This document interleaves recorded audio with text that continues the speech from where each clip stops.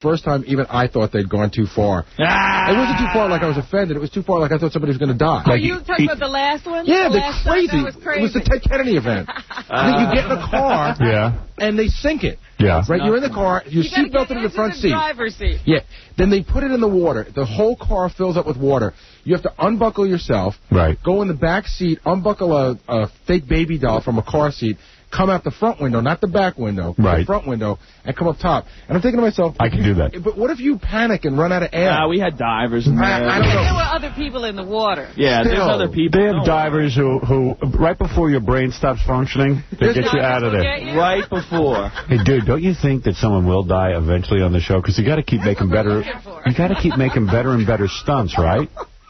You know what? No one's going to die. Seriously. You know that. Seriously. Come on, you're getting pretty close. No, look, by the time it gets to the actual contestant, the stunt's been gone over so many times. Right, 20,000 people do it. But wait a minute. If these people are so scared, couldn't they die of fear? Heart attack? No. Well, you know what? They're so happy they're on TV, they're not even thinking about the fear half. It's true. Most of them are just hard up to be on TV. They're so psyched. That one girl, when you threw them out the building that week, and she was like, I thought she was going to be the one to faint before she got to the bottom. Yeah, she was a freak. The first event last night, this is again made me so nervous that somebody was going to die. I wish I'd watched it, but I was watching that movie. The human wrecking ball? That made you nervous? It's a human wrecking ball, right? So they put you up on this wrecking ball, and it swings relatively low to the ground, maybe like 10 feet off the ground. No, way lower than that. Yeah, you know, so I'm thinking, like, what if some guy miscalculated? You know, they're low to the ground, and then while they're swinging, they have a crash helmet on, and there's a big wooden fear factor wall.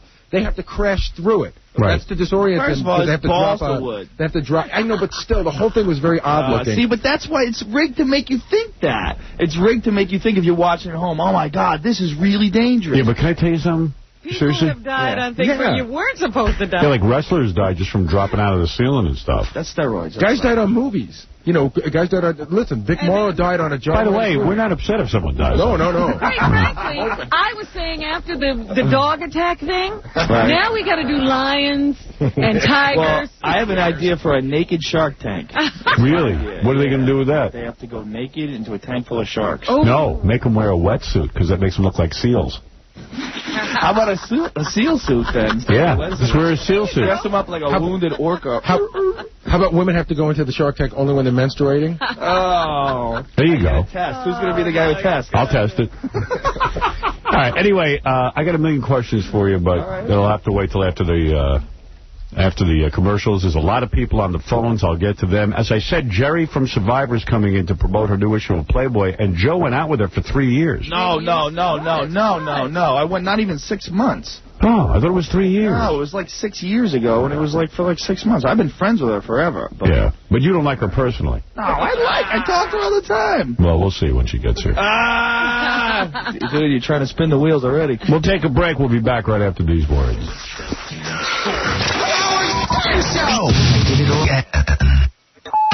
You're listening to a man with pretty feet, Howard Stern.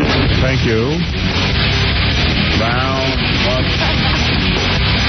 I got a great ass.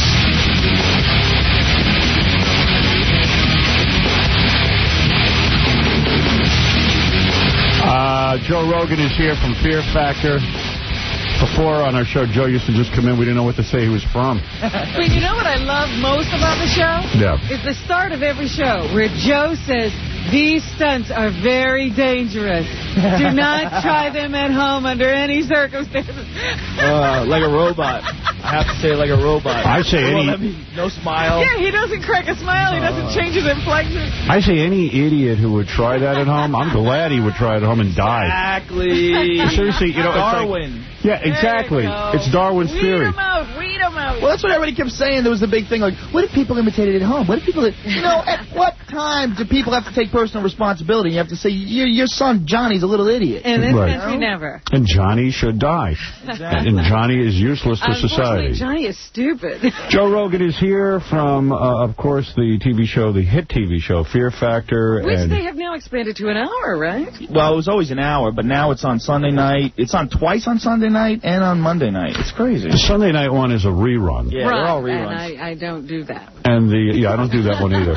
Because I see them all anyway. Yeah, I can't We're even doing a best-of show now. I saw that. Next week is the best of Fear Factor. Yeah, there's only been 6 of them. 9. 9, really? 9 altogether. So it's going to be the grossest moments, scariest moments. Can they run a bunch of stuff that we edited out? Yeah. Can they run out of stuff to do? I mean, at some point, no? They have freaks. They have psychos writing this Really? stuff. They have a whole team of creeps. Because you know what? Smoking cigarettes. Because at some point, it's like, you got to keep upping it every week. Like every week, the second stunt is eating something gross. Lying in something gross. And last night was bull testicles. I know I haven't seen it yet, but I heard about it. Big. They were nasty. Oh. That was the worst. They smelled real bad, too. We need smell-o-vision for this show. Yeah. You don't get the full effect, like with the worms. When they had to lie in the cover with those super worms, those things just stunk. Oh. Like worm piss. You know what freaked me out and everyone got through it was the sheep's eyeballs. Yeah, I ate those. Did you? Yeah, I ate 3 of those. Really? Yeah, that was the first episode we ever did. Did it taste like bacon?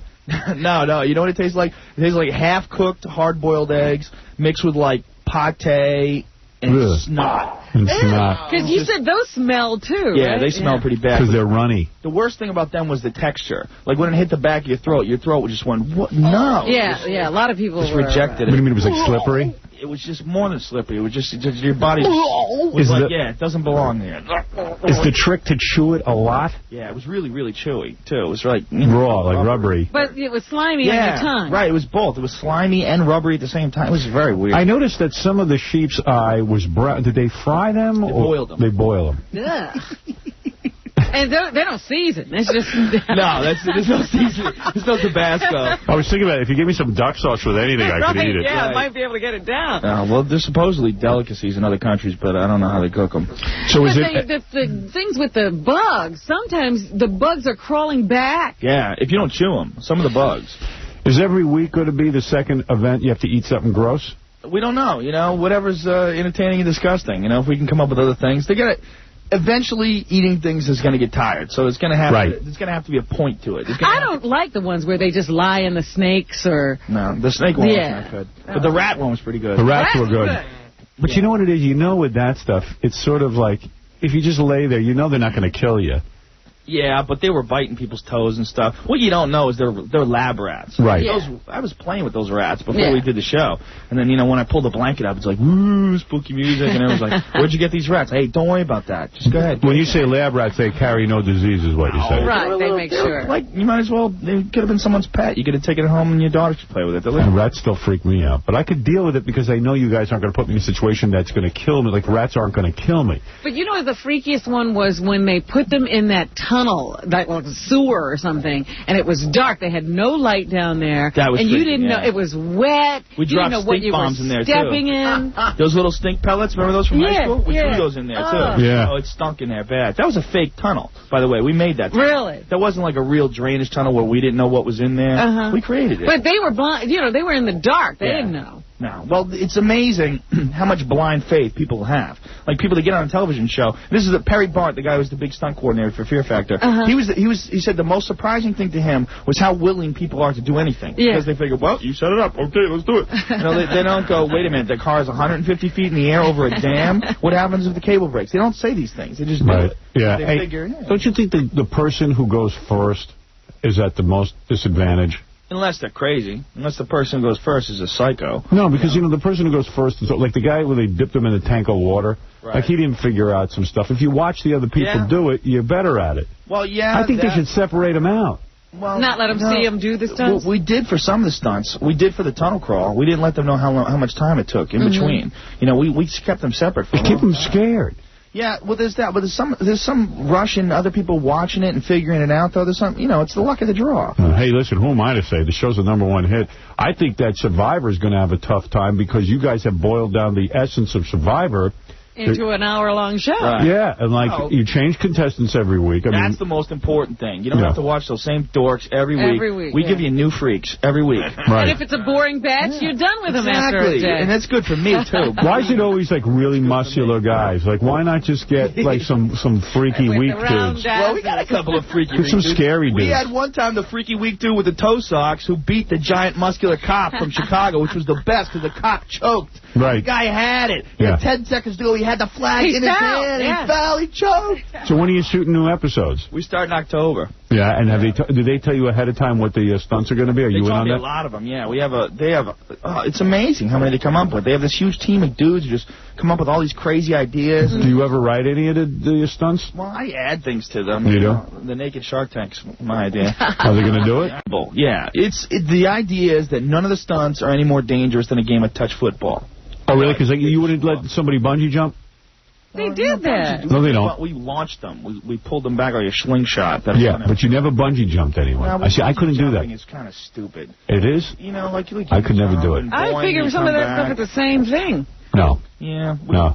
We got to come up with more creative things. They have a bunch of creative ideas. Howard, when those people leaped off the building, what's different than bungee jumping about that? I'll tell you what's different about it. Bungee jumping, you do a swan dive off. And so not a header. And also, they had a wire that you were attached to a harness, and as you come down, the weight pulls you up. Did you see it had a weight on the other side? Yeah. So you decelerate rather than accelerate. Yeah, but you know what? You don't decelerate the way it was set up until literally the last 15 feet. Yeah, that's It felt like a total They felt like they were falling. Free falling until the last. The last 15 Hey, I don't say it's not scary, but I couldn't do a bungee jump. I could do that because it seems to me like I'm at least harnessed. Right. That makes sense.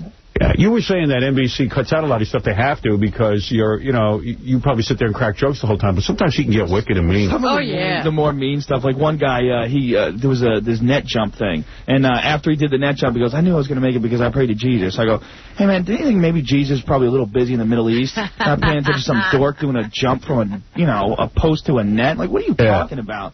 Like, Jesus is going to go, let me pause for a moment and divert my attention to the Bosniak. Ronald's going into the net now. Yeah, exactly. So they have to cut that stuff out because they don't want you to be unlikable to people in the Midwest. They were a little they were a little squeamish about a lot of things. They didn't want to, like, they were very squeamish about the buffalo testicles one because it was so disgusting.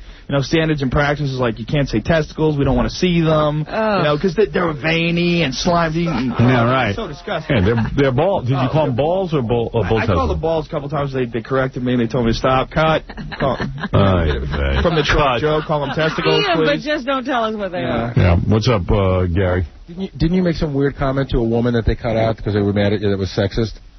About the did I say that already? Don't want the worms? No, you didn't. Yeah. Oh, yeah. The chick who wouldn't put her hand in the worm thing. That was going on for like 5 minutes. I said, let me get. I go, just put your hand in there. What's the problem? And she goes, you did it so easy. So I dunked my hand there. I go, see that? That's why only boys get to be president. And all the crew guys were laughing. And they left it in at first. Then NBC was like, that's too mean. I'm like, come on. She was annoying. Yeah. Well, they cut out. You know what it is? They want to make you like a nice host. Whatever. I'll take the heat. Yeah. Let's make it fun. I think some of those chicks on the show, they'll start to fall in love with you. Think so? Yeah, they fall in love with their captain. Well, they're always hugging him. Their captain. Yeah. They fall in love with the host. Patty Hearst thing. Yeah, the transference thing.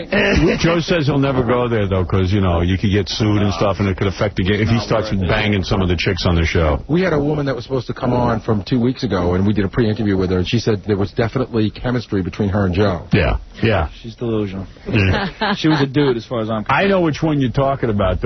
I remember her. She was definitely making eyes at Joe, but she was kind of weird. But even after she came out of one of the events, I remember she gave you like a big hug. And that was the water tank chick. She didn't let go for like a couple of seconds too long. Yeah, that was a long embrace. Yeah, noticed that, huh? Joe's a hot guy. Joe Rogan, man. Host of Fear Factor. And, by the way, we've got Joe's old girlfriend coming in here today. Her name is Jerry from Survivor. Remember Jerry from Survivor? Joe used to bang her for a while. She's coming in because she's long time ago, by the way. Yeah. Like 6 years ago. Hey, dude. You don't even remember. Nothing to be embarrassed about there. I'm not embarrassed. It's all right. I'm fine. And no problems. And Joe will be reunited with his old girlfriend, Jerry. And he'll be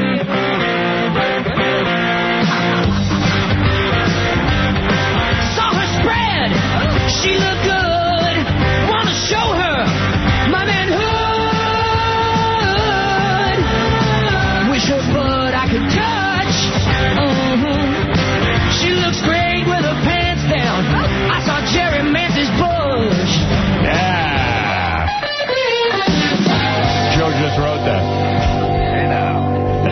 I told her, if you're going to be in a magazine, get in like Hustler or something, you know? Yeah, do something right. Well, the Canyon, let's go. They did some interview with her, like in the Daily News or something, and she's talking about how proud she is of her spread in Playboy because it's very Salvador Dali-esque and it's very artistic. She's nuts. Yeah. I'm like, you know what? I tell everybody when they ask me about Jerry, I go, she's a good kid, she's a little crazy, and she had a great mouth, but too bad words kept coming out of it. Right. Is that what broke you up? Is she really nuts? Yeah, she's nuts. What does she do that's so nutty? Actresses are nuts. They're all freaks. They are, right? They are. Because they're needy. Like 5% of them are okay. 5%. But she wasn't even an actress. Did she ever work in the business? She had a couple things. She did a couple things? a couple movies, a couple this and that. Really? Yeah, she's actually a good actress. I mean, they're all, because she's crazy. Crazy people can act. So what broke you up? Like, do you remember anything specific? We just fought a lot. Whatever. Really? But we're still friends, you know? What did you fight about? Oh, she likes fights. She likes drama. You know, I just can't deal with this. You know, that's how they freak over nothing. You know, it's just like, you know, right now I just need my space. I need to... I'm always like... How about I send you into outer space? All right, I'll put you in a rocket ship. But she's not a bad person. She's a good person. Seriously. She's really? A nice kid. All that stuff, you know, on the show. I mean, they take you on the show like Survivor. They take you, they starve you to death. You know, they give you a cup of rice, and you're hanging around with a bunch of dorks you don't even know. Yeah. I wonder why she's a bitch. But she was fighting with all of them. Yep. Because she was the only one who was being herself. Everyone else is like, look, I'm on TV, you know? Right. Like everybody else remembered it was for $1 million. Yeah. Well, yeah. In the newspaper today, there's something really cool. And by the way, I should say that Joe's show is at 8 o'clock if you don't know it. It's Mondays, and it repeats on Sundays at 7 and 8 p.m. on NBC. So they don't know what else to put on. You know, they've jumped into this reality thing in a big way. Yeah, they sure have. Back to network now. Yeah, in fact, reparation. Yeah, that's where cloning comes in. Mm-hmm. Maybe. That's Too young for memories, you know? Right. Start fresh. Evil clone. That's the sick thing about cloning. That's when it's gonna things like this are gonna come up, and that's when people are gonna say this is a prime opportunity for cloning. When someone's a year old or 2 years old, you know. Right. You got a point. That's where it's gonna get, you know. And the soulless baby's born. By the way, the most important news story of the day. I found this in the newspaper, and I couldn't believe it. It wasn't on the front page. I was surprised. Today is the anniversary, the 20-year anniversary of MTV. No, What? the thong. The thong? That's right. Thong was created 20 years ago on the beaches. Happy birthday, thong. Seems like just yesterday. It was a full 20 years ago that the thong burst onto the underwear scene. It'll never be the same. Fredericks of Hollywood is celebrating. A lot of people celebrate. A lot of people make money. Was that what Clinton was celebrating in Harlem? Yeah. He was up there with black people. Black people love thongs. The thong, actually. Is there any one person you can attribute it to? Let me see. In recent years, thong sales have sprinted past sales for big panties, accounting for 90% of Frederick's underwear sales. Some 75,000 pairs a week are sold. Wow. $25 to $30 million annually in thong sales. And thongs, the average thong ranges in price from what to what? $5 to $10 to $14. $5 to $14. Younger customers have adopted them as a mainstay. Now, I know a lot of women will only wear a thong on special occasions. Yeah, when they have a pair of tight pants, something like this, so that they don't want to show the underwear marks. You know, they don't want to go underwearless. They're very popular with girls in their teens. That's because before they get their cellulite, you know.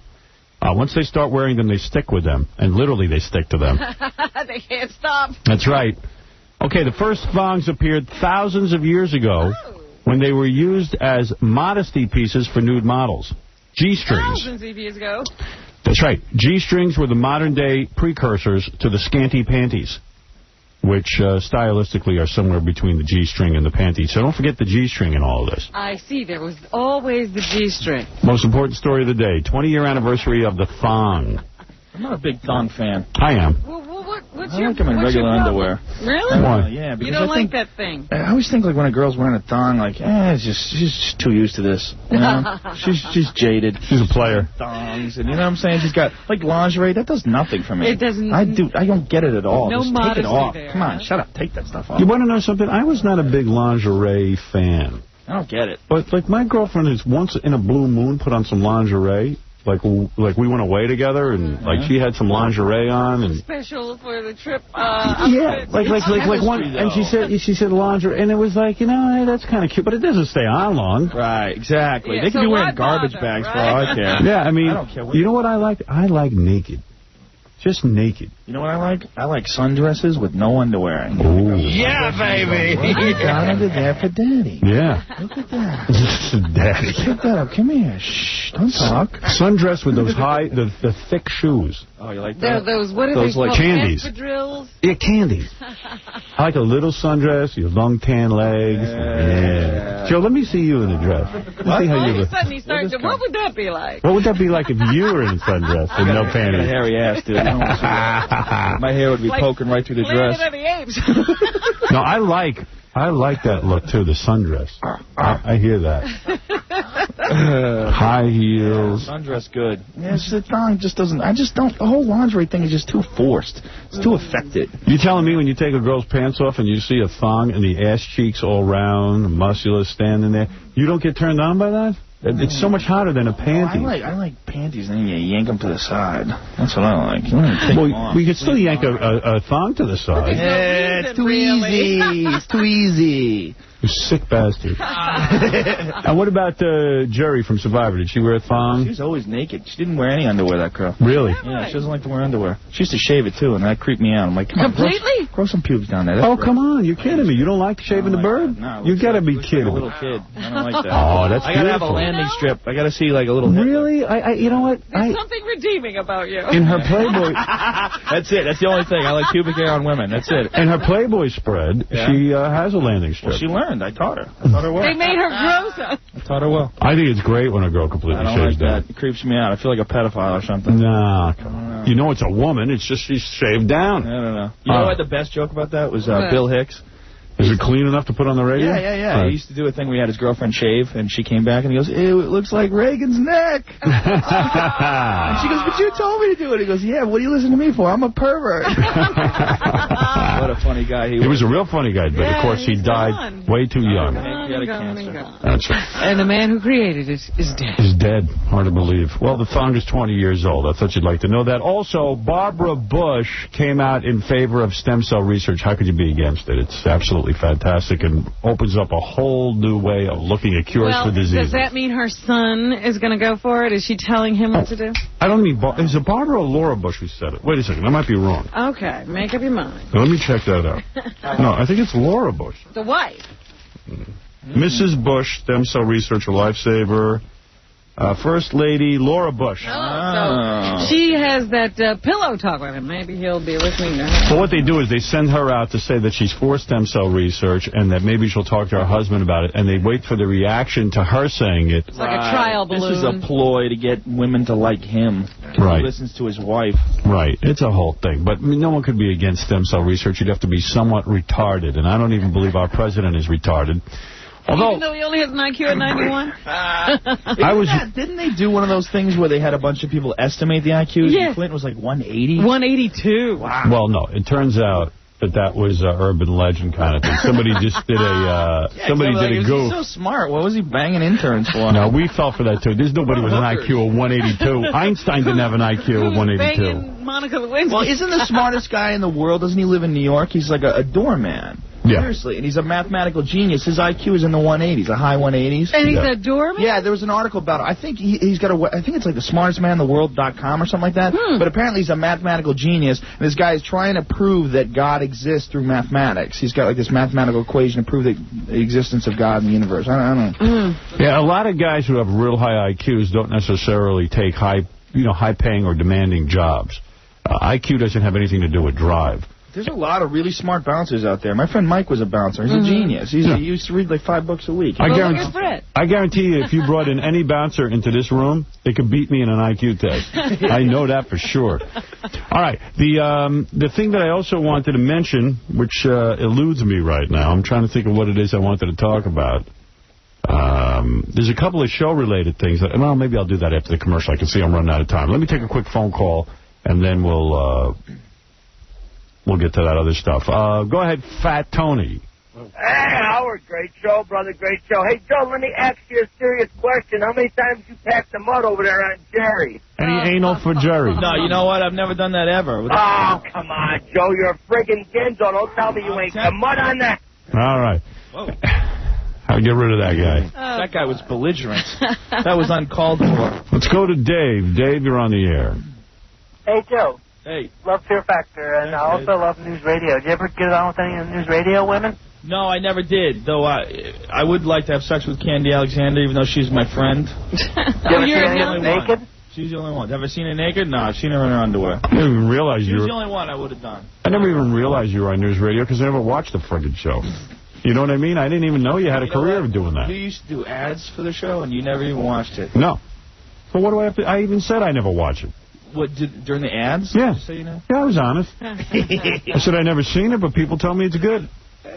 I just can't watch every friggin' show. It's impossible. There are too many shows. That's true. No, honestly, I would never have sex. You can't have sex with someone you work with. You don't do that like thing friend. with... I don't... You mix work and pleasure. Because, first of all, if the show goes on like News Radio did for 5 years, that could be a nightmare. And second of all, they become like your sister. You know, you're with them every day. You see them when they wake up and their breath stinks, and it's not romantic. Oh, bull. You know, you hear about, like, what's that hot show? Oh, it's so romantic. Happily Ever After. Dude. Oh, yeah, what's her, Nikki Cox? Uh-huh. Yeah. She was living with the dude who was her brother on the show. You Right. know? Right. Oh, but dude, you know when you go on the set of one of these TV shows, it's such a perfect universe, and it is kind of an aphrodisiac. It is romantic. You're the You know only what? one observing. They're so off the menu for me. Actresses just, I want nothing to do with them. How can you make a blanket statement, actresses? I can't make a blanket statement. You're right. No. 5% of them maybe are acceptable as human beings, but most of them, they're just freaks with big hollow holes in their soul that need to fill up with other people's attention. Constant and nonstop. I got to tell you something. You got a point, because I know a guy who's gone out with tons of actresses, and he describes to me this hell where they just demand every bit of it, and it's all about them every second. About me. And the worst thing is, if something happens, this is where a friend of mine got a TV show, and his girlfriend started crying. And she goes, when is anything ever going to happen for me? Oh, my God. It immediately became about her. The guy got his big break. He's like, hey, honey, I got a show. She's like, and I'm like, dude, bail. I'm like, get out of there. Yeah, what kind of girl? How supportive? How supportive is she going to be? Well, you know what? It's different, I guess, if you grew up around that, if you went to, like, drama. Like, I never even took acting classes. So I was thrust into this when I was 25, and I'm like, who are these freaks? Right. You know, they were, like, really bad comedians with no punchlines. That's what they're like. Right. You know, they're just brutal. Yeah, I know. Some of them are cool. Like, look, the News Radio cast was an unbelievable cast. And, you know. Yeah, but if you start dating one of them, you'll know. That's true. You know, I've heard this. And every actress that I've ever met is like constantly, when am I going to get more work? Right. How come they badmouth all the other actresses? It's just it's such a desperate thing, and they only feel like they only have like an 8-year shelf life. Right. They're good from like 22 to 30. And they lie about their age. Yeah, then they lie. Yeah, it's true. Every one of them I know go, I'm going to be 30. It's over for me. Yeah. But meanwhile, I go, well, what about like, you know. Something else. My friend's girlfriend was 25, and she was lying about her age. Right. She was 25. How old would she say she was? Saying people she was 23 or 22 or whatever. I'm like, well, you have to start lying. But you have to start lying young, or else all of a sudden everyone will see when you. How can you start doing it at 30? All right. I don't know. It's just, you look, like, it's a blanket statement, and there's actors out there that I've met that are really cool, and they're interesting, and they're fun, they're normal, and you can hang out with them. But now, I know what you're talking about. It's not worth it, because they might be acting like they're cool and normal. And then you get in a relationship with them, and like, oh, yeah, he's right. He's got a point. Joe's got a point. There's a lot of me going on there. There's only one word in their vocabulary, me. You mean, what about me, by the way? Me? Did I mention me? Hey, what about me? You know, I just feel like I just have so much to share. And you know, so much to express. Right. Together, and the we've been dating since childhood. They sit and make believe. Oh, they're out of their head. They're crazy. Like, you make believe. That's all it is. You're pretending. Right. And a lot of times they sit there and make it like it's more difficult than it is. That's the big thing about acting. Acting is just pretend. If you can lie, you can act. And if you can lie to a crazy girlfriend, you can act under pressure. That's what I always say. If you got some experience, you can do it. You can pull it off. You ever lie to a cop, you can pull it off. Acting is just pretend. That's all it is. But to them, it's the big choke factor. Well, I love. Who was I reading about the other day who said, yes, that character was very difficult to carry home every night. Well, being that person for 6 months. If you're crazy and you don't know who you are, you do carry it home. If you're crazy yeah, right. and you have no idea who you are, and all of a sudden you're playing some chick who's been molested her whole life by her uncle. You mean to tell me you're so empty decide that you can't go home and remember that you're you. That there literally... What happened to you? That there literally is no you. That's exactly what it is. They don't know who they are. They're a different person every day. They're crazy. Absolutely right. Thor, you're on the air. What's going on, Howard, man? Yo, what's up? Yo, what's up? Boogie Down Bronx. Hey, first time caller, long time listener. I just want to talk about the AJ situation real quick. Yeah? Bring him back. You know, John and Gary, those two guys make me sick. The whole situation, I would have hit John. He was picking on him. You know, I like AJ. He talks about women. He talks about actors and how they're so full of themselves. I love that because he's real. And my man on there from Survivor hit the nail on the head, too. Right. Whatever, Fear Factor, same thing. Whatever, I'm on all those shows. Yeah, right. I'm going to Africa I'm serious, man. You need to bring him back. Gary and that clown that came in later, I watched it on TV the other night, the E! Show. What is he doing? I've never heard of him, never seen him. Now he comes in like he's Barney Badass or something. Who's that? You know, give me a break. Who, Bring him back. Anyway, I don't know what he's talking about, but I will tell you this. It's a weird position to me because John came to me and said, you know what, man, I don't even care about AJ anymore. If you want to bring him back, I'm fine with it. And now it's like in my hands. Right. I said, John, you forced us into making a decision and a ban. You forced us into banning the guy from the show. Now you're saying it's all right, bring him back. Yeah, so I can't bring him back. It's up to John and AJ to get together if they really feel strongly about it and come in and say, hey, we want, we worked it out with buddies and, Who started it? Who started it? Howard, come on, bring it back. It's your call. You're the man. It's your show. No, I can't. I mean, the guy hit somebody. AJ did strike somebody. I mean, seriously, though, Howard. I mean, I'm not saying he deserves to get hit, but, I mean... I was watching it on TV because I have the tape of it that aired Friday night. And I got to tell you, AJ really whipped out a big punch. It was no little punch. And it was he a did blind... pretty hard. I will say that much. He jabbed him. Yeah, he really did jab him. Yeah, he did jab him. Wait a minute. What are you saying? AJ jabbed him. I just learned what that means. It means a sneak attack. Oh, sneak attack. It was a sneak attack. He Pearl Harbored him. He Pearl Harbored him. So anyway... Howard, I love you. I'm breaking up. All right, thanks, man. You guys take care. Happy. So the thing is that all of a sudden, I would love to bring AJ back. I love AJ. But, John and everyone, and rightly so. They wanted to make a rash, quick decision. So I did what was right. I threw AJ off the show. And now, how do I bring him back? I can't. So what can I do? Hey, listen, I got to take a break. I just do a dumb radio show. People expect me to have the wisdom of Solomon. Right. You're supposed to be like Mount Olympus. You can just hand down the law. There were two, there was some guy says, Howard, you didn't act fast enough. You didn't. I go, dude, I'm sorry. I'm a disc jockey. I didn't get into this to be, Judge Wapner. Even AJ said you should have stopped him. Yeah. Yeah, AJ was mad at me. He said, you knew I was getting up to hit John. You should have stopped me. I go, number one, I ain't physically strong enough to stop you. Number two, I'm in the middle of doing a show. I don't know what you're doing. You know what's in his head. I don't. Everybody thinks you know. Everyone thinks I'm some kind of friggin' genius that knows what to do. And then, John will come to me and go, I thought about AJ. You can have him back. And then I go, well, what do I do here? Do I just say, no, AJ can't come back? Is he saying to me he really wants him back? I go, I don't know what to do. That's why there's a general manager. That's why there's a general manager for the station. But my general manager's so friggin' incompetent, he doesn't know what to do. No, he actually came to me and said to me, if you guys are even thinking about bringing AJ back, he wants to discuss it first, because as it stands right now, he'd rather he not be back. All right. He's a great help. I know. He can always say no to programming. But it's open for discussion. It's open for discussion. I know, but he could always say no to programming. Robin's right. I mean, That's exactly what I thought at the very beginning. He doesn't have to fill up these 4 hours. No. He doesn't care. Throw everybody out. Well, that's what I always say to him. I go, yeah, but what do you care? You don't have to fill up the 4 hours. And he's like, well, that's true, but, I don't want him back. I go, yeah. Come up with something else. Is what he says to you. Yeah. All right, we got to take a break. We'll be back right after these words.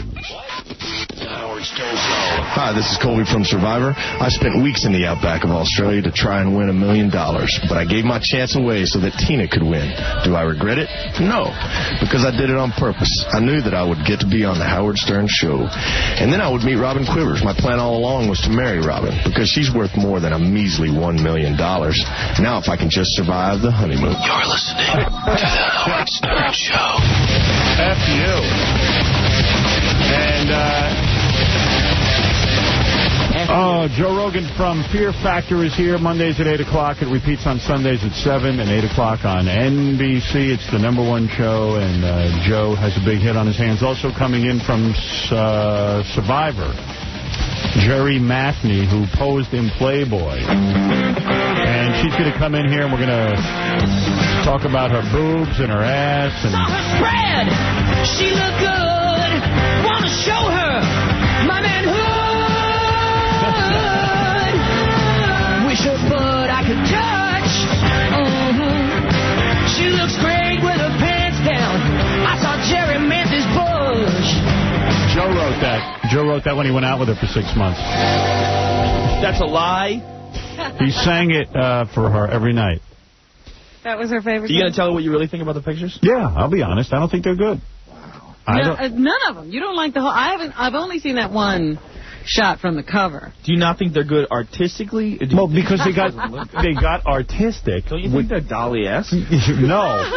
The problem is that these girls who pose nude want to act like they're better than the regular Playboy playmates, so they are going to have an artistic spread. Is that what's going on? So Jerry's standing there in these weird poses like she's Robinson Crusoe on an island, and she's wearing a weird outfit. Like a sarong. Yeah, like, just do sexy pictures. Forget about trying to be artistic. You're still a girl showing her beaver. Oh. And when you're a girl showing your... It's not. It's expression. You just started getting it. She had a lot of creative control. I'm looking at it right now, and this is art. You're crazy. This is clearly a high point in mankind. Exactly.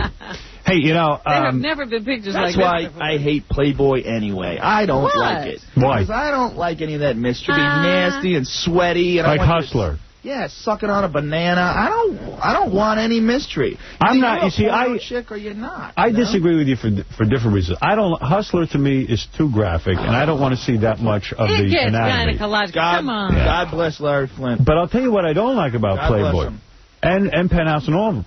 They're doing too much airbrushing.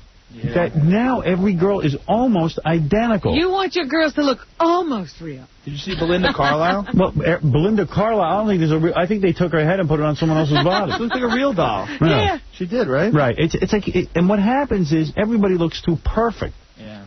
And then when you get in bed with a real chick, you're going, what's wrong with you? Oh, see, I don't like that. I like them dirty and sweaty. Yeah. I like dirty girls. Yeah. I don't mind seeing a zit on a girl's ass. I don't mind seeing... you would like to know that girl has zits. I want to know, like, Jerry Mathney is airbrushed. I can tell. I would like to even see her, real skin. The pimples from shaving and stuff. That's airbrush right there? Let me see. With a paint roller. Let me see. This one on the right-hand side. With a paint roller. Is it airbrushed? She looks good with the warp. She's a good-looking girl. Don't get me wrong. Airbrushed. I find her very attractive. Oh, you know what? That is nice. See, you found one you like. There's a couple of them that are pretty good, bro. Yeah, I do like that. I've seen her naked. It was a long time ago, granted. And you think these are real? Yeah, they're pretty close. Like, you see this one where she's like Aphrodite and her hands are up in the air, all artistic? Right. That doesn't turn me. Nobody cares. Yeah, well, she probably... That's a girl... She was expressing herself. Yeah, that's a girl expressing herself. And to a guy, that's a big pain in the ass. I got to admit, though... Cocoa Puffs, bro. I forgot all about this. I was in my... what was it? I guess Friday I was in my apartment, and I was going out Friday, and I was taking my daughter to the Bon Jovi concert. So I have to take a nap on Fridays if I'm going to go out Friday night. And I could not settle down. And I said, I know what I have to do. I haven't done it in 2 years. You didn't. Yeah, I said, I have to pleasure myself. You haven't done it in 2 years? Nah. I went a full month without doing it once. Yeah. And I documented it on my website. It was insane. I would hug chicks and get full wood. Right. I would get a hug. I got a hug from a girl. I got full wood. I was like, what is a man? Well, let me tell you something, man. Because I have a girlfriend now for a year and all that, so I didn't really feel the need.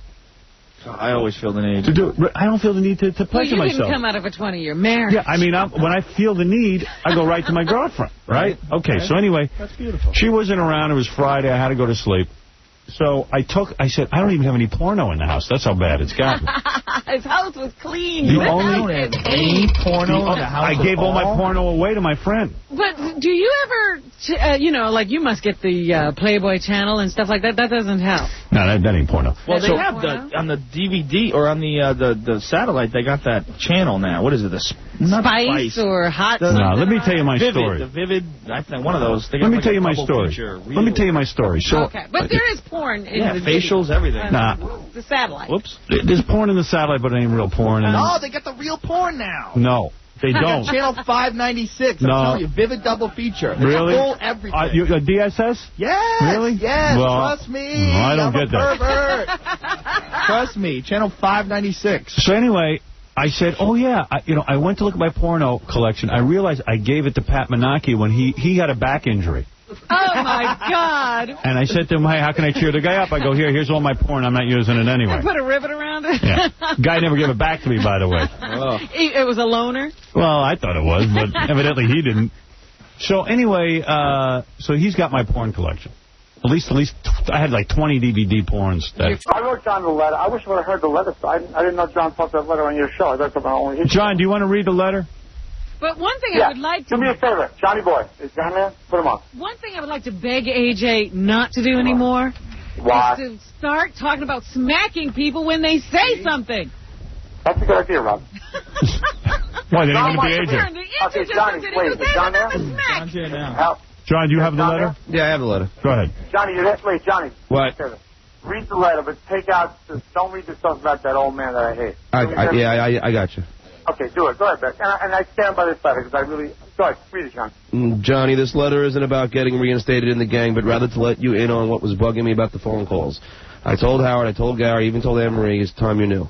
John, can I say execs? Be careful about the E stuff. Be careful. Yeah, don't do okay. references. The bottom line was I was so frustrated my show. You know what? Don't read the letter. The way you read is horrible. You're a terrible reader. AJ, listen.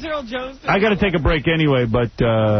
I just want to tell you got Angelina. If you had it already, I'm sorry, but... I don't. All right. I don't think it's true. Anyway, whatever, guys. Listen, do your thing. I know you had Angelina. If you have it, you have it. No, send it to me. Send it to me. It's there.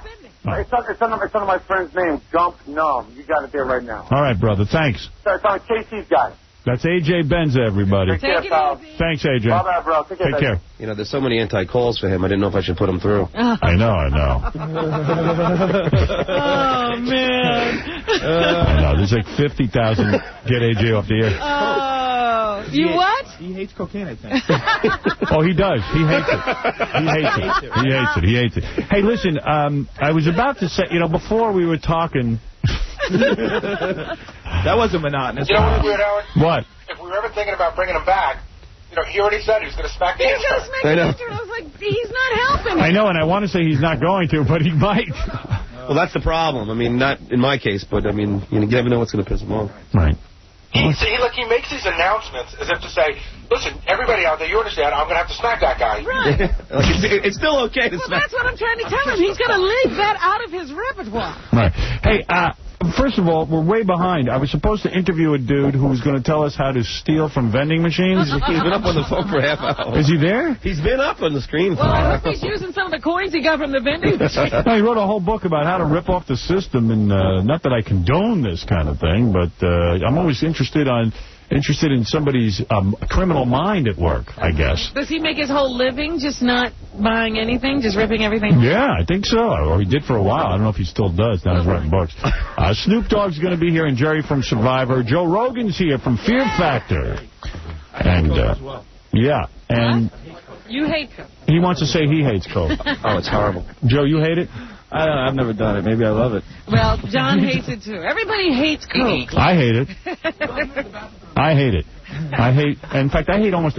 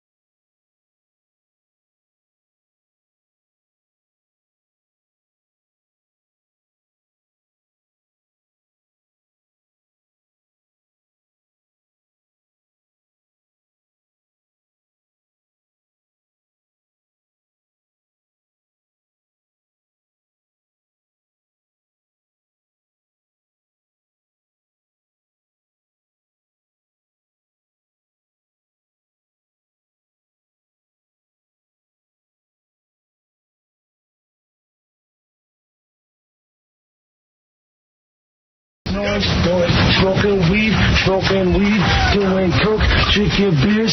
Pack around, smell good, man. Time to kick back, drink some beers, and smoke some weed. The Howard Stern Show. I got to buzz through a couple of things real quick here. Number one, Gary was just showing me something from the TV show TV Nation, which was the... what was the guy who had TV Nation? Michael Moore. Michael Moore, good guy.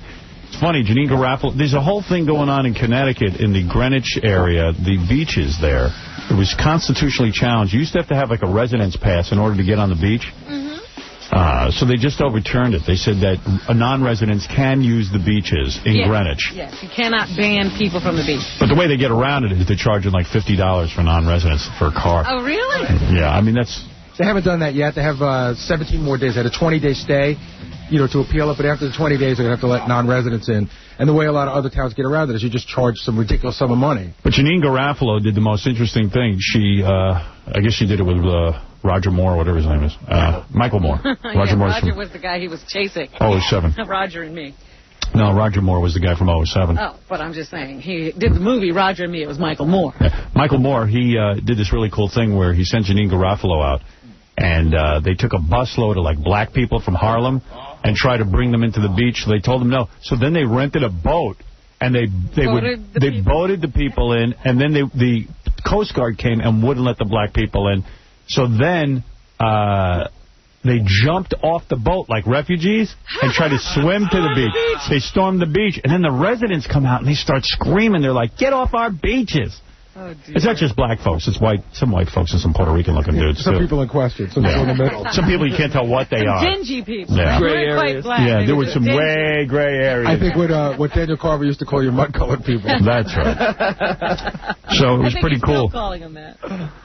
Janine Garofalo, speaking of her, I was reading, I think, Us Magazine. They were interviewing her. She had a real funny thought. She said, George Bush, our president, is this guy who grew up in a life of privilege. He had a great life. It was this life of, like, everything paid for. When you need a job, we'll put you in the oil business. I mean, the guy basically was... here's a company. And she said somewhere along the line, his family keeps, like, pushing him into politics. He's like the first president, she said, looks like a guy who really doesn't want to be president. When you watch him at the press conference, he always looks sad. He's frowning. He's like, Jesus Christ, I had it made. Now I'm the president. You're forcing me out in front of people. Everybody's watching it. Yeah, I don't like this. In fact, if anything, I think he was hoping Al Gore would win. You know what? If he wasn't president, he could still drink.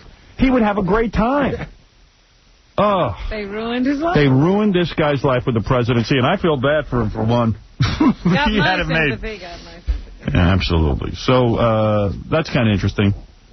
Yeah, I just read that he's got his first negative rating. Like the polls are saying he's not doing a good job. He never got evaluated before. Yeah, but then they said there's like 5 other polls that dispute that. 5 other polls that say he's positive rating. My take on the polls is, like, any idiot that's dumb enough to answer a poll, when they call your house, when you have a few moments of your time, no, click, that's a normal person. Yeah. Everyone else is a retard. Right, and anyone who would answer a poll is an idiot. Exactly. I think they're the same people who wind up on juries. That's right. Exactly. So all those polls are meaningless. I get phone calls all the time, and right away when I hear it's not a friend of mine or anything on the phone, I go, look, thanks. Could you please never call my house again?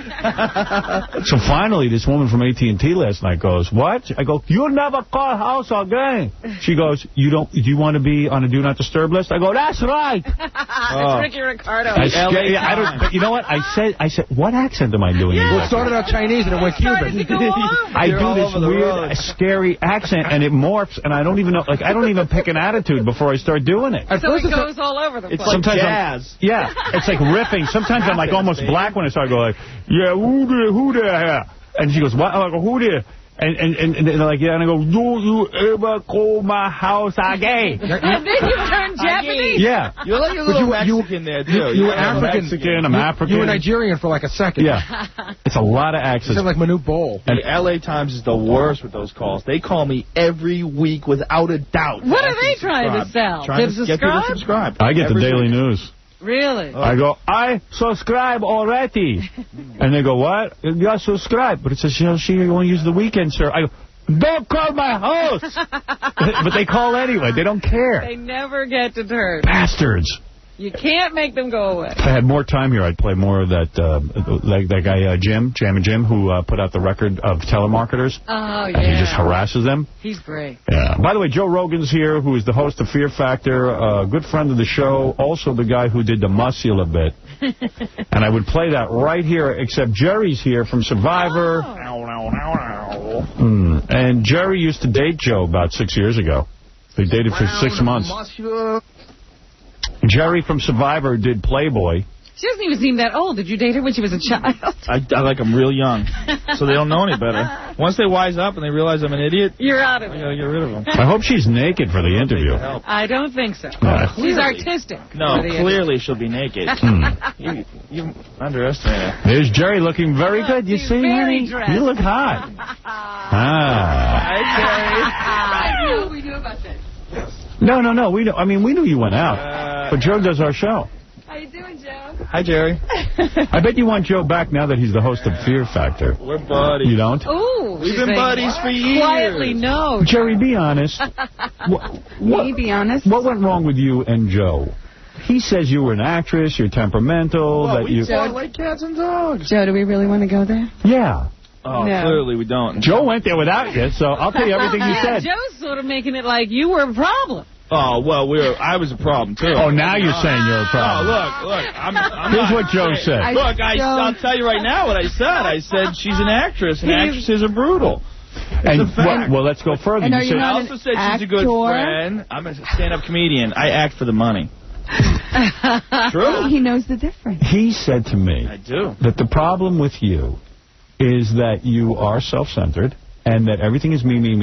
I did not say that. I said that's why I don't date actresses. You said after her, I did not say that she is self-centered and she's me. But you said after her, you 95% of all actresses. I've kind of had a no headshot policy before. You said she ruined you. Concrete. After her, you said you will never date a girl with a headshot. He allowed me to slip through the cracks.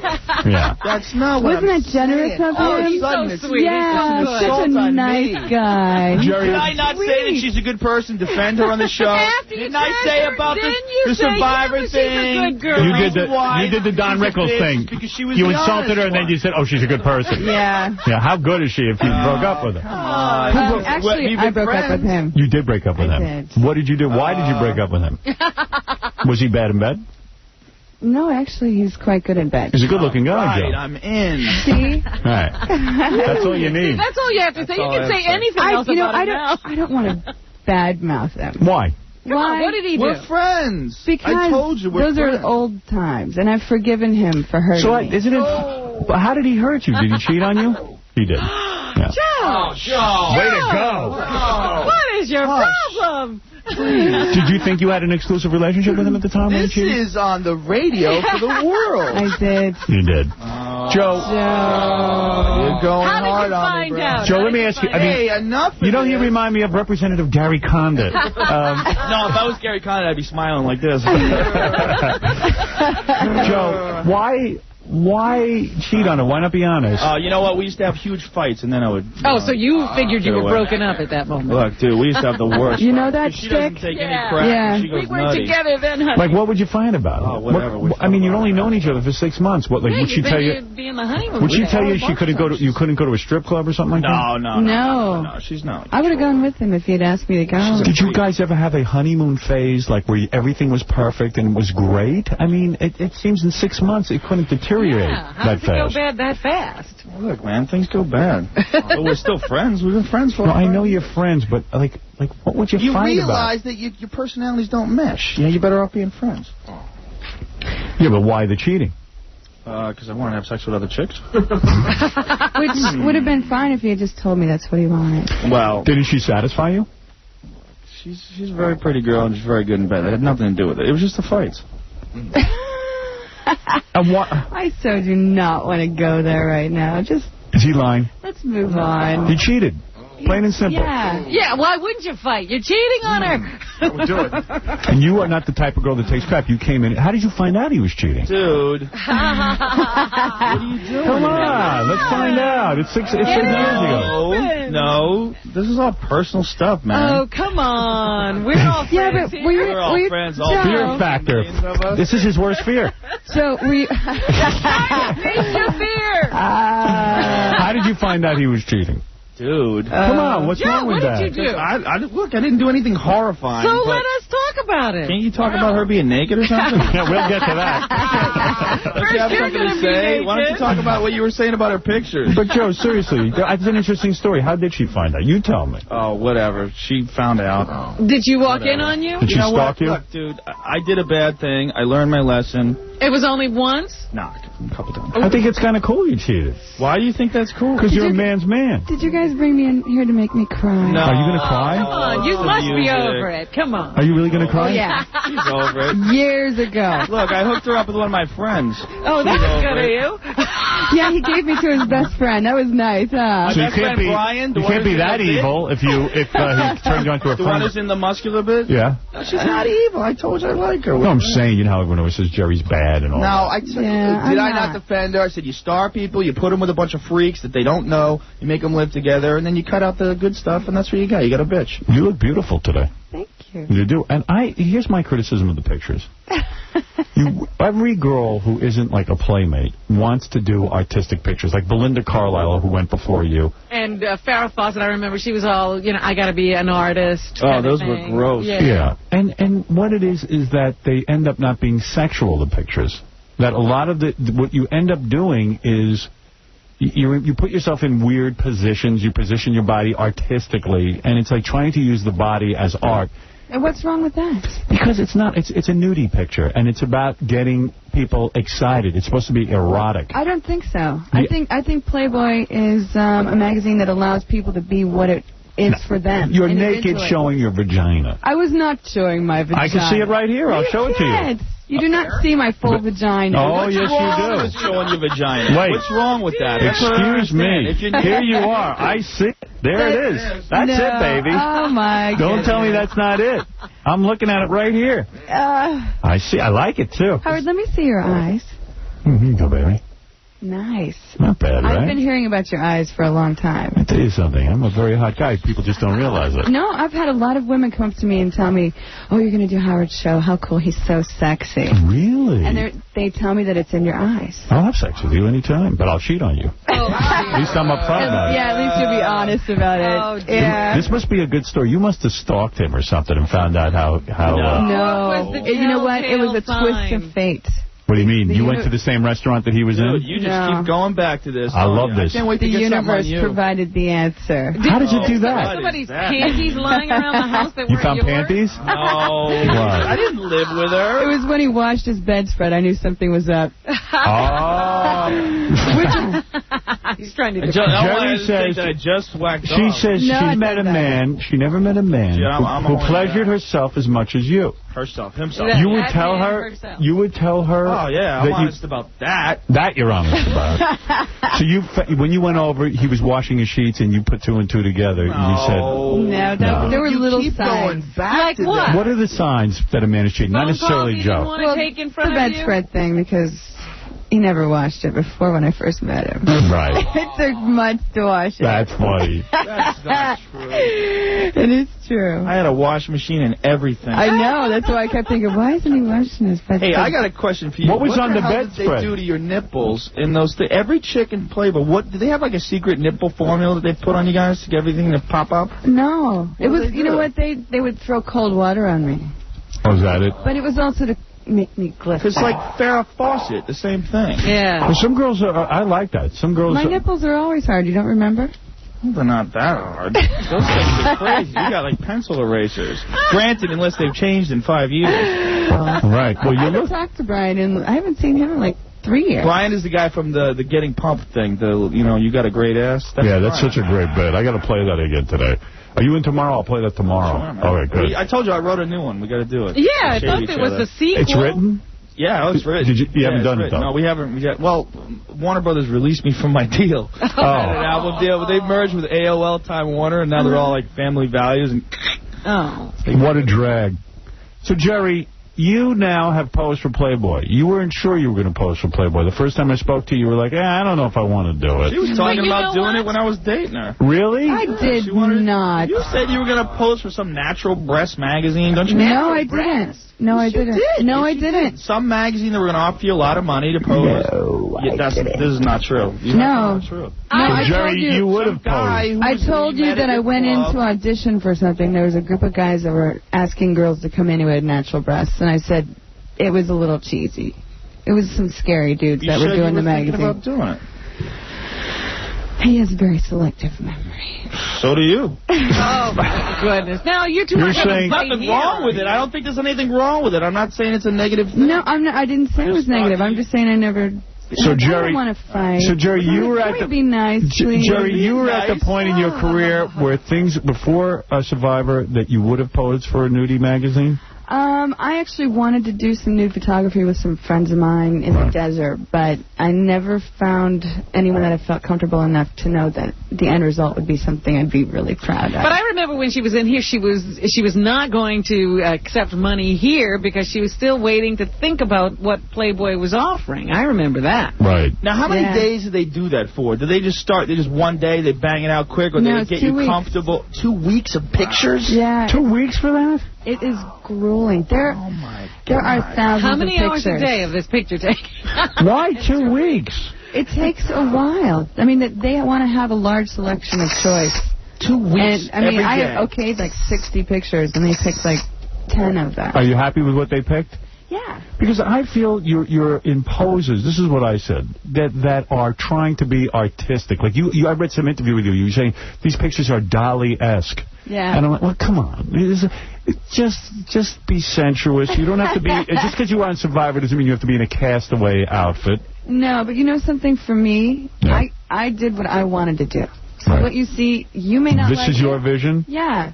You may not like it, but I did what I felt I wanted to do, and I followed my instincts, and I collaborated with the entire concept. But what did you mean you wanted to do these pictures so you aren't pigeonholed? I don't understand how these pictures do anything. Yeah. No, I said it was a risk because as an actress, once you do Playboy, it's very easy to be stereotyped or pigeonholed, and I realized that going into it, but it was a risk I was willing to take. But wait a minute, you think that pigeonholes you more than doing a show like Survivor? No, I think it pigeonholes me equally. I mean, the thing with Survivor... You're like double pigeonholed? You've been doubly pigeonholed. How many girls could say that? Wow. Yeah, like not many. What do you mean? I would love to triply pigeonhole you. I'm a romantic guy. Oh, my God. So have you been doubly pigeonholed? To get back to that. No, I think Survivor definitely put me in a very specific category, which obviously is not what I'm all about. Playboy has put me in a different category, which is a whole other side of my personality. But I think there are women who get work after doing Playboy. I don't think it's the... I don't think Playboy does anything. You don't think it helps? It can help, but it doesn't hurt. It doesn't. It just, some people do the magazine and nothing happens. Other people have their careers explode. Well, have you gotten any acting work since Survivor? Yeah. Oh, you have? Yeah, I just wrapped a short last week. It's going to be touring all the film festivals. So that's good. And once again, it goes completely against anything anybody might think about me at this point. What do you mean? You play like a nice chick? Yeah. Right? I play a very vulnerable woman who goes... An Eskimo. You put all your clothes on. You're nice to everybody. I'm in a bear suit. Well, you guys really hate each other. No, we're friends, dude. You just turned us on each other. No. We are friends, but Joe has a weird way of showing it sometimes. Come on. I know you're a very sensitive guy. I know you are. I want to hear about when you came over and you saw him washing his bedspread. What could have been on his bedspread that he was washing off? Dude, I'm telling you. Love juice. Really? Wow, Mr. Lover. The scent of another. The scent of another. See, I would never wash my bedspread. I mean, what could be on the bedspread? I'm thinking like maybe some ass or something. Have to go there. Do you think there could have been blood of a virgin? Absolutely not. Right. Joe would never want to be with a virgin. Yeah, dude, that's why. Work. I want a girl girls like Jerry are much more fun. You know what to do. Not that it's a bad thing. That's not what I'm saying. When did you become so cruel? Not that it's a bad thing. Jerry, are you a loose girl? No, No. No. Because I would like to hop on myself, if I may. She'd get you. Really? She'd throw you for a loop. He's sounding very good. You wouldn't know what to do. You'd come into work I couldn't handle it. You'd have to take me out to dinner first. Oh, that's no problem. She wears dudes out. I don't think I can handle you. I don't think I could handle you. She's crazy. I'm sure of it. Really? I'm not crazy. She works out and stuff. She's eating right. Whatever. Whatever. I actually pleasured myself to the picture the other night, and I was describing, I was looking at your feet and ankles. Very pretty. Pretty feet and ankles, see? Oh, thank you. That's my favorite picture in the spread. That's the good one where you're lying on the rocks. You see, that's what I like. You should have had me there because some of these are too artistic. You got a nice ass, I'll tell you that. Thank you very much. It's very, very muscular. It's nice. It's round. It's nice. It really is. And you know what I said also? Your boobs are real. Yes. And men are not used to seeing those anymore. They're not. It's a nice change of pace, I'd say. They're all real to me. If I can touch them, they're real. Hey, did you just say the F word? No, he said if I could touch them. Oh. You just think dirty, young lady. I'm a professional. I would not do that Yeah, on the I'm the radio. one thinking dirty. How'd you catch him cheating? I got to know. Dude, you got to stop. Tell all women how to catch their guy. Guys should know. It was the most random way. Joe, I got to go there. Yeah, go ahead. Just for a second. Just for a second. Yeah, go ahead. My best friend worked in an office. The girl next to her in the booth was sitting on the phone talking to a girl who was talking about being with Joe. Oh. And so she called me and she said, Jerry, Joe's seeing someone else. Wow. Dude, well, you first didn't of all, just we step have been out. in You were actually having a relationship. Fight at that time, by the way. Let's be and who honest. started every single fight? Dude, you did. You were crazy. Oh, she's sensitive about honest? that. How is she crazy? Oh, first of all, like the first fight that we ever got in, she told me she never gets nervous. That was the fight. She told me I did not say I never You said you never get nervous at auditions. I said, that's crazy. Everybody gets nervous. Why would you fight about that? About that? Because I don't like when nervous. people lie. Oh. I hate that. When people lie Wait about a me, second. when And people it's are his fake. choice to decide whether I'm you lying or not. decide. It's crazy. Wait a dude. second. Anybody who does Jerry anything that's says, important. wait, now you're sounding crazy. Jerry says she doesn't get, wait a second. Okay, hold it. I got to step in. Joe, it might be you. I'm defending Jerry on this one. Why? First of all, if a girl That's says, not an adequate description of the actual fight. wait, if a girl says she I think doesn't, that's pretty right on. if a girl doesn't get nervous at an audition, why would you argue about it? Well, because Who she's cares? always choking in auditions. So And it's how like something and must how be would you wrong. know? Because you told me. You used to No, tell I me did that, not. and then you used to tell me, but it was all contradictory. That's what I was saying. I said, there's nothing wrong with admitting that you get nervous. I It's think all it's all just getting plainly over obvious it. why we're not. Yeah, it might not be the plainly nervousness that obvious. she's not getting the part, maybe her acting, or she doesn't have the right look, or something, but why does it have to be about nervousness? Look, I was just telling her there's ways to relax and there's other things to do. You don't have to worry about the moment. Like the big thing about actors is the action And this ready is coming to go. from The someone big who's choke not an thing. actor, but he's a stand-up comic. Yeah, which means I'm used to pressure. That's what I'm trying to say. You were trying to help her. You're saying you were trying to help her, and she wasn't being honest. I never get nervous. I'm like, everybody gets nervous. Every single person, when you do anything that's really important to you, you get nervous. But why would you fight about that? I mean, if a girl says to If she me... doesn't think she gets nervous, why would you let it go? Because I didn't believe it. See, you're the fighter. Yeah. Look, I clearly am. You're right. Clearly, I fight about things, but I'm honest. If I feel that... But when you're attracted to someone and you like someone, you accept their explanation. You say, honey, okay. Do you? I can't. Yeah, You can't. she doesn't see it the way you do. If I feel like someone is being dishonest with themselves, if they feel like they're trying to trick themselves, I just have this... So that's the big fight? No, that's not the big... There's fights about everything, man. Like what? I fought with my friends. About what? My friend, Fought with your friends. My I friend love Dimitri? your friends. my friend Dimitri, come on. I You and him love were always Dimitri. He was a very talented guitarist. Don't make me call him. Oh, no. What would he fight with her about? Whatever, acting stuff. Acting. Again, Totally acting acting. stuff. Yeah. She's just trying to make it as an actress. What's Look, wrong with hey, it? I'm her friend. I told you. We're friends. But that doesn't seem like something to fight about. Look, I don't even remember what we fought about other than that. It was 5 years ago or 6 years ago. It was a long time ago. So then you went out and you started having a relationship with another girl. It wasn't just beautiful girl. cheating. I mean, Thank you. Really? I wouldn't fight with you. Well, why don't you take her, bro? You know I was got a fighting girlfriend. because Why he are had we to get away to take out the other girl. He's so ready to push me out. Look, how do I know she wants me? I think she does. She already I think you're hot. You do, really? Yeah. All right, baby. I'll take her to the back right over there. Celebrity relationship is brewing. Yeah, that's big news. That's big news. Just think, all the tabloids will pick up on that. I was just going to say, are you ready to be in some tabloids? Yes, I am, baby. I could use a little tabloid attention. I don't get enough. You're not in them every day anyway? Greg. Looked like they were kind of saggy to me. No. They're real breasts.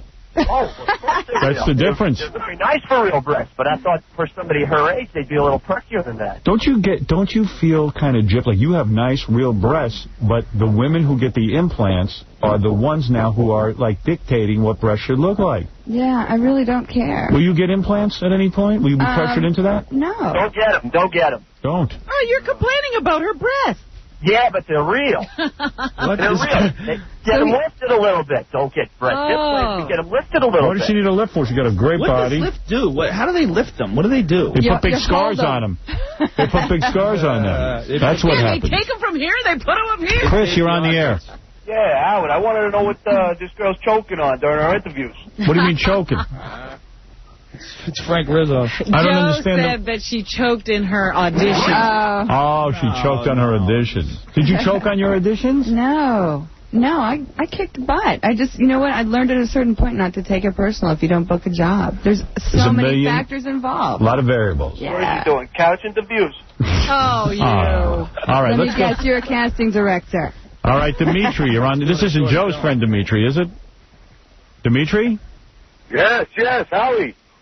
That's not you, Dimitri. All right, let's go to Joe. Joe, go ahead.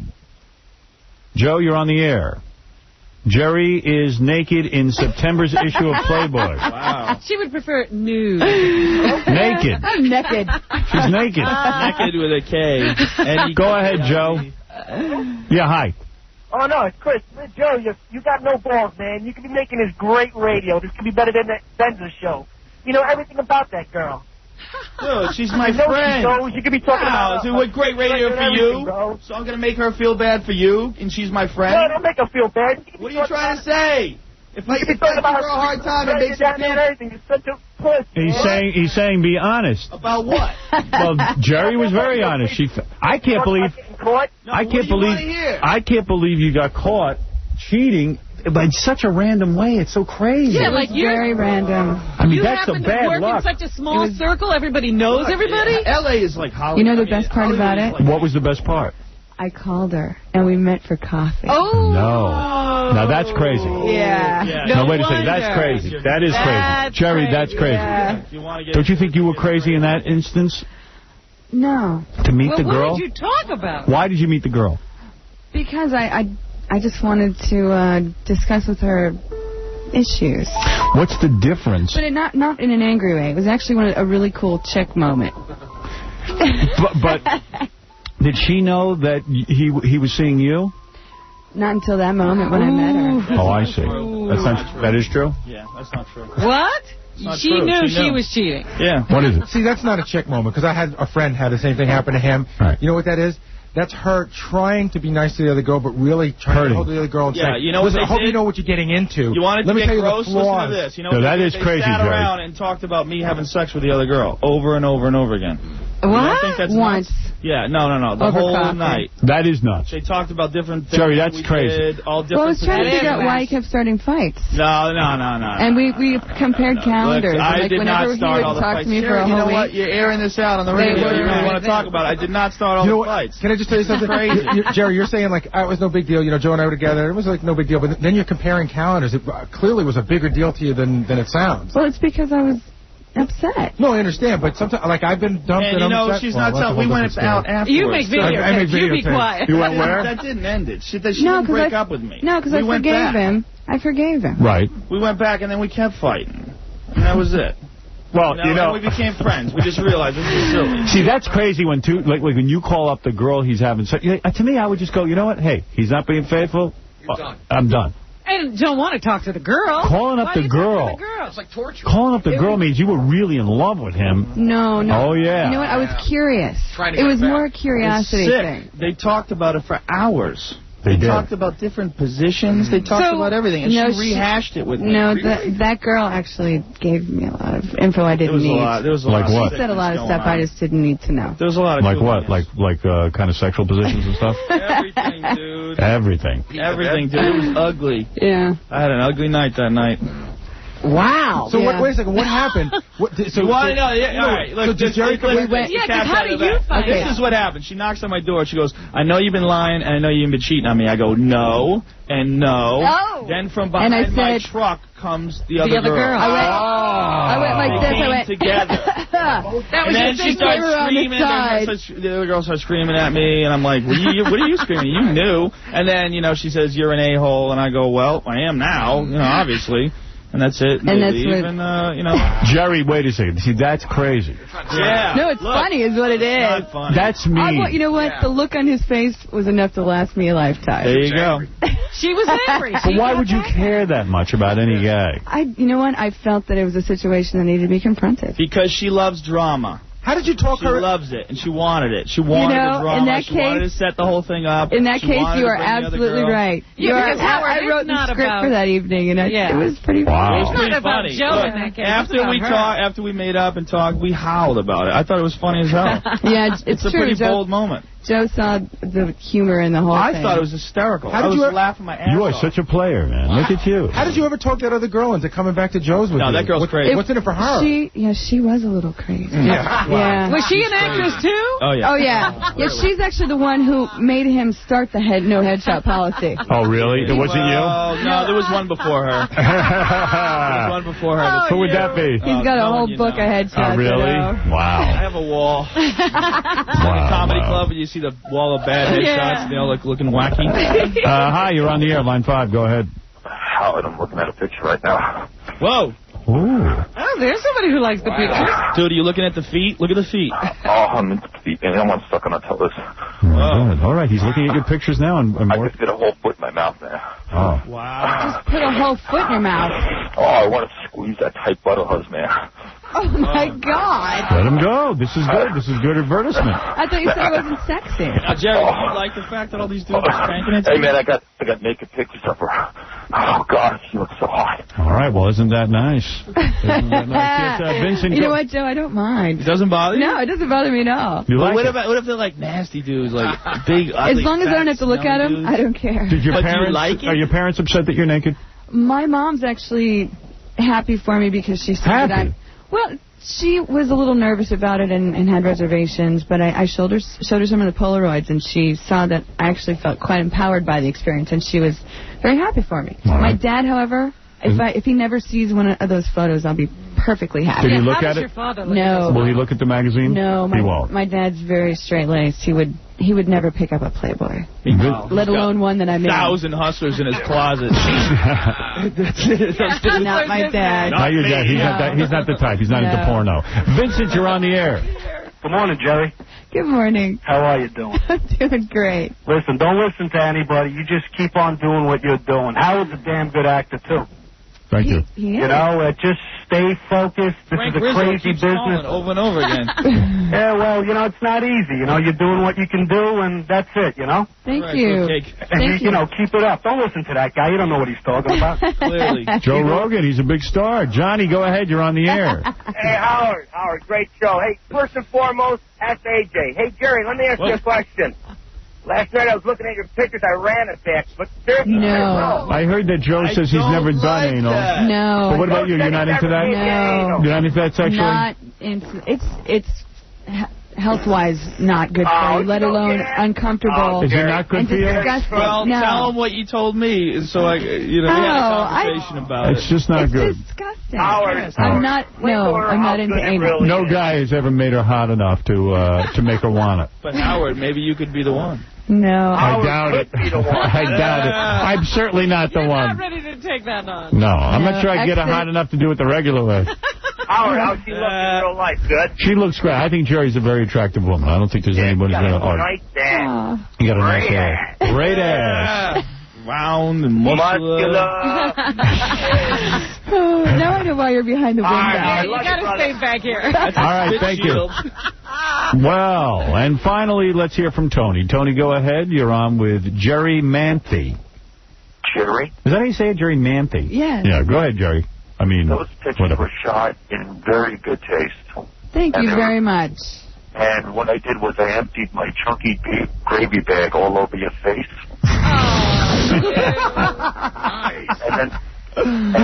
Wait, chunky? Chunky beef gravy bag. You should really see a doctor about that. Yeah, he has a chunky beef gravy bag. That sounds might have a urethra problem. So you took what is called a chunky beef gravy bag and emptied it out all over Jerry's face. Well, that's a very big compliment, I think. And then I canceled my subscription.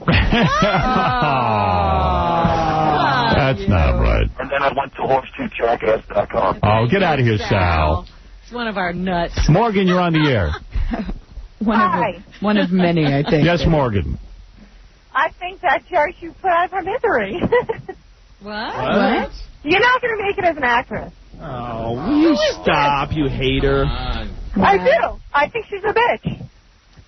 From the show? You don't even know me. This is what fascinates me. People base their judgments on the show that was obviously. But let's say you are a bitch. Why wouldn't she make it as an actress? There's a lot of bitches who are great actresses. Unbelievable. Well, listen, honey, you are a controversial woman, aren't you? And I'm a controversial man, and I like it. People love to hate. 2 peas in a pod. Jerry, I wish you luck with Playboy. It's certainly going to be a big selling issue. There you are on the cover, and I love all your stories with the host of Fear Factor, Joe Rogan. It is great. I'm now, sure you guys did. Get for doing Playboy? Yeah, what'd you get? You don't reveal that? I can't. She just bought a fat house. Oh, yeah? Did you? You bought a house? Is it the house that Playboy built? Yeah. Totally. It is? Very good. Where you live in L.A.? I invested in real estate. Where are you, in L.A.? Yeah. Oh. Don't tell people where you live. In L.A.? Yeah, L.A. is such a small town. I won't. Yeah, but I'm saying... Even Joe's still protective of me. Isn't that sweet? No, he's not protective of you. Dude, you're wrong. I am. Are you? He's the only person he wants to be able to hurt you. Yeah. He won't let me hurt you. I haven't heard 5 years. Oh, nothing no. but beat buddies with her. Guy, you want to end this discussion? Go ahead. That's going around all around the country right now. Wow, he's been going for a while. Guy? That's pretty impressive. He's got some stamina. I think that's a new dude. Are you looking at the magazine now? I think we're at a critical point. Let's leave him alone. Please try and be quiet when he... This is a very good ad for your... Can we hear the impact on the page, please? It's Jeff Probst. It's Jeff Probst. You're right, it's Jeff Probst. Oh, no. Hey, wasn't there a rumor that you were sleeping with him? Yeah, there was a rumor. Did you sleep with Jeff Probst from Survivor? You didn't break up his marriage? No. Did you break up his marriage? Absolutely not. What do you think broke up his marriage?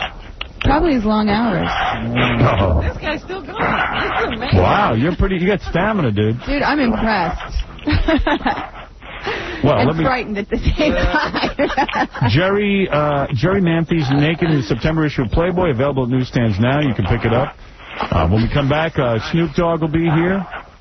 Whoa. And he's like doing like satanic verses. He's speaking in tongues. We have to take a break, and we'll be back right after these words. The Howard Stern Show. Howard Stern. See that guy right there? Yeah. He's what you call a houseboy. What's a houseboy? A houseboy is a black man that suck and kiss asses to get ahead in life. That's him. What, the police officer over there? I have nothing against the cops, but say f*** him. That's it.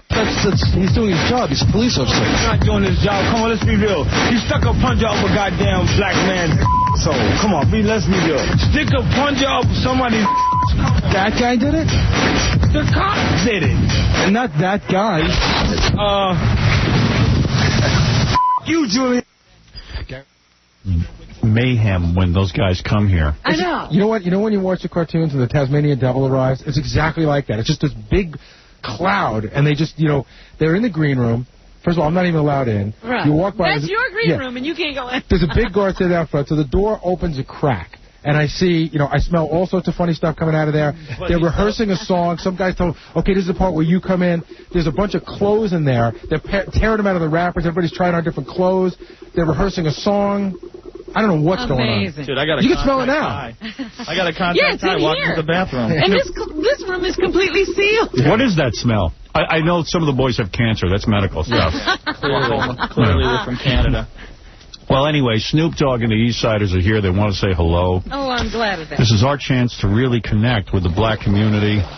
They are the representatives. What's going on? This is really big for our Providence station. They love it when we have black people on. That's right. In Providence, we're on an urban station. To all my brothers out there, yo, yo, yo, what's up? And they're going to be talking about their bitches, about gang warfare. And isn't Snoop a pimp? Snoop is a pimp. And also some of the East Siders are gangsters for life. These are real OGs, original gangsters.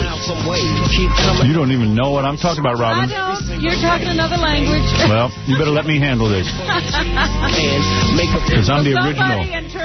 I'm the original Afro man. They're a little slow moving in, but Ganji watches like a lot of MTV, and he thinks he recognizes Snoop's uncle's part of the posse. Yeah. Snoop's uncle, Junie Bug. Junie Bug? Oh, that's what Ganji said. Yo. Is Little Snoop here? You're a little Bow Wow. Bow Wow. No, Little Snoop. You don't even know what Little Snoop? That's Snoop's child, Little Snoop. Wow. Just imagine your Little Snoop. I know way too much about this. This is my song. Is that your song? Because Robin's an original gangster. I love this song. I bet you don't know. Oh, there's Snoop. My God. Snoop looks beautiful. You look beautiful. Oh, these shoes are orange. Snoop has his own clothing line, as you know. Let me see that. What is that? You got your own DVD, too. Snoop Dogg. This place smells like marijuana. Always. What did you expect? How you doing, man? How you doing? What was that movie you just did, Baby Boy? Yeah, Baby Boy. Who's the guy who stars in that? Tyrese Gibson. Yeah, he said he tried to hang with you, but he couldn't. Yeah, I mean, you know, we do this every day. This ain't no act. This is real talk. You guys are the real deal. When you come into a station right away, the first thing you do is you get high, right? You take over. Exactly. Why is that, Snoop? Is life not worth living if you're not high? I mean, it's not that. It's just, we like, You're not addicted or anything. No, it's like a dog. When he go outside, he see a tree, he pee on it. Right. We just peeing on the tree, letting everybody know we at home. Yeah, you're marking your territory. Exactly. I never saw that. Are you home wherever your hat is? Is that what you're saying? I consider your show as being one of my homes. Oh, thank you, my brother. Assalamu alaikum to all of you, by the way. Yes, thank you. Walaikum salam. Alaikum salam. Yes. Now I'm in trouble. What are you talking about? I'm rapping. What's going on? No, I know what's going on. Thank you. Assalamu alaikum. Anyway, let me just say that all of the East Siders also are original gangsters. And by that I mean you guys have been in gangs since you're like 9 years old. Am I correct? Real talk. Right. Real talk. And you... Or do they consider themselves current members? Of course, for life. We're eternal card holders. To death. Is that right? Once you're in, you can't get out. Am I correct? You can get out, but why would you want to? This is your family. Exactly. It's the thing we do. And if you don't have to do gang-related activities anymore. Gang-related activities evolve. Gang-related activities become community activists activities. We're doing gang activities now by making music. Right. Okay. Yeah, you're spreading the word. Exactly. Yeah, like that there. Yeah, and Snoop, you, of course, continue to be a pimp, even though you are in the make a music. living doing other things. I mean, P.I. till I D.I. It's the thing to be done. The whole game is pimping us, so we might as well turn around and pimp them. Snoop has tons of girls in his stable. All over the world. All over the world, and uses the Internet to stay in touch with them constantly. That's right. You have that worm bothering you? No, I'm cool, man. Everything is about the Internet now, isn't it, Snoop? Yeah, I mean, computer technology's taking over the whole world. You got to be computer literate to make it in the 2000 plus, Are you the only pimp who uses the Internet? No, it's a whole bunch of us out there on the Internet. I got to give a shout-out to all my pimp buddies, Don, Magic One, Pimpin' Ken, Good Game, God, But how can you discipline a woman if she's on the Internet? You understand what I'm saying? Yeah, that shoe doesn't go as far. I mean, in the old days, you would just beat a woman with your shoe. Now, how do you beat a woman over the Internet? I don't know. You probably hit her with some megahertz. I don't know. You're right. She's spammer or something. You're Send me some junk mail. Snoop, can any man smoke weed with you, or is it a closed club? When you guys come into a place and you smoke, I'm afraid you fellas are getting addicted to this marijuana. You know what? I feel like that marijuana is a universal language for all people. There's one thing about the marijuana. When we do smoke, we don't go out and kill nobody. We don't get crazy. Everybody gets calm. It's a beautiful situation. We want to know Keeps you sedated. I mean, it's beautiful. It's like everybody gets a chance to know each other, and it's like a lot of people wouldn't even speak. But when they on that, they real calm and they cool and collective about themselves. It's not like any other, situation out there that people dealing with or whatnot. You don't hear about nobody killing, shooting, robbing. I always think smoking weed... sedation, though, Howard. Yeah, it's sedation. What is sedation? What is it? What is it? I'm asking you. I don't know. How do I know? Everybody's got the same question. In other words, you're saying everyone is sedated in one form or another. Exactly. You see a lot of housewives running around on Xanax or these kind of legal drugs. What's the difference between marijuana and Xanax? Xanax, you can buy it out of a store. Marijuana you buy on the street. I mean, they just need to legalize it. It's like alcohol. You know what I'm saying? You legalize alcohol and still it's like one of the #1 killers in the world as far as drunk driving, and I killed him because I was drunk. I raped her because I was drunk. You don't never hear nobody saying, I killed him because I was high on weed. How much weed are you guys smoking a day now? Because, I mean, this is already 8 o'clock in the morning here in New York. No. I mean, you start at 8. That's early. You smoke 6-7 times a day? What? More? What happened? What would you say, 6-7 times a session? I think marijuana too is kind of tribal in the sense that everyone could sit around and bond together and sit around and smoke together. Is there something going on there? Same high off of it. You know what I'm saying? It's one particular weed gets you a certain kind of high. You know? And everybody enjoy that particular high at that time. What is our favorite right now? What do we like? Oh, I know. Purple. Purple weed? Purple. Laker purple. Purple. The champions. Where do you get this purple weed? The street vendors. Disclosed areas. Well, because I'll tell you something. I went to L.A. and I smoked weed. And I got to tell you something, it almost killed me. I stopped. I mean, how... You better not smoke with Snoop. Why is it so much stronger now? I mean, seriously, don't you get paranoid at all when you smoke this stuff? Don't you guys get a little bit paranoid? I don't find it enjoyable anymore. I get paranoid that they're going to stop making it. Really? You love it that much?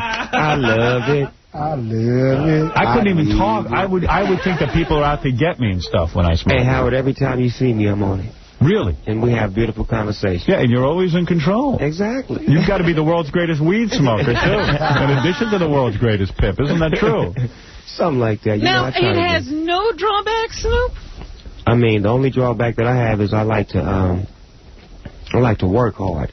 You know what I'm saying? It gets me real focused, and it makes me go in there and make hit records. Really? I brought in a drug counselor to talk to you guys, because I think you need a little drug counseling. Okay. I'm just a little... Let's find out if you're addicted. Have you ever talked to a drug counselor? Yeah, when I was in high school and I got caught smoking weed in the bathroom. This is Dr. Ockert, and he helps people like Snoop who think they are not addicted. But let's find out. Maybe you could reason with this gentleman. What's up, Doc? I think the doctor's going to get through. Fellas, have you ever gone through any kind of drug rehab, drug rehabilitation kind of thing? Waking up in the morning. Yeah, that's enough to... Now, Doc, what about these guys? They love smoking their weed. They smoke it more than 7 times a day. The second they wake up, they're smoking weed. Do they have a problem, these guys?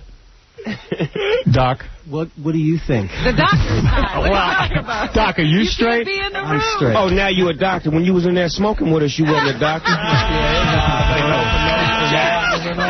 Now, Doc, isn't it a little intimidating to come up to Snoop Dogg and the East Siders and say and talk to them about drugs? They don't think they have a problem, but you think they do. How do you get through to somebody like Tell them why they have a problem, and then head for the hills. Real quick. Right. Doc, go ahead. Well, I'm not sure that I would say their problem is interfering with their lives. And Clearly not. Not while they're this close, you're not going to say. Right. Absolutely. Right. Junebug been looking at him ever since he been eyes on him. You got to control anything that you do. Ain't a problem with weed? No. I even smoke this stuff, and I love it. That's That's my Uncle Juba. You're Snoop's uncle? That's right. You have to be very proud of Snoop. I am. Yeah, and do you smoke with Snoop? Hey, I don't have to smoke with Snoop. I do my thing. Exactly. But how long has Uncle Junebug been smoking? Yeah, how long you been smoking, Uncle Junebug? Hey, maybe 3 or 4, when I was 3 or 4. You started when you were 3 or 4. No, these guys... How are you going to do anything about that? Uncle Junebug, how old a man are you? 77. 77, and you've been smoking for almost 70 years. No. You know, I don't smoke it every day, you know. Right. You do lay off everyone. I got to think, too, you know, just like you. You had a bong in your crib, though. And that little mic there, if you didn't think, right? Right. And I want to see you with those shades. I'll pull your shades. You don't want to see that. Your eyes might be a little red, too. Anyway, so, Doc, what are you going to do with this group? Is there any hope for them to get off the marijuana and other sort of drugs?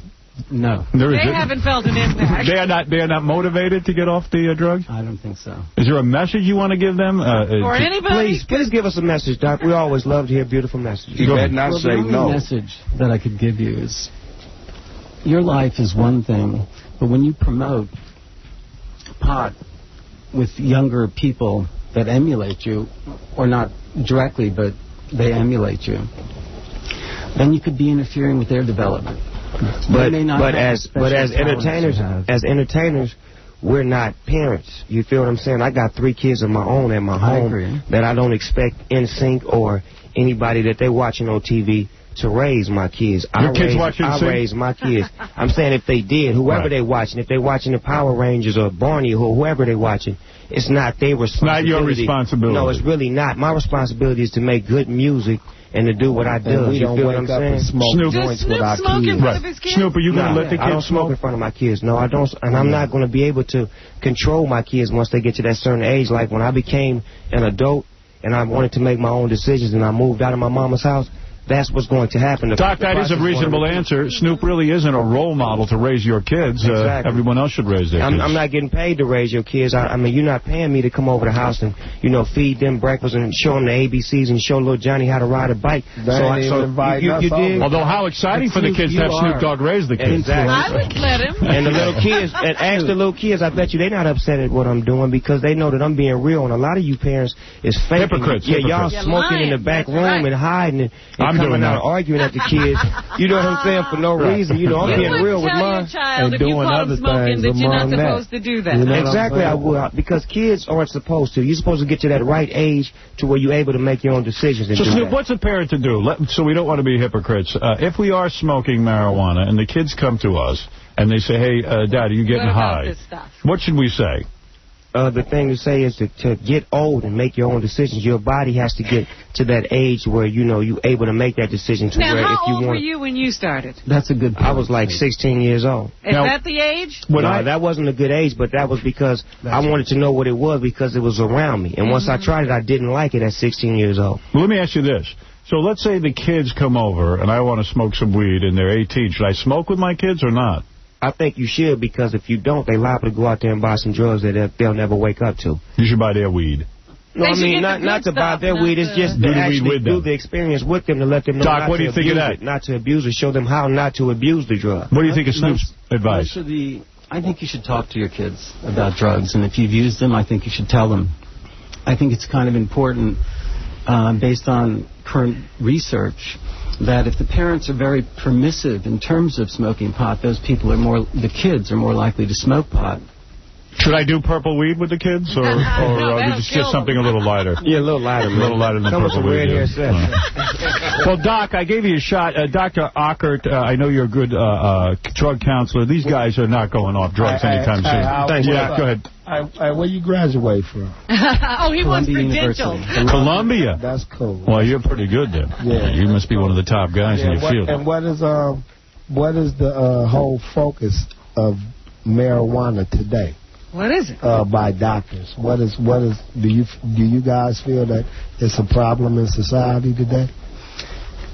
Most drugs are a problem for adolescents and young adults. I'm not going to make a criticism about it. I know it has a lot of medical utility. It can be beneficial to people. When you're older, like you are, you can make your own decisions. The problem is that younger people make decisions based on what other people do. Okay, but Snoop Dogg was falling asleep. I'm going to tell him what's real. Okay, now what if Snoop Dogg had never became a rapper and never, you know what I'm saying, made a record or whatnot, or never said he smoked weed or whatnot? Do you think all the kids in America wouldn't be smoking weed? I'm one person.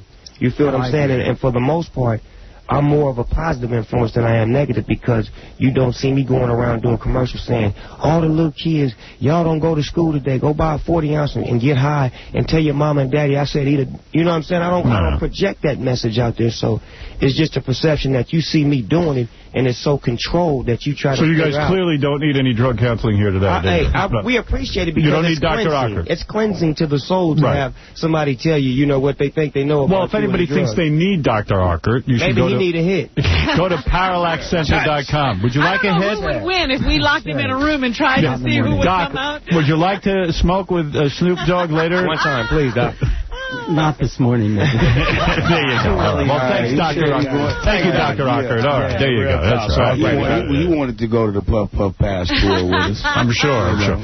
Now, let's talk about what's going on in your guys' life. The East Siders are putting out... The new Snoop Dogg and the East Siders album is out. Today. We're celebrating right now. This is a big celebration. Cheers. What are in your cups? What are you drinking? Moet champagne and orange juice. It's called Matamosa. It's called a mimosa. Matamosa. That's a mimosa. No, Matamosa. Why is that a Matamosa? Yeah, I'm saying because, you know, Vadavice, Carincha, Nampagna. Yeah. You guys have fun wherever you go? Everywhere we go. Everywhere I go. But you guys did not have an easy life growing up. In fact, Trey, it says here, I got some notes on you. You're a second-generation Long Beach insane Crip. That sounds very scary to me. Insane Crip. What you is know, that? there are Crips and an insane I don't know the difference. The only group I knew... If it was Sunflower Crips, would it make you feel better? No, I'm saying, is there a regular Crip and then an insane Crip? Is an insane Crip more dangerous? Is that a higher order? Yeah, explain it to me. I mean, it's just all based on what your gang chose to name themselves. I see. So and you're a... We were and are known as insane Crips because that's how we came about the game. We said we was going to do it all. Right. Combined in the gang banging, and we was just going to do it to the maximum capacity. That's how our name derived to be insane. In other words, you guys were the toughest. You better believe it. Right. And Uncle Joe, which branch of the Crips? Uncle Junebug. Uncle Wonderbug. He's calling the Wonderbug. Uncle Junebug, what division of the Crips are you in? I'm not in the... I've been in my divisions all my life, so, you know... The Junebug division. That's right. That's right. He's a Junebug. Well, I'm going to let you in on a little secret. I was in the B'nai B'rith Crips. That's right. That's the Jewish Crips. That's right. He said he was in the Blue Crips. The Blue Crips. Red, yellow, and the green. All Crips. That's right. All right. So, now, you were considered a baby Crip. That's got to be unbelievable. There's not too many guys. That's almost like being an original vampire. I mean, you started Look at his neck. Yeah. Look at his neck. Let me see what's on it. Look at his neck. That's a vampire bite. That's vampire. That's the tray on my neck. That's Trey. That's right. So when you're 9 years old and you get in, that's hardcore, right? Yeah. So you were a man who's most respected in the gang. Yeah, one of those, because, you know, I didn't have a father in the household. I had 2 other older brothers as well as 3 older sisters. And the gang raised you? Yeah, under the guy. No, I raised myself. Right. I raised myself within the gang. When you're 9 years old, I mean, what do you to protect yourself? You have to keep a gun stuffed in your diaper, for God's sake. That's way young to be in a gang. No diaper. You know what I mean. Well, whatever. You know what I'm saying. Whatever you wear at 9. I had khakis on when I was 9 years old. And how do you prove yourself to the gang at 9 years old? I mean, seriously, how do you just stand out? You be a standout. You know, you make your own mark. You go on your own mission. You don't wait for nobody to tell you what to do. You get your own activities going. Now, is there any school going on, or are we just... Yeah, how do I train for this? Nah, well, you know, basically you just do, you know, what you feel, where the spirit guides you to. So at 9, were you ever going to school? Did you go to school during the day and gang bang at night? No, I got kicked out of school. I used to fight with the teachers. You know, I used to bring weapons to school. You know, I always wanted to be the one that was seen. You know, I always... You know, I had a urge to be, you know, the known one. Are you sorry you conducted yourself like that in school? Hell no. You're not? No. Seriously, though. I mean, what? I feel that. Don't you think you would have gotten something out of school? Through all my experiences, through life and through the streets and through, you know, prison and court and all that, it made me wise to the ways of the world, not just my community, not just America, but to the whole wide world. Now, I am sure you were innocent when they locked you up in prison, but... Who is innocent? Exactly. I'm sure you did nothing wrong, but what did they accuse you of doing? I did it all, man. You know, I just tried to have money to sustain myself and those around me. Yes, we're asking about the charges. Of course they weren't true. Let us make that clear. Were robbery, you know. It's an outrage. You know. The system. Shooting. Robbery. Really? Terrorism. Really? Well, I wouldn't cross you. How much time did we do? We did numerous years. Really? We did, yeah. You were able to survive that? Throughout juvenile, throughout the adult system, you know, yeah, and I stayed strong. I never ran. I never punked the game. Did you love jail or did you hate it? I had loved it as a youngster because, you know, really that's where all my comrades. It becomes your second home, man. On the streets. So jail is really not a deterrent to a guy. It becomes your second home. You're just going there to meet some friends. It teaches you how to sharpen yourself, and if you take it's like summer camp. Yeah, it is in a way. Especially when you go to fire camp. In the cycle. But there's no women in jail, though. That's the hard part, right? But you get out. Co-ed. You do go to school. That's discipline.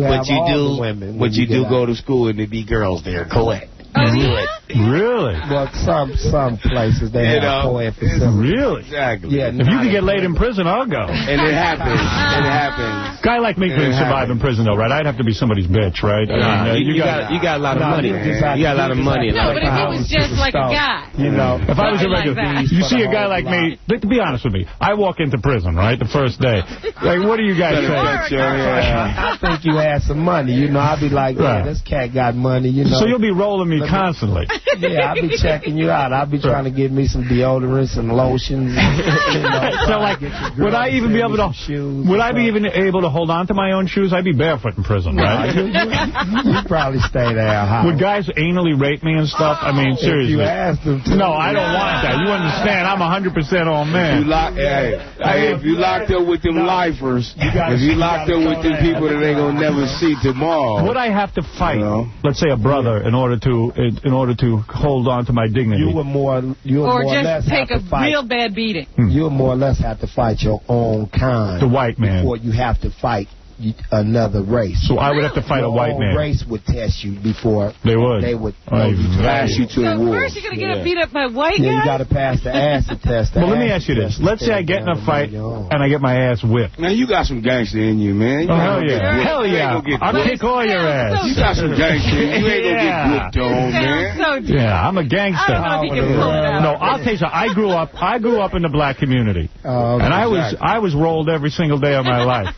I mean, they took your pants, right? One guy who was in the 5 Percenters, you know the 5 Percenters, they were the original gang guys here in New York. They came right up and they said, listen, Stern, we like your pants, give them to us. I said, I can't give you my pants, I'm in the middle of school. No, they really took pants. They took my pants.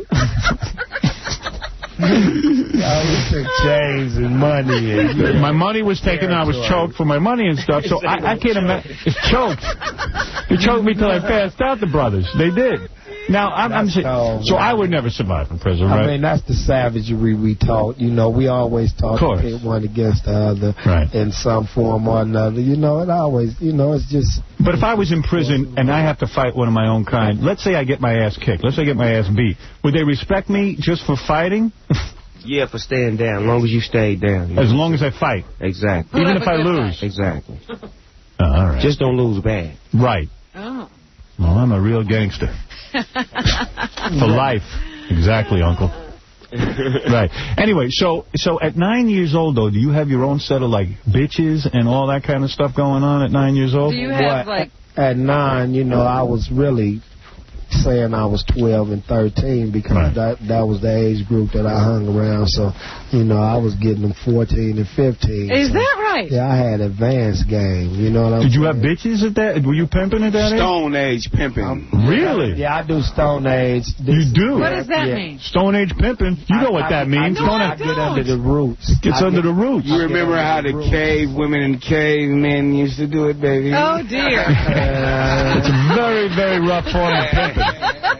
Although I know what Stone Age pimping is because I am one of you. I'm down with you. Explain to the audience what Stone Age pimping is for these naive people. Stone Age pimping is, you know, it goes back to when they used to grab them by the hair and drag them up inside of the caves. You know, I drag them by the brain. I go under the roots with my vocabulary and my lyricism. Wow. Entice their mentality. You know what I'm saying? And I drag them. I put them in a somnambulic state. And because of your gangster training, you have said you fear no man.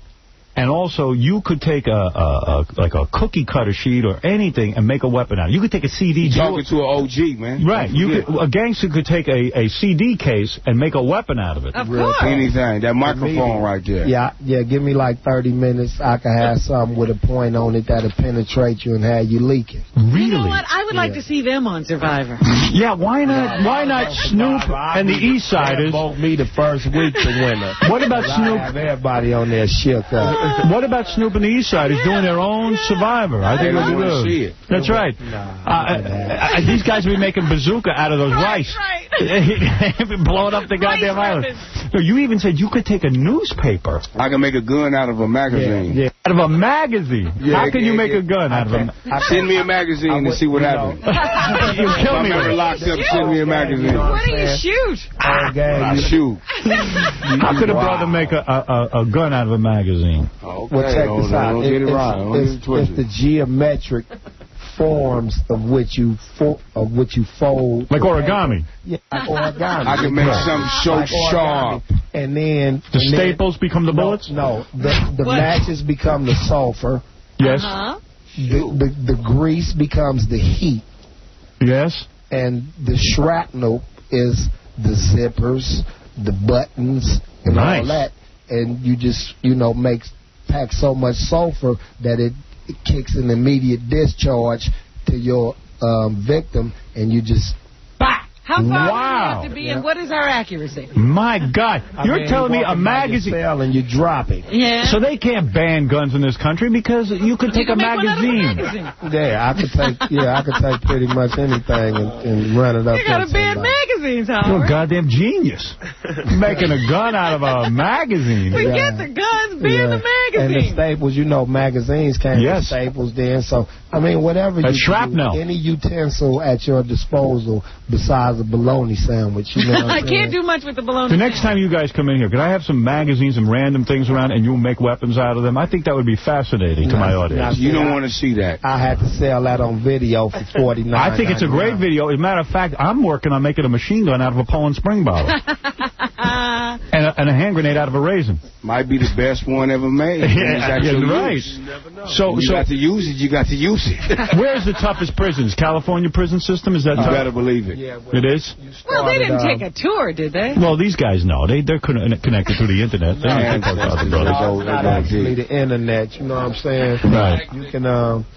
You can take a tour of Pelican Bay or New Folsom or Corcoran Shoe or Tehachapi Max or High Desert State Prison where my big brother is rest.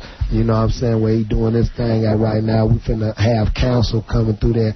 I damn near said some crazy things. You ever take a bullet? I miss him so much. I got to get him up out of that hellhole. Them just belly of the beasts. They build in private institutions. Some of you don't even know where your people's at there. Really? In California. Did you ever take a bullet? In your backyard. Let me see that. Yeah. Oh, my God. Right in your stomach.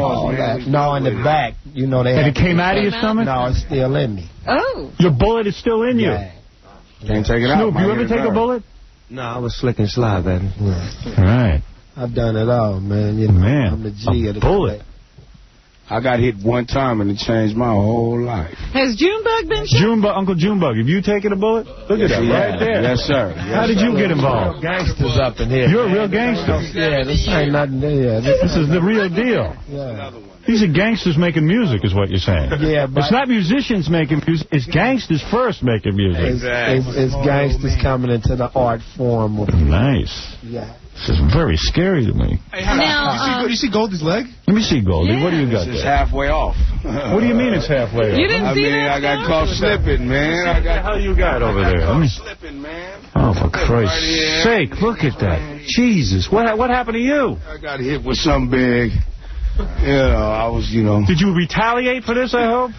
You better believe it. Yeah. Hey, the man got to do a man thing. How do you find a guy that does this to you? Where do you find him? It's all in the midst of, somebody doing something to hurt you. So you already know who's going to do something to hurt you because they We don't have to find a specific guy. Like somebody looking for you. And Goldie, he's looking for you, he's looking for you. Why do they call you Goldie? What is that all about? Well, my auntie named me that, man. They go through generations of being, real Mac-ish with it. And come from just, since my personality was like, somebody they was... looking upon at a certain time. We're having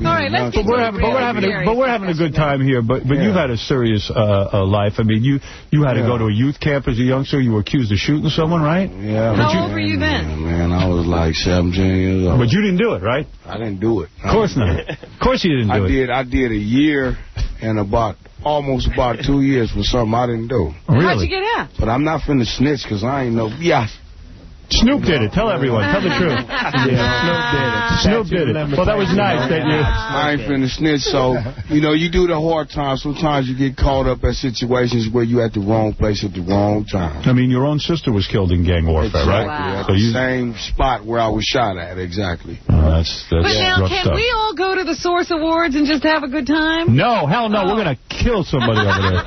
No, I'm going to kick ass. We can if we have it in secure areas and locations and people that's invited are respected among the industry. And explain to me what happens, though. Explain to me. See, no, but you go to the Source Awards. It's an award for rap stars. Is people get bullied into giving up tickets and seats. Jerry, I wish you luck with Playboy. It's certainly going to be a big selling issue. There you are on the cover, and I love all your stories with the host of Fear Factor, Joe Rogan. It is great. I'm now, sure you guys did. Get for doing Playboy? Yeah, what'd you get? You don't reveal that? I can't. She just bought a fat house. Oh, yeah? Did you? You bought a house? Is it the house that Playboy built? Yeah. It is? Very good. Where you live in L.A.? I invested in real estate. Where are you, in L.A.? Yeah. Oh. Don't tell people where you live. In L.A.? Yeah, L.A.'s such a small town. I won't. Yeah, but I'm saying... Even Joe's still protective of me. Isn't that sweet? No, he's not protective of you. Dude, you're wrong. I am. Are you? He's the only person he wants to be able to hurt you. Yeah. He won't let me hurt you. I've heard 5 years. Oh, nothing no. but Pete Buddies around. Guy, you want to end this discussion? Go ahead. That's going around all around the country right now. Wow, he's been going for a while. Guy? That's pretty impressive. He's got some stamina. I think that's a new dude. Are you looking at the magazine now? I think we're at a critical point. Let's leave him alone. Please try and be quiet when he... This is a very good ad for your... Can we hear the impact on the page, please? It's Jeff Probst. It's Jeff Probst. You're right, it's Jeff Probst. No. Hey, wasn't there a rumor that you were sleeping with him? Yeah, it was a rumor. Did you sleep with Jeff Probst from Survivor? You didn't break up his marriage? No. Did you break up his marriage? Absolutely not. What do you think broke up his marriage? Probably his long hours. Oh. This guy's still going. This is amazing. Wow, you got stamina, dude. Dude, I'm impressed. Well, and frightened at the same time. Jerry Manthey's Naked in the September issue of Playboy, available at newsstands now. You can pick it up. When we come back, Snoop Dogg will be here. Whoa. And he's like doing like satanic verses. He's speaking in tongues. We have to take a break, and we'll be back right after these words. The Howard Stern Show. Howard Stern. See that guy right here? Yeah. He's what you call a houseboy. What's a houseboy? A houseboy is a black man that suck and kiss asses to get ahead in life. That's him. What, the police officer over there? I have nothing against the cops, but say, f*** him. That's it. He's doing his job. He's a police officer. He's not doing his job. Come on, let's be real. He stuck a plunger up a goddamn black man's so come on, let's be real. Stick a plunger up somebody's. That guy did it? The cops did it. And not that guy. You, Julian. Mayhem when those guys come here. I know. You know what? You know when you watch the cartoons and the Tasmanian Devil arrives? It's exactly like that. It's just this big cloud, and they just, they're in the green room. First of all, I'm not even allowed in. Right. You walk by. That's your green room, and you can't go in. There's a big guard sitting out front, so the door opens a crack. And I see, I smell all sorts of funny stuff coming out of there. They're rehearsing a song. Some guys tell them, okay, this is the part where you come in. There's a bunch of clothes in there. They're tearing them out of the wrappers. Everybody's trying on different clothes. They're rehearsing a song. I don't know what's going on. Dude, I got a you can smell it now. I got a contact high walking to the bathroom. And this room is completely sealed. What is that smell? I know some of the boys have cancer. That's medical stuff. Clearly they're from Canada. Well, anyway, Snoop Dogg and the East Siders are here. They want to say hello. Oh, I'm glad of that. This is our chance to really connect with the black community.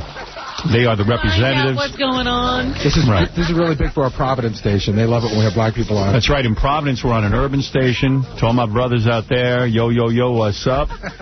And they're going to be talking about their bitches, about gang warfare. And isn't Snoop a pimp?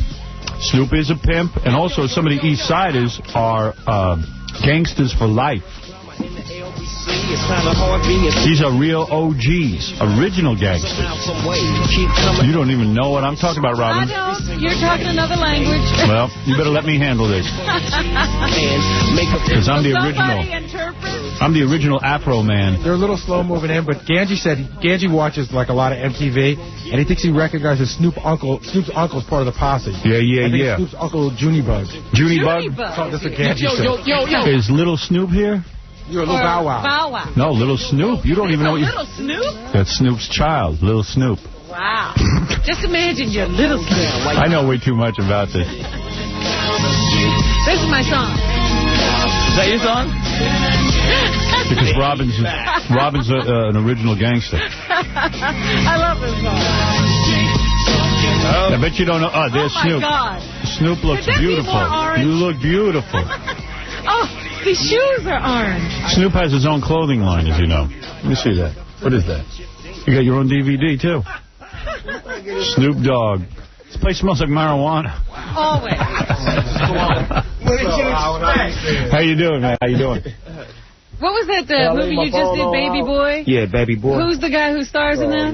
Tyrese Gibson. Yeah, he said he tried to hang with you, but he couldn't. Yeah, I mean, we do this every day. This ain't no act. This is real talk.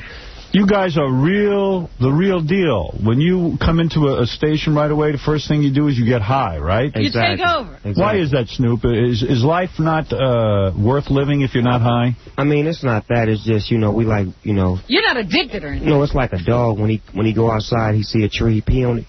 Right. We just peeing on the tree, letting everybody know we at home. Yeah, you're marking your territory. Exactly. Oh, exactly. I never saw that. Are you home wherever your hat is? Is that what you're saying? I consider your show as being one of my homes. Oh, thank you, my brother. Assalamu alaikum to all of you, by the way. Yes, thank you. Thank you. Now you're in trouble. Yes, now I'm in trouble. What are you talking about? I'm rapping. You're going on. No, I know what's going on. Thank you. Assalamu alaikum. Anyway, let me just say that all of the East Siders also are original gangsters. And by that I mean you guys have been in gangs since you're like 9 years old. Am I correct? Real talk. Right. Real talk. And you... Or do they consider themselves current members? Of course, for life. We're eternal card holders. To death. Is that right? Once you're in, you can't get out. Am I correct? You can get out, but why would you want to? This is your family. Exactly. It's the thing we do. And if you don't have to do gang-related activities anymore.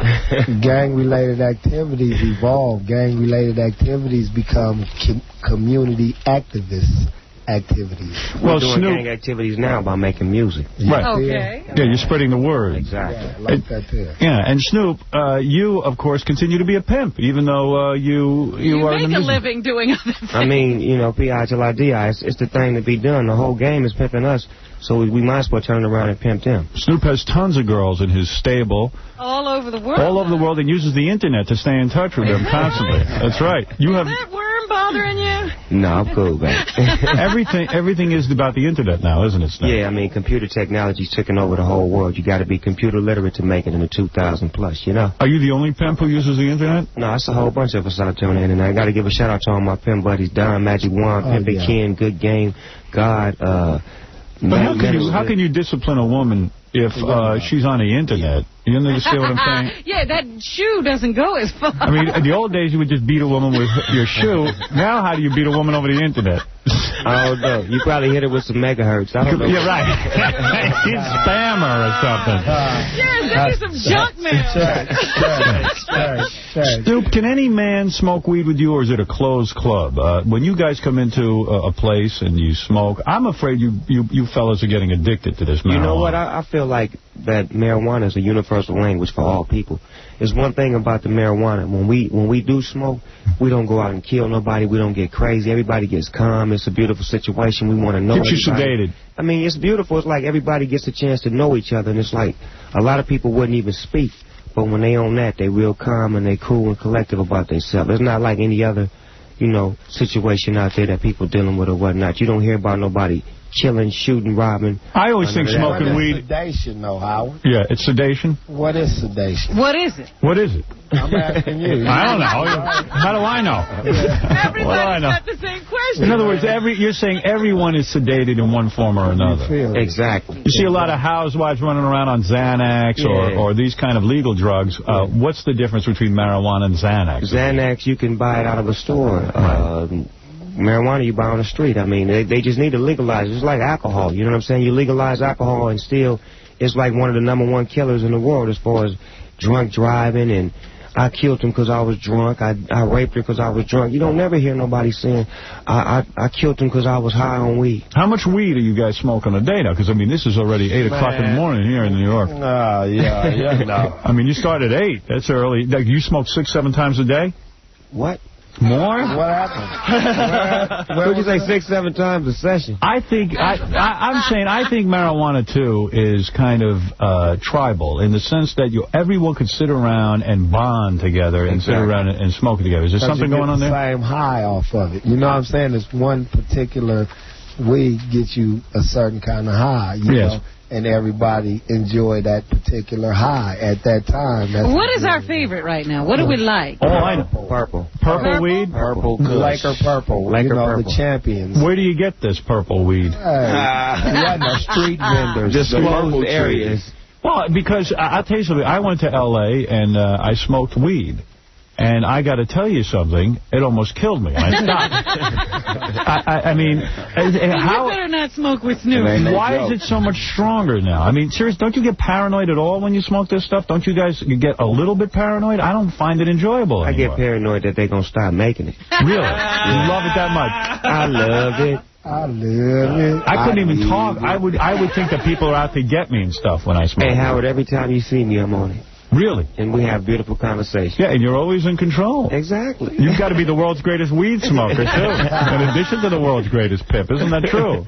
Something like that. Now, it has no drawbacks, Snoop?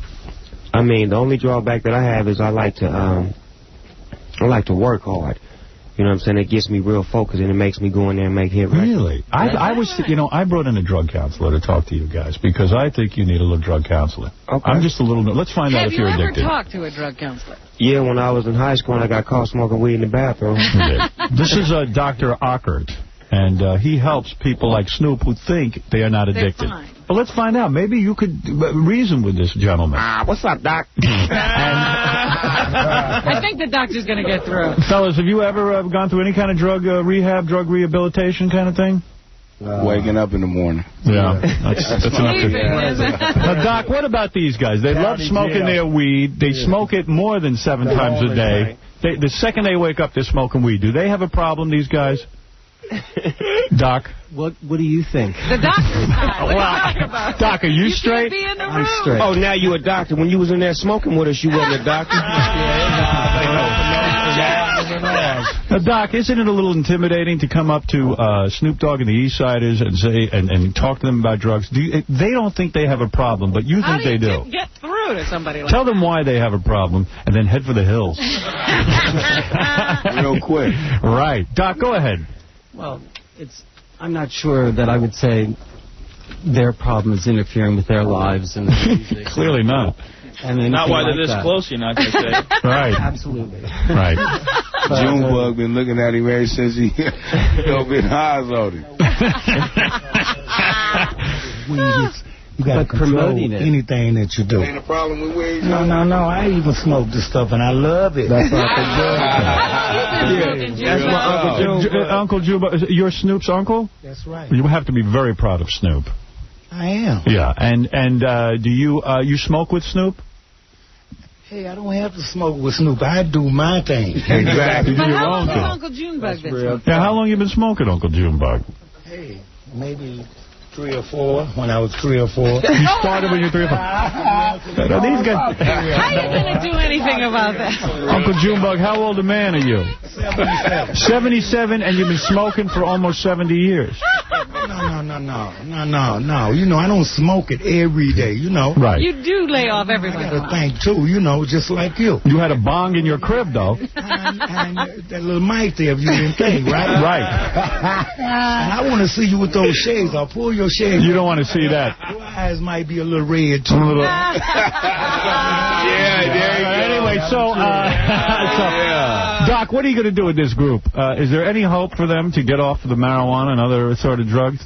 No. They haven't felt an impact. They are not motivated to get off the drugs? I don't think so. Is there a message you want to give them? Or anybody? Please give us a message, Doc. We always love to hear beautiful messages. You better not say the only no. message that I could give you is your life is one thing, but when you promote pot with younger people that emulate you, or not directly, but they emulate you, then you could be interfering with their development. But as entertainers, we're not parents. You feel what I'm saying? I got 3 kids of my own at my home that I don't expect NSYNC or anybody that they're watching on TV to raise my kids. I raise my kids. I'm saying if they did, whoever they're watching, if they're watching the Power Rangers or Barney or whoever they're watching, it's not their responsibility. Not your responsibility. No, it's really not. My responsibility is to make good music and to do what I do. You feel what I'm saying? Snoop joints with our kids. Snoop, are you going to let the kids I don't smoke in front of my kids. No, I don't. And I'm not going to be able to control my kids once they get to that certain age. Like when I became an adult and I wanted to make my own decisions and I moved out of my mama's house, that's what's going to happen. Doc, that is a reasonable answer. Snoop really isn't a role model to raise your kids. Exactly. Everyone else should raise their kids. I'm not getting paid to raise your kids. I mean, you're not paying me to come over the house and, you know, feed them breakfast and show them the ABCs and show little Johnny how to ride a bike. You did. Although how exciting for the kids to have Snoop Dogg raise the kids. Exactly. I would let him. And the little kids, and ask the little kids, I bet you they're not upset at what I'm doing because they know that I'm being real. And a lot of you parents is faking. Hypocrites. Yeah, y'all smoking in the back room and hiding and coming out arguing at the kids. You know what I'm saying? For no reason. You know, I'm being real with mine. And doing other things that you're not supposed to do that. Exactly, I will. Because kids aren't supposed to. You're supposed to get to that right age to where you're able to make your own decisions. So, Snoop, what's a parent to do? So we don't want to be hypocrites. If we are smoking marijuana and the kids come to us and they say, hey, Dad, are you getting high? What should we say? The thing to say is to get old and make your own decisions. Your body has to get to that age where, you know, you're able to make that decision. To now, where how if you old want, were you when you started? That's a good point. I was like 16 years old. Is that the age? No, that wasn't a good age, but that was because I wanted to know what it was because it was around me. And once I tried it, I didn't like it at 16 years old. Well, let me ask you this. So let's say the kids come over and I want to smoke some weed and they're 18. Should I smoke with my kids or not? I think you should, because if you don't, they're liable to go out there and buy some drugs that they'll never wake up to. You should buy their weed.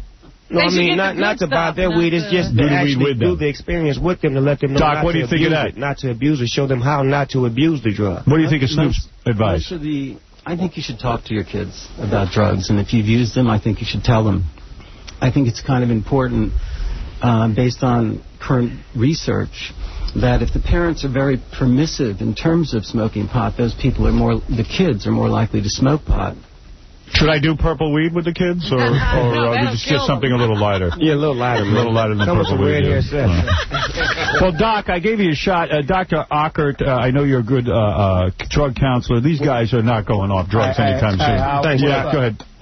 Where you graduate from? He wants credentials. Columbia. That's cool. Well, you're pretty good then. Yeah. You must be one of the top guys in your field. And what is the whole focus of marijuana today? What is it? By doctors. What is? Do you guys feel that it's a problem in society today? Most drugs are a problem for adolescents and young adults. I'm not going to make a criticism about it. I know it has a lot of medical utility. It can be beneficial to people. When you're older, like you are, you can make your own decisions. The problem is that younger people make decisions based on what other people do. Okay, but Snoop Dogg was falling asleep. I'm going to tell him what's real. Okay, now what if Snoop Dogg had never became a rapper and never, you know what I'm saying, made a record or whatnot, or never said he smoked weed or whatnot? Do you think all the kids in America wouldn't be smoking weed? I'm one person. You feel what I'm saying? And for the most part, I'm more of a positive influence than I am negative, because you don't see me going around doing commercials saying, all the little kids, y'all don't go to school today, go buy a 40 ounce and get high and tell your mama and daddy I said eat it. You know what I'm saying? I don't project that message out there, so it's just a perception that you see me doing it, and it's so controlled that you try to. So you guys clearly don't need any drug counseling here today. We appreciate it because you don't need Dr. Ockert. It's cleansing to the soul to have somebody tell you, you know, what they think they know about. Well, if anybody thinks they need Dr. Ockert, you should go to... need a hit. Go to parallaxcenter.com. Would you like a hit? Who would win if we locked him in a room and tried to see who would come out? Would you like to smoke with Snoop Dogg later? One time, please, Doc. Not this morning. There you go. Well, thanks, Dr. Ockert. Thank you, Dr. Ockert. All right, there you go. That's right. He wanted to go to the Puff Puff Pass tour with us. I'm sure.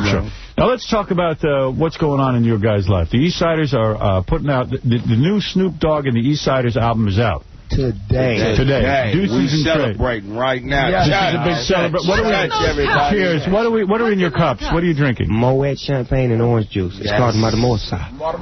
It's called a mimosa. Matamosa. That's a mimosa. No, Matamosa. Why is that a matamosa?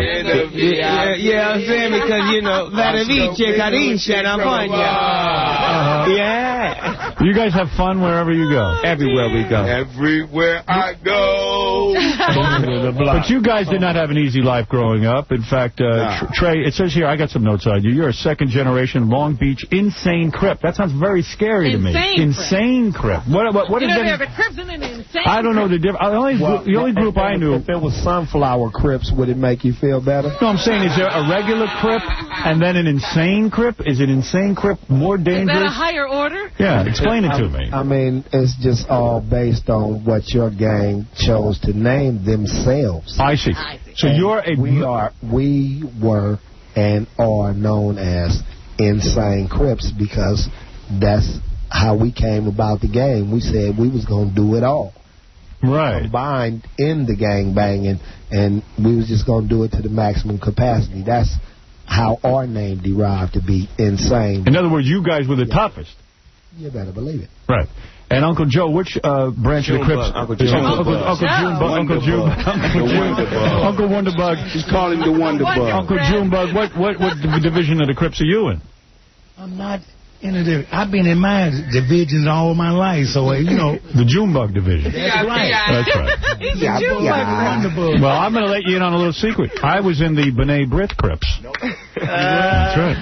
That's the Jewish Crips. That's right. He say he was in the Blue Crips. The Blue Crips. Well, you know, the green. All Crips. That's right. All right. So now you were considered a baby Crip. That's got to be unbelievable. There's not too many guys. That's almost like being an original vampire. I mean, you started Look at his neck. Yeah. Look at his neck. Let me see what's on it. Look at his neck. That's a vampire bite. That's vampire. That's the tray on my neck. That's Trey. That's right. So when you're 9 years old and you get in, that's hardcore, right? Yeah. So you were a man who's most respected in the gang. Yeah, one of those, because, you know, I didn't have a father in the household. I had 2 other older brothers as well as 3 older sisters. And And the gang raised you? Yeah, under the guy. No, I raised myself. Right. I raised myself within the gang. When you're 9 years old, I mean, what do you to protect yourself? You have to keep a gun stuffed in your diaper, for God's sake. That's way young to be in a gang. No diaper on. You know what I mean? Well, whatever. You know what I'm saying. Whatever you wear at 9. I had khakis on when I was 9 years old. And how do you prove yourself to the gang at 9 years old? I mean, seriously, how do you just stand out? You be a standout. You know, you make your own mark. You go on your own mission. You don't wait for nobody to tell you what to do. You get your own activities going. Now, is there any school going on, or are we just... Yeah, how do I train for this? Nah, well, you know, basically you just do, you know, what you feel, where the spirit guides you to. So at 9, did you were you ever going to school? Did you go to school during the day and gang at night? No, I got kicked out of school. I used to fight with the teachers. You know, I used to bring weapons to school. You know, I always wanted to be the one that was seen. You know, I always, you know, I had a urge to be, you know, the known one. Are you sorry you conducted yourself like that in school? Hell no. You're not? No. Seriously, though. I mean, what? I feel that. Don't you think you could have gotten something out of school? Through all my experiences, through life and through the streets and through, you know, prison and court and all that, it made me wise to the ways of the world, not just my community, not just America, but to the whole wide world. Now, I am sure you were innocent when they locked you up in prison, but... Who is innocent? Exactly. I'm sure you did nothing wrong, but what did they accuse you of doing?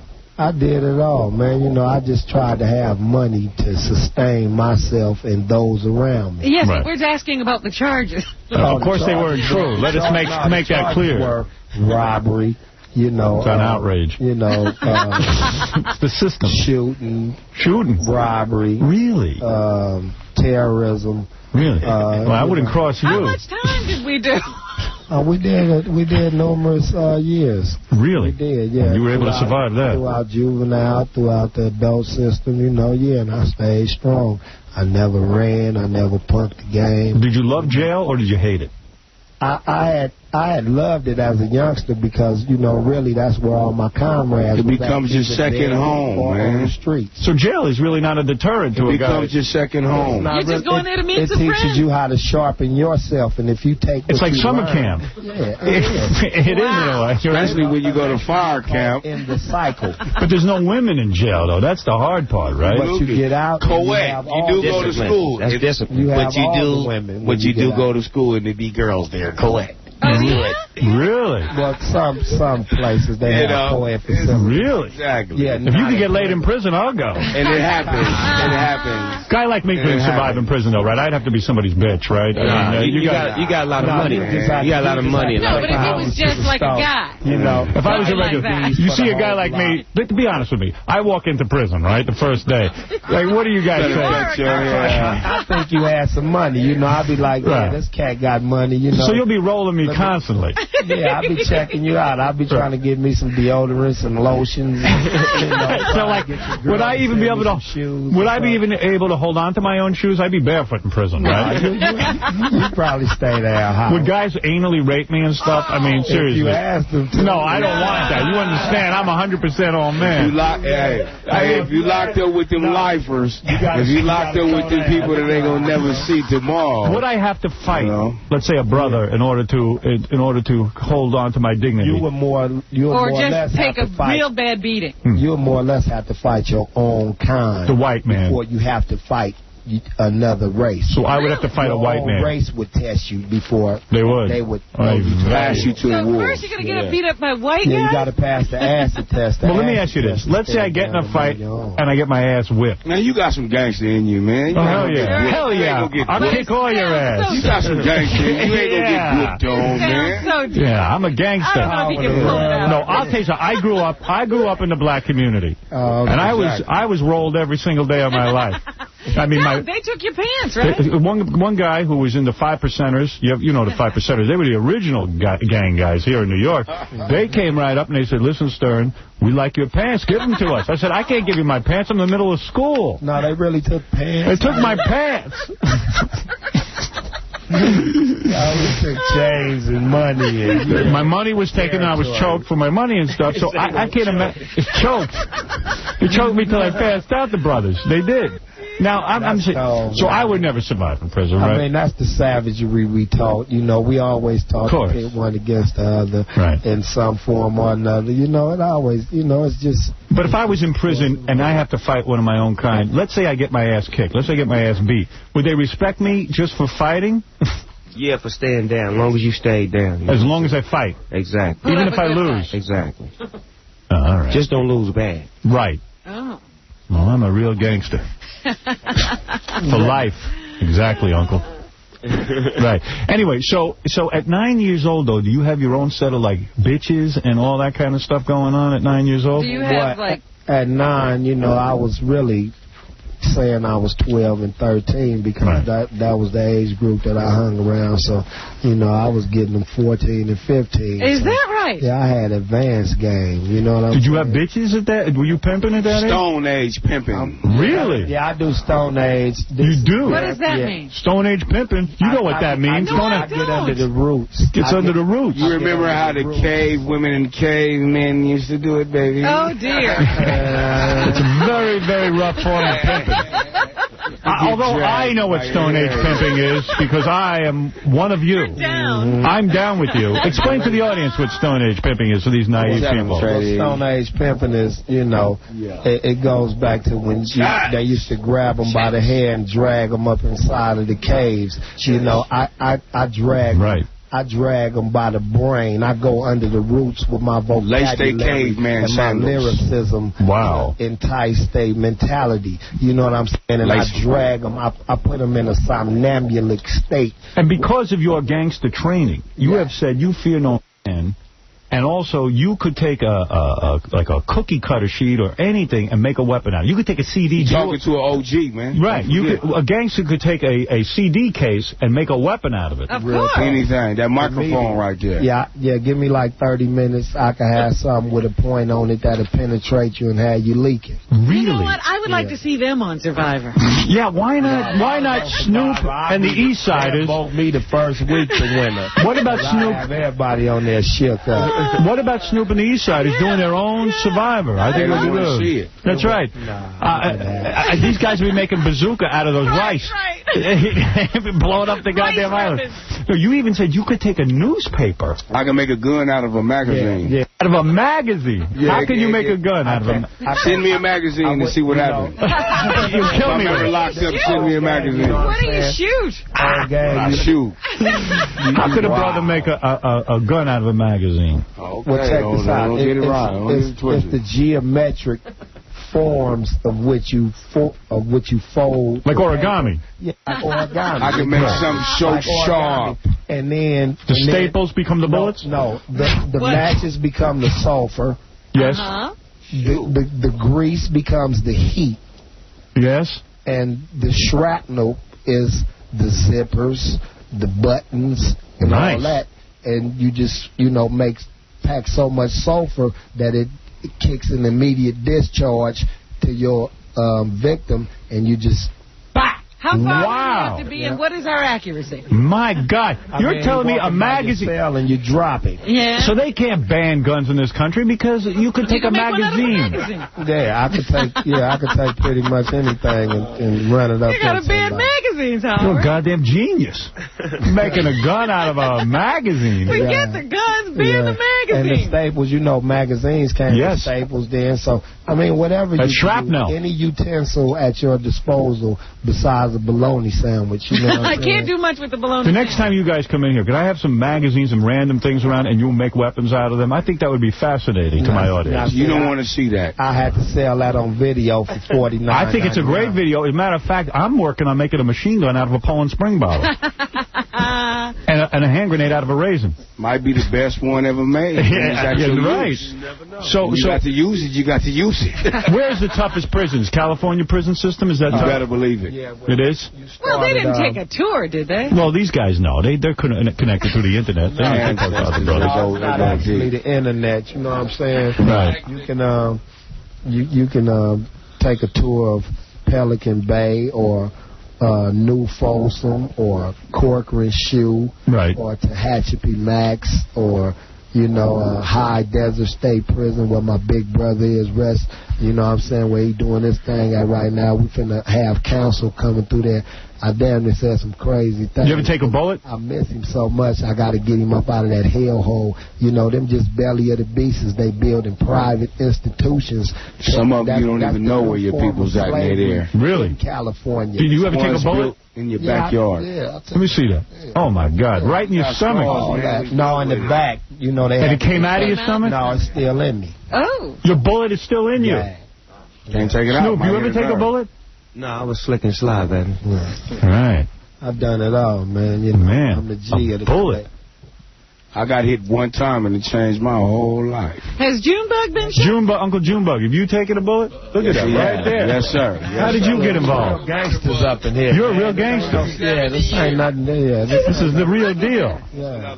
These are gangsters making music, is what you're saying. Yeah, but it's not musicians making music. It's gangsters first making music. It's gangsters coming into the art form. Nice. Yeah. This is very scary to me. Hey, now, you see Goldie's leg? Let me see, Goldie. Yeah. What do you got It's there? halfway off. What do you mean it's halfway off? You didn't see that? I got caught slipping, man. What the hell you got over there? Slipping, man. Oh, for Christ's sake, look at that. Jesus, what happened to you? I got hit with something big. I was, Did you retaliate for this, I hope? You better believe it. Yeah. Hey, the man got to do a man thing. How do you find a guy that does this to you? Where do you find him? It's all in the midst of, somebody doing something to hurt you. So you already know who's going to do something to hurt you because we don't have to find a specific guy. Like somebody looking for you. And Goldie, you know he's looking for you, he's looking for you. Why do they call you Goldie? What is that all about? Well, my auntie named me that, man. They go through generations of being, real Mac-ish with it. And come from just, since my personality was like, somebody they was... looking upon at a certain time. And we're having a good time here. But you've had a serious life. I mean, you had to go to a youth camp as a youngster. You were accused of shooting someone, right? Yeah. How old were you then? Man, I was like 17 years old. But you didn't do it, right? I didn't do it. Of course not. Of course you didn't do it. I did a year and almost about 2 years for something I didn't do. Really? How'd you get out? But I'm not finna snitch because I ain't no... Yeah. Snoop did it. Tell everyone. Tell the truth. Snoop did it. Well, that was nice that you... I ain't finna snitch, so, you do the hard time. Sometimes you get caught up at situations where you at the wrong place at the wrong time. I mean, your own sister was killed in gang warfare, right? Wow. At the same spot where I was shot at, exactly. That's but now, rough can stuff. we all go to the Source Awards and just have a good time? No, hell no. We're going to kill somebody over there. No, I'm going to kick ass. We can if we have it in secure areas and locations and people that's invited are respected among the industry. And explain to me what happens, though. Explain to me. See, no, you go to the Source Award. It's an award for rap stars. Is people get bullied into giving up tickets and seats. It's not real men running corporations and companies. But you get there and you see other rap guys who are involved in other gangs that you don't like.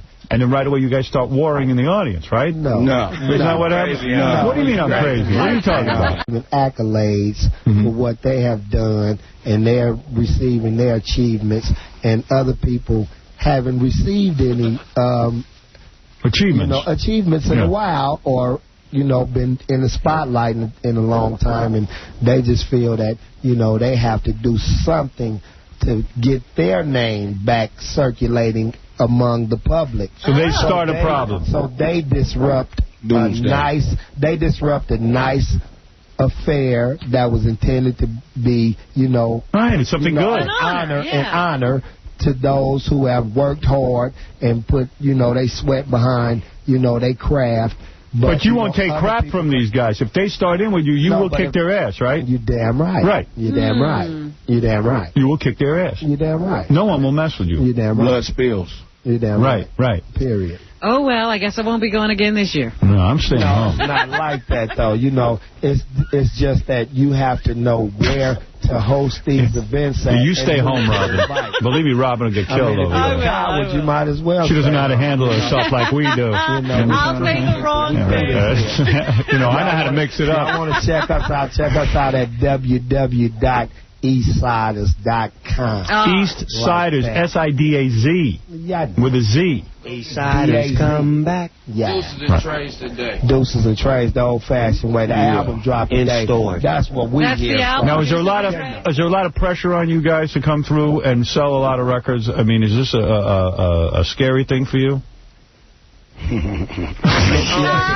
Snoop make it hard on us, man. Snoop. Is Snoop tough? Yeah, he done set legendary tracks, you know what I'm saying? So, who is the leader, though, out of you guys? Is Snoop the leader? You got to give it to the dog father. Are you guys afraid of Snoop in some way? Who look like the leader? You guys ever fight physically? We all bosses, but he's the boss of the job we working with. We all bosses. And Snoop, you tell these guys what to do? I don't tell them what to do. I actually put an agenda together for us to go by. We know what to do. Exactly. It's a team. Snoop, are you the boss of all bosses? No, I'm a team player. You know what I'm saying? I'm the type of boss that'll get out there on the front line and do it for you and show you how it's done. You know what I'm saying? I'm not. Snoop, you are a leader, aren't you? You are a quiet leader. I'm definitely a leader, but I definitely take orders. I take orders, and I'm willing to learn, and my mind is always open. If you're producing the track. What gang are you with, Snoop? I'm with the Snoop gang. No. Who are you with? Who are you with? What you mean? You heard what I said. Who are you with? Who are you down with? You could have to choose sides as a man. As a man, you have to choose sides, man. Howard. You want to say you're a man, you have to choose sides. All right, Howard. I'm from East Side, Rolling 20 Crip. All right, okay. That's what I want to know. Don't be ashamed of that. Now, I wonder where I'm from. If they're producing a track and Snoop thinks they need to do something and they don't see it that way, how does it go? It's teamwork, you know what I'm saying? They trust my judgment.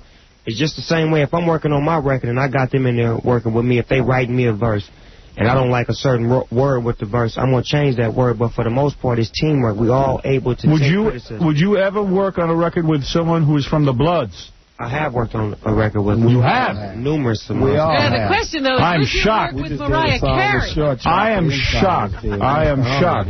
This is very... Do you have to go to the Crips and ask for permission? No. We're grown men. You don't ask the head of the gang? We are permission. No. You are your own permission.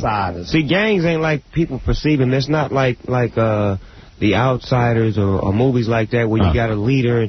No, we're all men. We're all equal. We're all individuals. And if you got a little more game or a little bit more wisdom than me, I'm willing to sit and listen. But a lot of times the young homies can give the old homies some game as well. So you got to always have your mind open. And it's really not a leader-follower situation. Really? It's friend, man. There's got to be someone at top. Every organization has definitely somebody that put it down. We don't tell who that person is. Exactly. He is Mr. X. That job constantly shifts. Exactly. I see. And how do these guys get together? You know, because Snoop is like a huge star. Right. How do people get to Snoop if they've got talent? They smoke some weed. Purple weed. Purple weed. Thank you. What they do. They do the best. It comes through sources. Are you saying that the leader of the gang is like Charlie from Charlie's Angels? You never quite see the guy. You just hear him. You never see him. He might be a white guy. Because I imagine it's a white guy.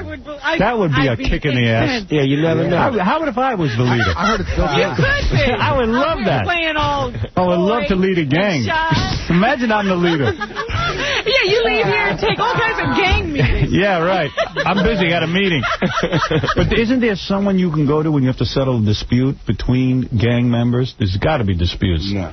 Territories, this kind of thing. I mean, even within the gang, there's got to be a even with the Godfather, he always was settling disputes. There's got to be someone, a council you can go to understand one man's territory over another. Well, whatever territory it occurred in, you'll usually start from there and see who was wronged and who trying to retaliate, and if they got grounds. But that's what I'm saying. If you want to do a hit, what if you want to do a hit on the guy who messed up Goldie's leg? Do you just go out and do it, or do you have to get permission from this rotating leader? No, sometimes it comes to you. Sometimes Goldie say, "Look, man, do what you do." But what if the leader says to you, Goldie, don't get this guy because I'm in the middle of making a big deal. Somebody. Then what he better say is, I'll bring you somebody that can make the pain go away. Right, you can take him and do whatever you want to do with him.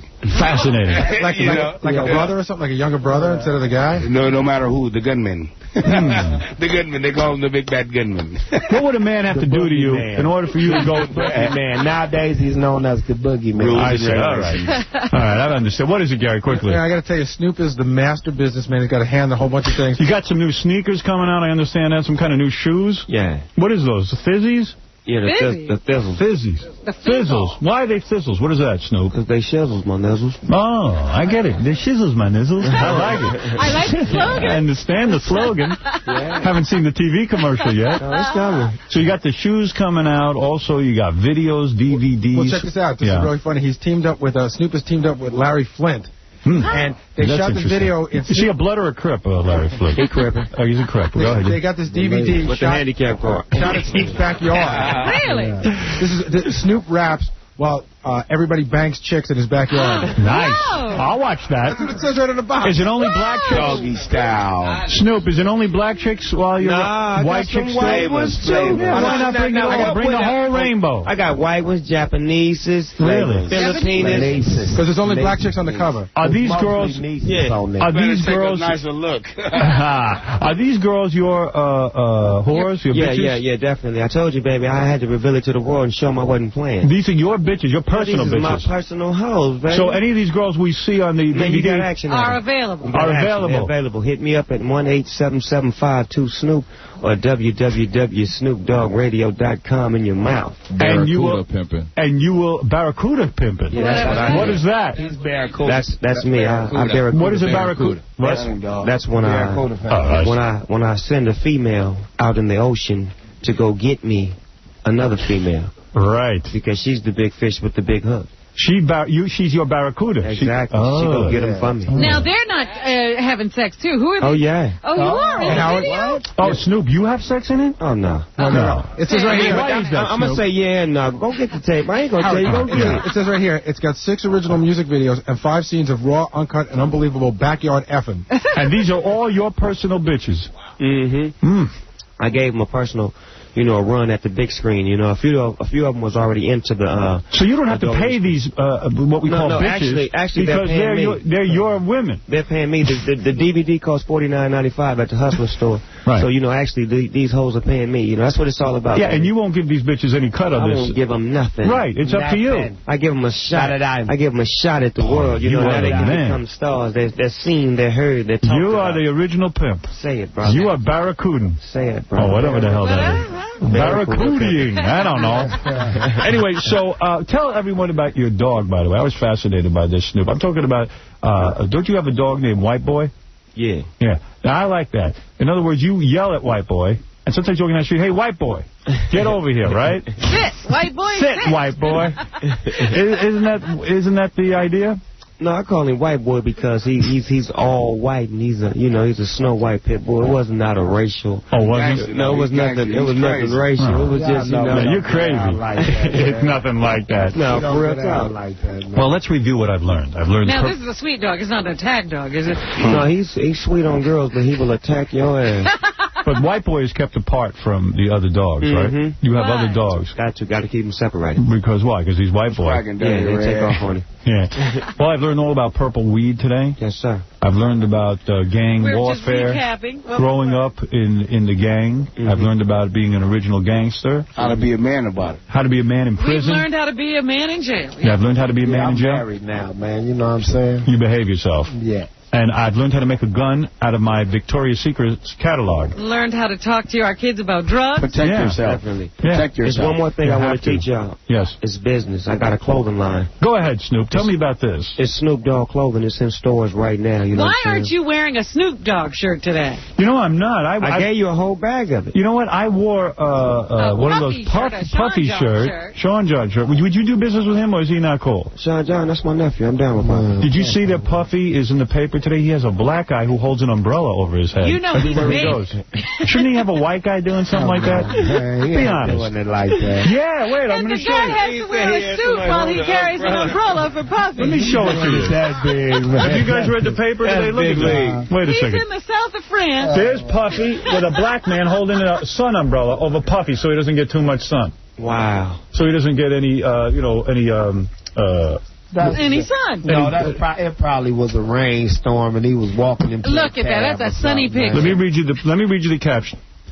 Puff Daddy is a cool cat in San Tropez thanks to his manservant. They wrote that, I swear to God. Yeah, but you know, you can't believe everything you read, baby. Well, we see the picture. Because, you know, Puffy didn't write that. You know, Puffy that might be a valet walking into his... But Puffy don't want to get ashy, you know, so I understand that. I understand that. I mean, yeah. I don't think they got Vaseline over in there. If a man want to walk over another man with an umbrella, that's his job. I believe that two men should never share an umbrella. Please believe it. It's very gay to share an umbrella. Yeah, exactly. So this is my rules. Yeah, I'm with you.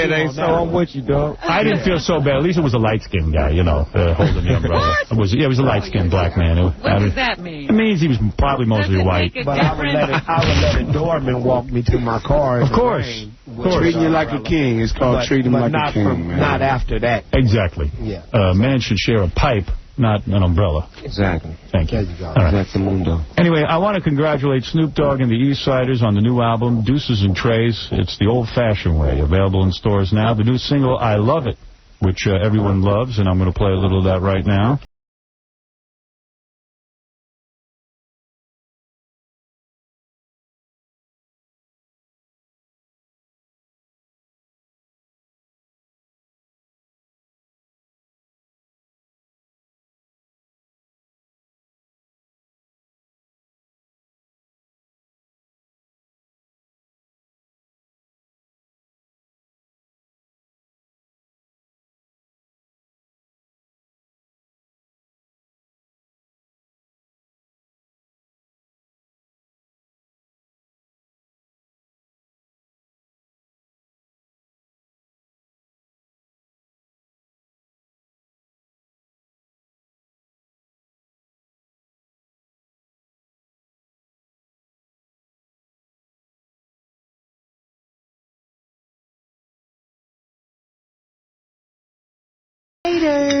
Come on, Here we go. This is hardcore. This is gangster rock. See, this I can get down to. I could actually dance to this, I think.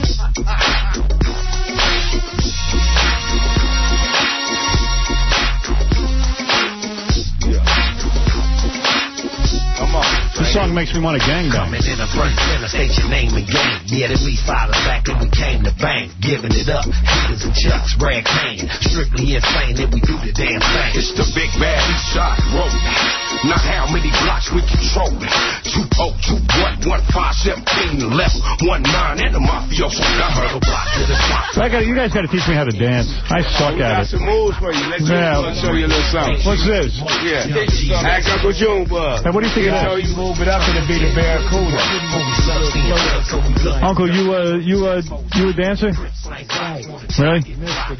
Mr. Dance? All black with a little bit of gold.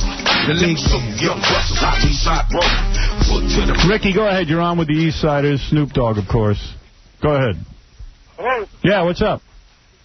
Yeah, I want to talk to this Snoop Doggy dog talking about how he's a gangster. Yeah? I'm a real gangster from Massachusetts. What do you mean? Real gangsters don't talk about being gangsters. I mean, talking about he's in a gang at the age 9. What was he holding? A water pistol? His little water pistol? Let me see you come down here and say it to his face. I just left New York. I wish I would have known he was on. I was just on my way home. What are you, in the mafia? I'm a Sicilian. Yeah, that's right. Why do all these rappers want to be gangsters? And, you know, I want to be a rasta. No, check this out. We don't want to be gangsters. That's how we was bred at an early age. And do you work with the mafia at all? Into the music. Do you work in association with the mafia, or you just... I mean, we don't never touch bases with each other. You know what I'm saying? Two people talk here. Hold on. Go ahead. Yeah, we don't never touch bases with each other. With the mafia, right. That's just how we was bred at an early age. It's no wanna be. It's the way you're raised. We already are that. Now we're trying to transform into making good music for people to like and dance to. We not just, we just use that as a vehicle to get to the next level. You dig where I'm coming from, OG? Yeah, but he's gone already. Mike, go ahead. You're on the air. Boy. Hey. On your new perspective. Yeah, this is Howard Stern. This is a real black guy, right? Yeah, for real. This is a guy. He's showing love right now, Howard. Go ahead, show some love. What that made you feel, homie?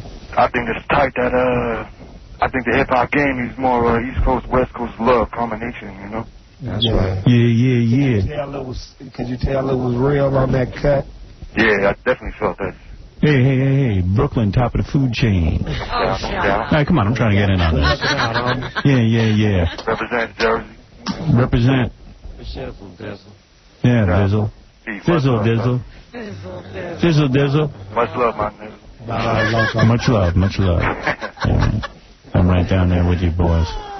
All right, anyway, listen. Congratulations. Liking the new tunes. Always love seeing Snoop Dogg and the East Siders. A lot of love in the room. Thanks, man. All right. I love it. Yeah, come on. To the left, like on my chest. Yeah, I love it. Can't stop, won't stop. What the LBC I live. love it. We do the damn thing all night, dirty and full night. Dinky, parlez-vous. Come on, everybody say it. I love it. Yeah. All right, we'll be back right after this. Go get Snoop Deuces and Trank. Still give it to you like the old-fashioned way. From the LBC, where them shells leave daily wannabes on their knees trying to beef with and get. Hey, low, I represent it because the thing don't stop.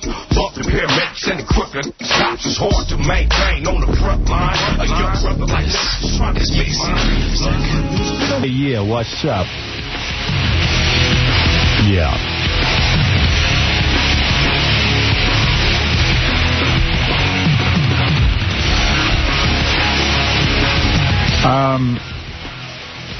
It's a lot of interesting people on the phones, but we've run out of time. It's gotten late in the show. It's time to go over doing some news. One of the news stories... And by the way, I just got to say, I love when Snoop Dogg is on the show. I also love when Joe Rogan is on the show. Joe is here with us from Fear Factor. He wisely... You might not have known that Joe Rogan was here during the Snoop interview. He wisely shut up. Feeling the vibe. Yeah.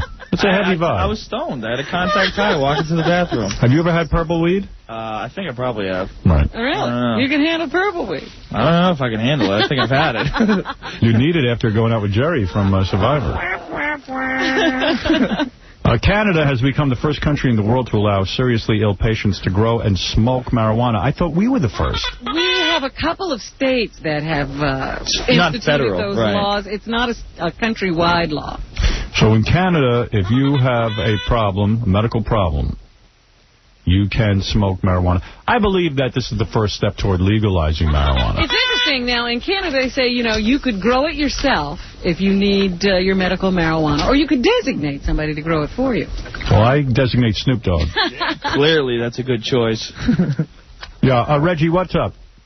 Yeah, Howard, for somebody that grew up in Long Island, how is it that you know so little about black folks? Were you high most of your high school days? I don't think I know little about black folks. I think I know a lot about black folks, having grown up in a black community. And what I learned, the number one lesson is, black people are no different than white people. Well, I agree. Given a position of power, they will be as mean and vicious as the white man. So everyone is the same. I agree, but okay. Robin, okay, she's bougie, so we can leave her out of it. All right. What? So then what is it you think that I need to learn about the black community? That bougie means bourgeois.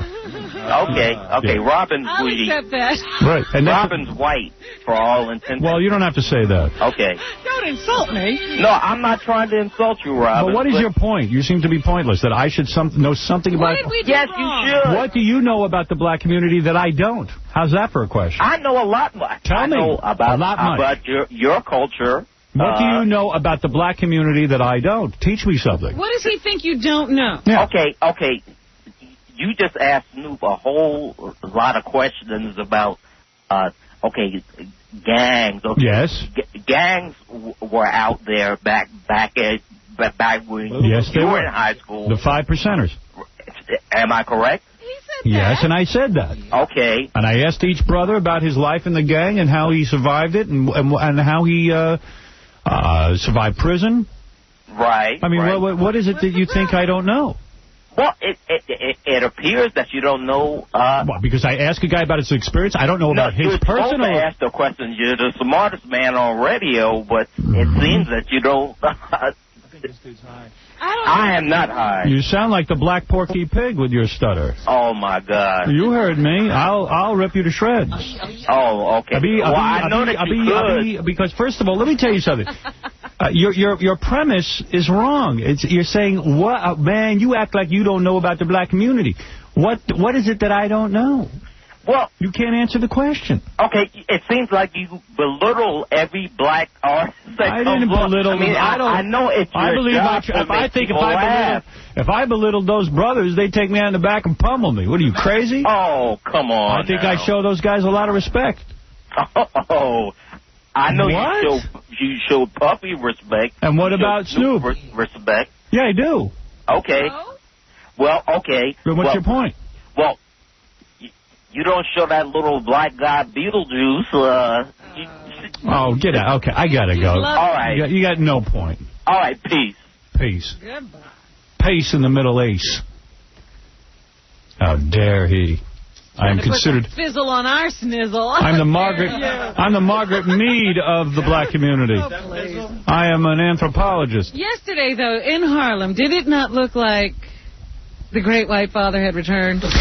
Bill Clinton goes to Harlem. I can't figure out what this guy's doing up there. What office costs all this money, and what does he do in his office? Why are people so happy to see him? If I could interview Bill Clinton, I would sit him down and I'd say, tell me what it is that you're doing in that office that you can't do out of your house in Chappaqua. It's really expensive, too. Well, there'll be nobody up there to sing when he shows up. What does a guy do who's the ex-president in that office all day? I'll tell you what he should do. Porn. That's what he wants to do. Right. He should produce porn. Stained Dress Productions. Right. Nice. Why not? Good idea. What, are you going to live forever? Well, this is something you know do what you want to do. do. It's over. You're already with the president. You served the people for 8 years. I like your idea. It's done his time. Yeah. Well, call him up. Maybe you can take a meeting in that new Maybe, office. right? I'll bring some purple weed over there. There you go. Oh. See what's up. Hey, Joe, what's with that purple weed? I love Fear Factor. Hey, how come there's no black people on Fear Factor?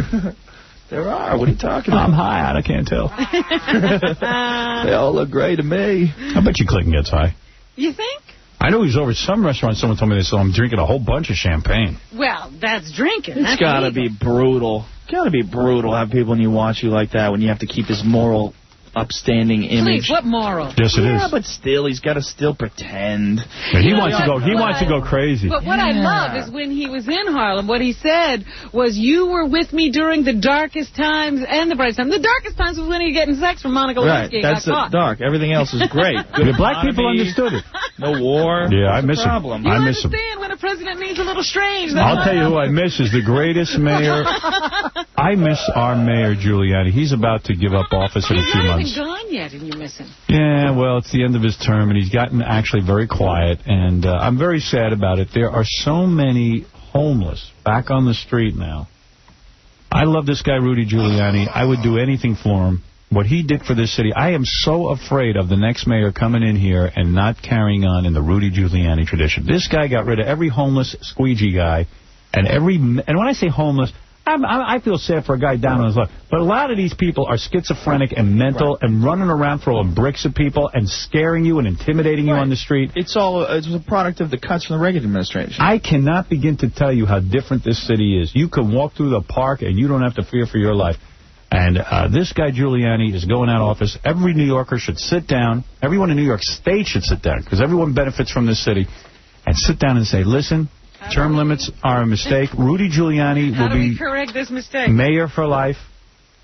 This is the greatest mayor ever, the most motivated, the only one who gets rid of homeless people. He's what do great. they do with the homeless people? See, you never asked that question. Never Soylent Green. Yeah, never asked that question. You're going to ask Rudy how he does his magic. Then you're crazy. Let him just do it. But he obviously doesn't kill them, because they do come back the moment he stops. Oh, I believe he kills them. I just think more of them. I just think the new ones are coming. Cousins. Because I don't see any of the old homeless I used to see. Oh, stop it. They moved their posts. This is a great, great man. I can't tell you how great he is. There's no words to describe how great he is. I think he shipped them all to Alaska. But they keep finding their way back. It's like those cats. Right. It doesn't matter where you put 2,000-mile cats. Yeah.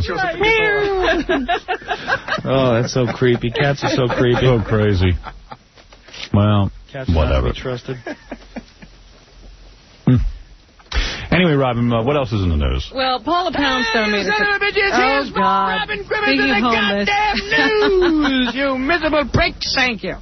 Paula Poundstone made a surprise appearance yesterday at the Santa Monica, California courtroom. The judge rescheduled a preliminary hearing on Poundstone's child abuse charges for August 27th. She was arrested on June 27th and charged with lewd acts with a girl under 14 and child endangerment. The most bizarre thing about this, she was going to court, and a lot of her supporters brought their kids along so she could hug the kids in front of the camera. Wow.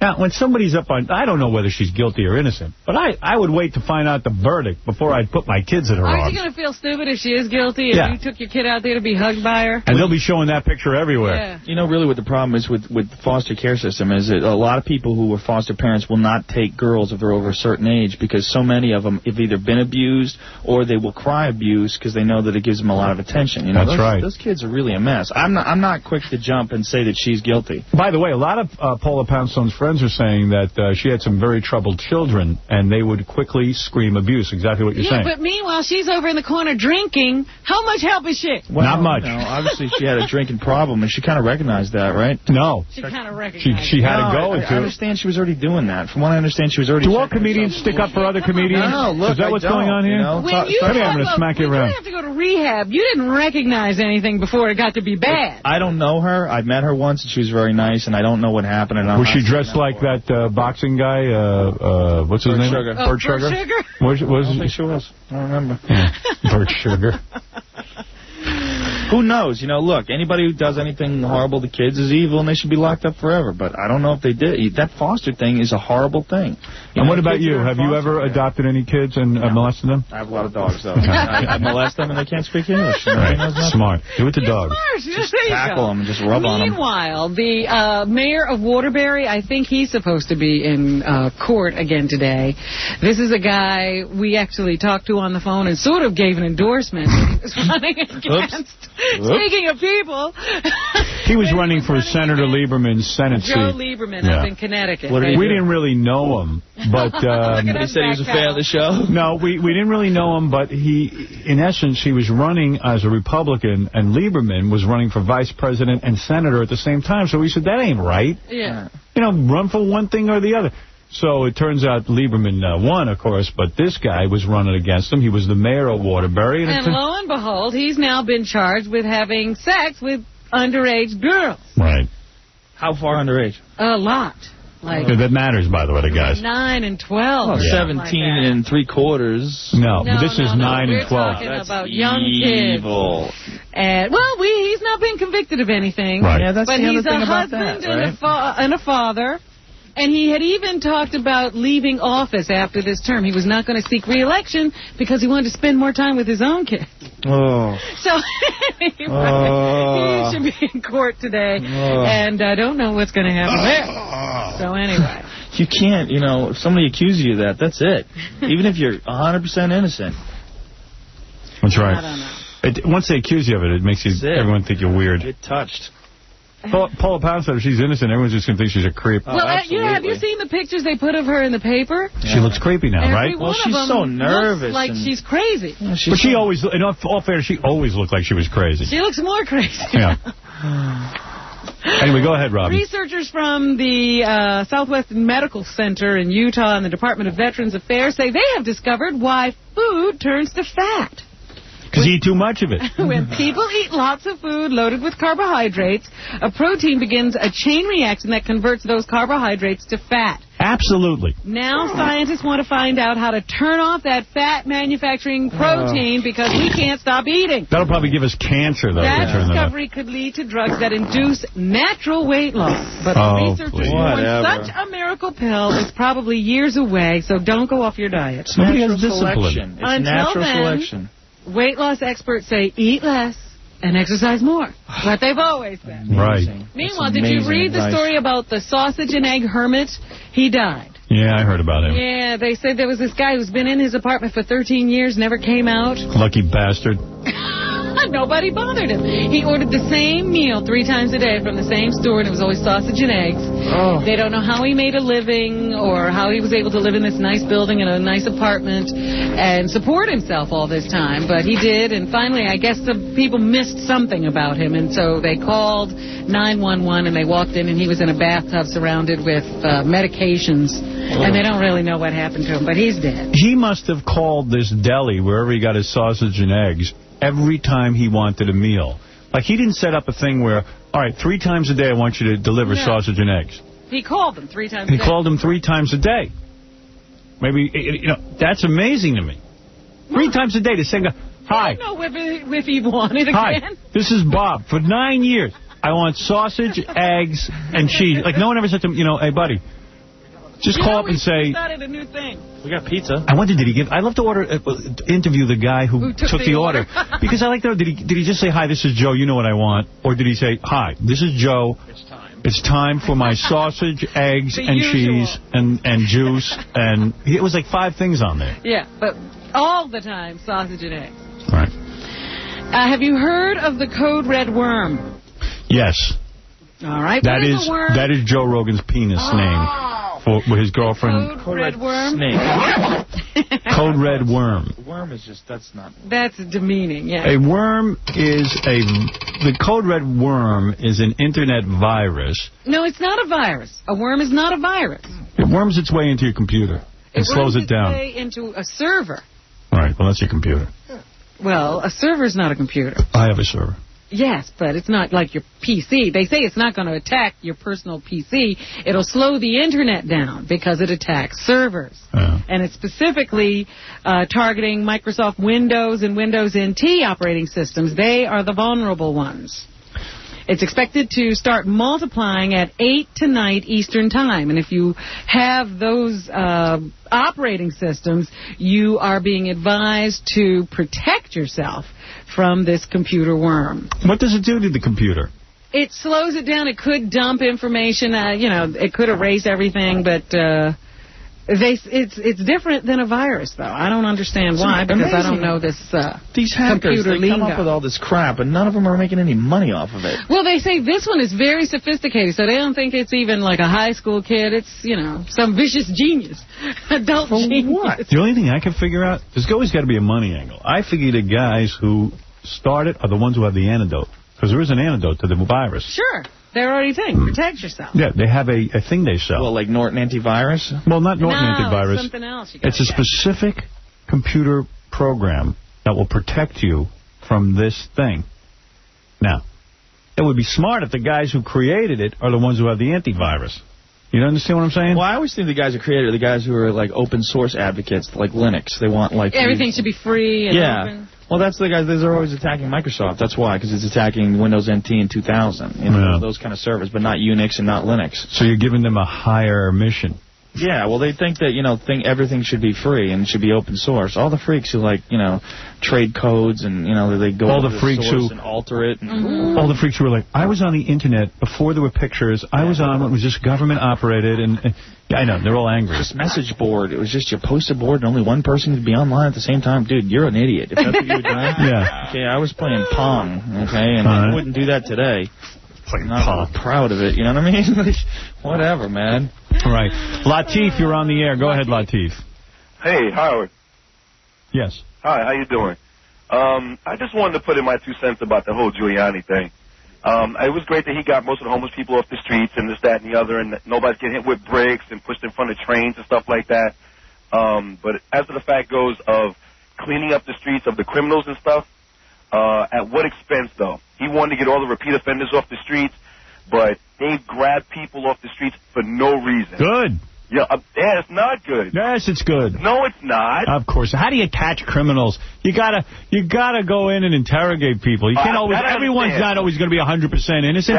But most of the people they pull off the street are guilty of something. That's true. But everybody's guilty of something. You know who's guilty of what? I walk down the street, I see immediately who's a perp and who isn't. Oh, that's true. You could spot it. You could spot it. Of course, I see people up to monkey business. I know exactly who's up to it. You are talking about profiling. Exactly. They profile everybody. Of course. How are you going to catch anyone if you don't profile? Yeah, but the point is, if you profile people at the same time, you're grabbing people who have done nothing. So what? So they'll let you out. But that makes everybody a repeat offender. No. It does. No, it doesn't. They just interrogate. If you lock everybody. All right, I'll give you an example. A friend of mine got bagged the other day. He was drinking, and he was drinking in the park. It was not an open container. That's disgusting. Wait, yeah, okay. I know you've done it, Howard. What, drink in the park? Absolutely not. Yes, you have. Drinking I have in the not. Park. Wait. He was drinking in the park with some friends of his, like at least 50, 60 feet away. There was other people smoking marijuana. The cops came in, bagged the kids for smoking. Good. Came over. Now, that's fine. It's illegal. You can't smoke. Fine, whatever. They came over. They bagged a friend of mine. He was drinking. He wasn't smoking. He was drinking. Said to him, now, normally you get a ticket. They make you pour it out. They grabbed him, pulled him up, and kept him overnight. For what? Good. I'll tell you why. If you're a woman, But that doesn't give him a rap sheet. If a woman is walking her baby, he won't listen. If a woman is walking her baby in the park, and she sees some douchebag friend of yours, she doesn't know if he's violent or not, standing there drinking out of a brown paper bag, it puts her in fear. He could go to a bar and drink. He could go to his apartment and drink. He wants to stand out there and drink for God knows what reason. Well, it's not like he was standing out there in the middle of the street drinking. He was standing in a public place. It was a public he doesn't need. He's a baby. He doesn't need to drink. What is he, a baby on a bottle? He has to drink in a public place? No, he was coming home. He's up to no good, your friend. And no one can figure out that he's a nice guy by watching. But he looks dangerous. Said that. And they threw him. Nobody said he couldn't figure out he was a nice guy. And I bet you he won't drink in public anymore. No, he won't drink in public anymore. Purely because he's a bum. It's purely because of the fact that he got bagged for something that wasn't illegal. Why is your friend not at work? Why is he drinking? Because he just got off work. No, he didn't. Yes, he doesn't work, your friend. It was 6:30 in the afternoon. I don't believe it. Tell him to get a second job. He's got too much free time. No, if it was the middle of the afternoon, that'd be one thing. Then What's your name, Latif? Sitting in the park drinking. I'm suspicious of you and your name, Latif. That's Arabic, Howard. Oh, yeah, exactly. Thank you. That's right. All right. I hope they pick you up soon. All right. Imagine. What do you think about those the cameras like in Ybor City when they're doing the profiling where they have hidden cameras everywhere? Fabulous. Fabulous. Love it. I love safety. You know what? We have so many animals. Safety? We have so many animals in our society. They're ruining it for the good people. You shouldn't have to keep cameras on people. But you know something? There are so many animals. And there's too many people on this planet. And we know who the dangerous people are. You put me out on the street, I can find these people. I know who's law-abiding and who isn't. I told you that story I saw on Real Sports the other day where this guy, he was a young boxer, he had potential, and then one night he was picked up by the police and they put him in a lineup. He was picked out, they convicted him, and they sent him off to jail. And they were all carrying on about, they always grab these innocent guys off the street and blah, blah, blah, blah, blah. Turns out his brother was the guy who actually committed the crime. Good. So, of course, he looked exactly like the perpetrator. Exactly. And his brother wouldn't come forward and say, I'm the guy.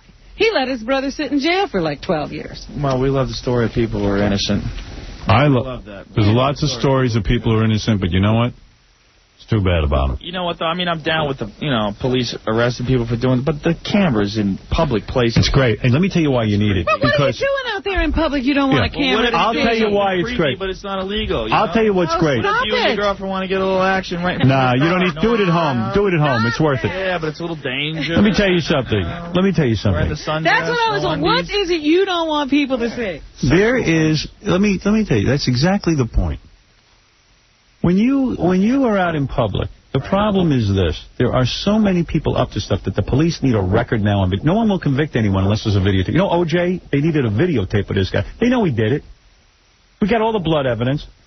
And I saw the people on jury after they go, I didn't see a videotape. Like, what, is O.J. going to videotape his crime so you could see it? I didn't see it. How you know that police didn't take his blood, move his blood over there, and take the other man's blood and put it there with Mark Furman because he said the N-word? It's the convoluted logic. The people of that jury needed a videotape. So now we're going to videotape everything, and finally we'll be able to convict someone. Here's a kid, 13 years old. They videotaped him shooting his teacher, and he only got 20-something years. He didn't get life in prison. 28 years. He shot a man, a father of 2, a husband, in cold blood, and only got 28 years. We've gone insane. Oh, but he's 13. Who cares? Look, I don't care if he's 4. Look, I agree that kid should be locked up for the rest of his life. Of course. He's capable of taking life. Thank God we got him on video. You know what the jury would say? I didn't see him kill. But well, how do you know he had a gun? Show me the proof. You think they should have video cameras everywhere? Yes. Yes, everywhere. Everywhere. Just to catch you. Because I want to know what you're up to. What you're doing. Rogan.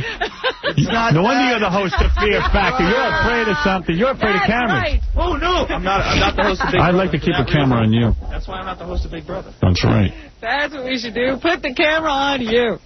Maybe, how you know Nicole wasn't attacking O.J.? You don't have a camera. Anybody question the dog? Right. Well, here, now we got a camera. Cameras are great. We got to take a break. We'll finish the news in 2 seconds. You're listening to a man whose ratings are still not as big as his nose. Howard Stern. I watched Howard Stern one day, and I was disturbed by the meanness on the show. Howard Stern Show. Blah, blah, blah, blah. Yeah. Keeping it real up in the field. Right? Ringo tomorrow. Oh, okay. Ringo star. Wow. Sean from Survivor will update us on his love life, which is always good, yeah. Okay. Of course, Sean from the first Survivor. Joe Rogan will be here, the star of Fear Factor. Mondays at 8 o'clock, repeats on Sundays at 7 and 8 o'clock on NBC. And we love having Joe here because he's a funny guy. And wrote the funniest comedy bit in the history of comedy. I think he's a little crazy, too. Today I'm beginning to see he's a little crazy. Nothing wrong with crazy. Oh, it's the only way to keep the party going. As long as you're funny, crazy is good. Some guy, Bill, is on the phone, claims he used to live with Joe Rogan. Yeah? Bill was his last name. Do you ever live with a Bill? Yeah, I live with a Bill. Bill, is that you? Yeah, it's Bill McNally. Hey, what are you doing? What are you doing? I'm on the radio. I know you're on the radio. I was just calling to tell how you slept with Paula. Paula who? Girlfriend when we were living together? Don't. What? Wait. Don't give last names. Hold on a second. Who are you talking about? Bill. You know, really Billy? This is really Billy. We lived in Ocean Drive and we lived. This isn't Billy. Yeah, it isn't Billy. You used to kick my parents. Remember? Ripped down my ceiling fan? We lived with Ronnie Record.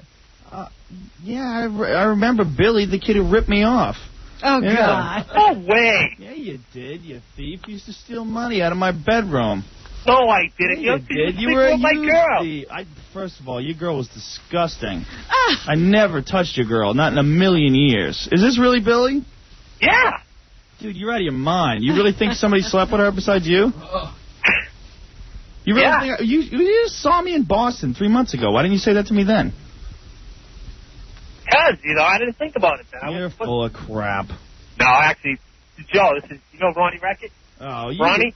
Is this Ronnie? I work for him. He just told me to call you. Oh, I knew it wasn't Billy. You didn't sound drunk enough.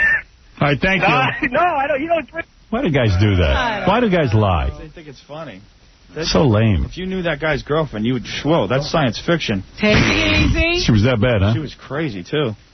Oh, yeah. One man's chicken is another man's this bone. Dude, he ripped me off.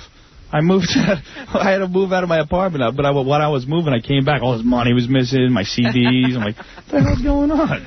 Dude was a compulsive thief. He was an electrician. Ray, you're on the air. Howard? Yeah. My name is Ray. And, I wanted to ask you something. Tell you something. How old are you? 12. Oh. Go ahead. Well, my mom has been, listening to you for years and stuff. Because, I remember since, I was in kindergarten. And I want to ask you if I could have, a PlayStation 2. Because you're like his dad. Where's your dad? My dad? He's at work. Well, let him buy you a PlayStation. Well, I don't know. I didn't want to ask him because, Dude, you're mom weird. Doesn't listen to him. Was your mom hot? I don't know. She's my mom. You know if your mom's hot. Guys always say, oh, they don't know. I know if my mom's not hot. I know that. If they teach you about Oedipus too young. Yeah, my mom was not a MILF. Is your mom a MILF? What? Is your mom a MILF? I guess, yeah. Really? What is a MILF? Do you know? Yeah. He knows. The kid knows. Talking his language. All right. How old's your mom? I don't know, 36. That ain't bad. She still got it going on? Holding on by a nail. What? You got a picture of your mom in a bikini? Yeah, I think. I'll tell you what. You give me a picture of your mom in a bikini? Yeah. Full frontal shot? I'll give you a PlayStation. Wait, the PlayStation 2? Yeah. We could get one of those, right, Gary? Sure, I could get that. We had a few. I don't know if we still I'll buy one for you. I'll give you the money for it. All right. You know what? I'll tell you what I got. Let me see. Let me look on my prize list. No, he wants a PlayStation. No. Hey, I'll give you something better. I'll give you a BlackBerry 957 with Earthlink wireless service. What's that? You can access your email anytime from anywhere on the planet. I already have email. Yeah, but you don't have email through a BlackBerry. This is wireless. Wireless, dude. You could be at school checking your email. You don't have to be wired at all. Wait, what is it? All right, fine. Can we get him a PlayStation 2? I want to see a picture of his mom in a bikini. I don't have a PlayStation 2, but I have a $250 gift certificate to buy.com, and they sell them on there. How much does a PlayStation 2 cost?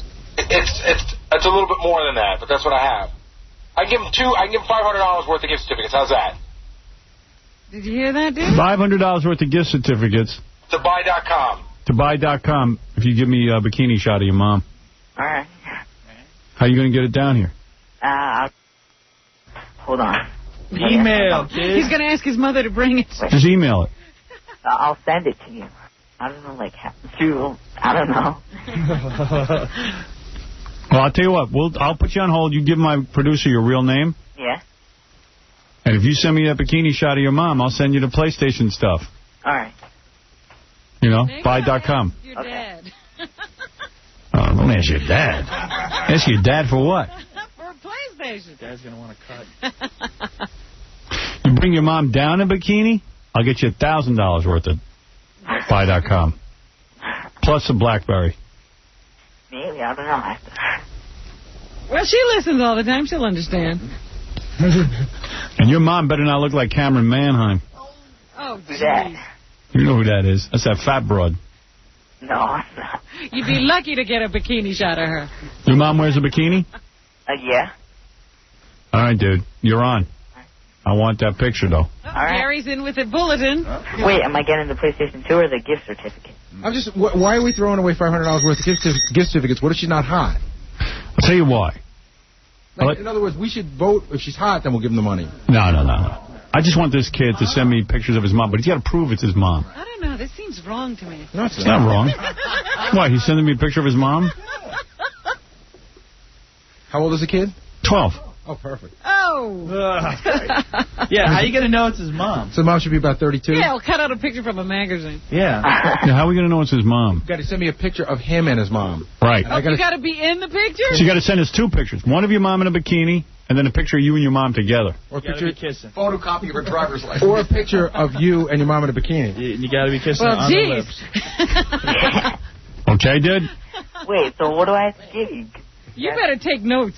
You got to get me a picture of your mom in a bikini and just a picture of you and your mom together so I know it's really your mom. How does that prove it's his mom? He's just going to go to the beach. Yeah, because who knows what he looks like. Bikini, take a picture with him. Oh, really? Yeah, exactly. How do you know that's his mom, even if he's in a picture with him? Where does he live? Scam it. This is giving me a headache. No, where does he live, Howard? Where do you live, dude? In New Jersey. Okay, so bring him up. Bring your mom in a bikini. You know, if he comes down here with the pictures, then I know it's him in the picture. You don't have to bring your mom. He could just come down here with the pictures. You know, he doesn't have to be on the air. But how does he prove that the woman in the picture is his mom? Hey, Gary, why are you not following the conversation? I'm We're way past you, bro. Yeah, he's going to get some hooker to just dress in a bikini. Yeah, put this on. I guess he'd have to bring... Is your mom there? Yeah. Let me talk to her. How come? How come? Yeah. Because I'm going to tell her what I want. All right, hold on. Wait, hold on a second.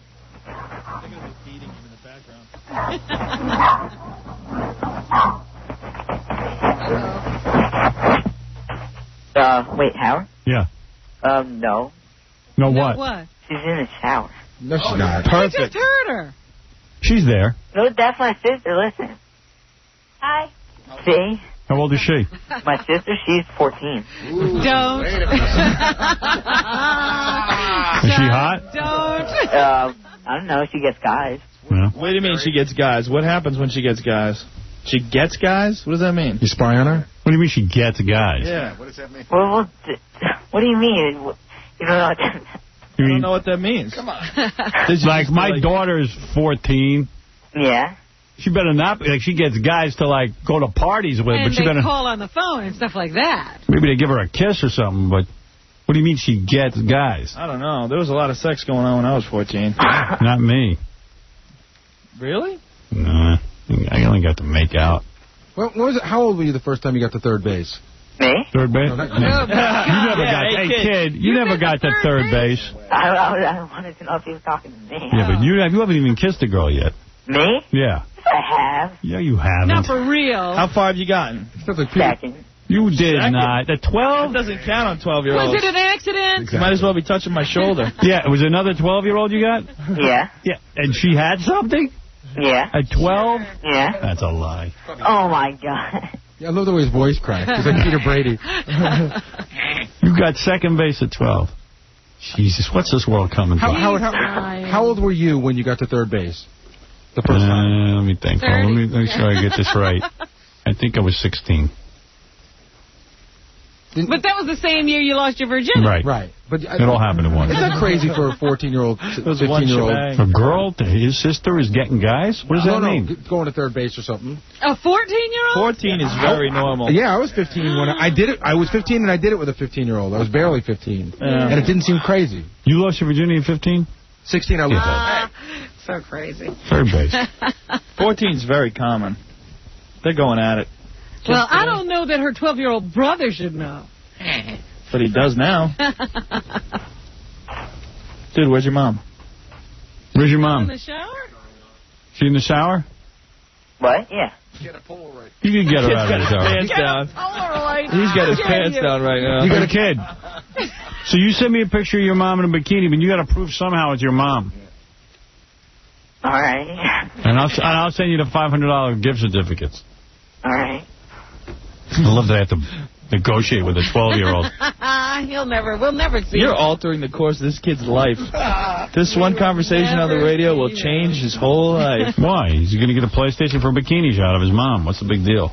He's just figured out the way of the world. All right. He's going to go the way of Snoop. Oh, dear. Snoop. 5 years from now, he's pimping chicks on the internet. Like a caveman. All right, dude. Hold on, all right? We want to get your name. Barracuda pimping. Barracuda pimping. Caveman style. All sorts of animals. Anything else in the news, Robin? Yeah, I just wanted to mention again, this was the worst story of the day. This little kid killed in the MRI machine. He had just survived an operation to remove a tumor from his brain. He was getting an MRI just to check things out. And somehow or other, an oxygen canister got introduced into the room. And when they turned on the MRI machine, it became magnetized and got sucked right into the machine. Clobbered the boy in the head. Now he's dead. He did live for a little while after, but he died. So, just a freak accident. And now they're saying when people hear about this, the MRIs are very safe, and you really shouldn't be afraid to get that test. I'll pass. It's really very safe. It's safe unless they make a mistake. It's not fun. Real safe. Yeah, you really don't expect, some flying metal to come in. It's just a giant superpowered magnet. Huh? Yeah. Gives very good pictures of the inside of your body, though. They don't know what to do about this Chandra Levy case. It's getting cold as ice. And there's a lot of debate in the police department now as to whether they've spent too much time focusing on Gary Condit and letting the other leads that might have been there go cold. And now they don't know what to do because it is an ice-cold case at this point. So, Howard, you think it could all be solved if there was cameras everywhere? Then they wouldn't. Of course. Well, we know. That makes sense. They think that they should probably have spent more time investigating this as a street crime, which we said, people disappear all the time. And maybe Gary Condit had nothing to do with this. But this is how it's gone, and the family is now pleading with the department not to, let the case go completely, to still concentrate on it. There's an investigation or a hearing going on. I hope it doesn't die because I love watching it on TV every day. I don't think TV's going to let it die. It's so creepy.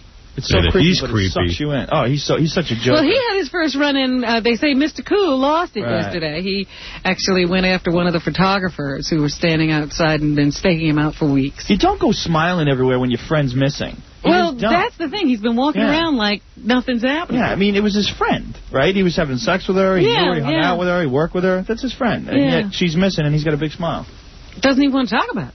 It's a creepy dude.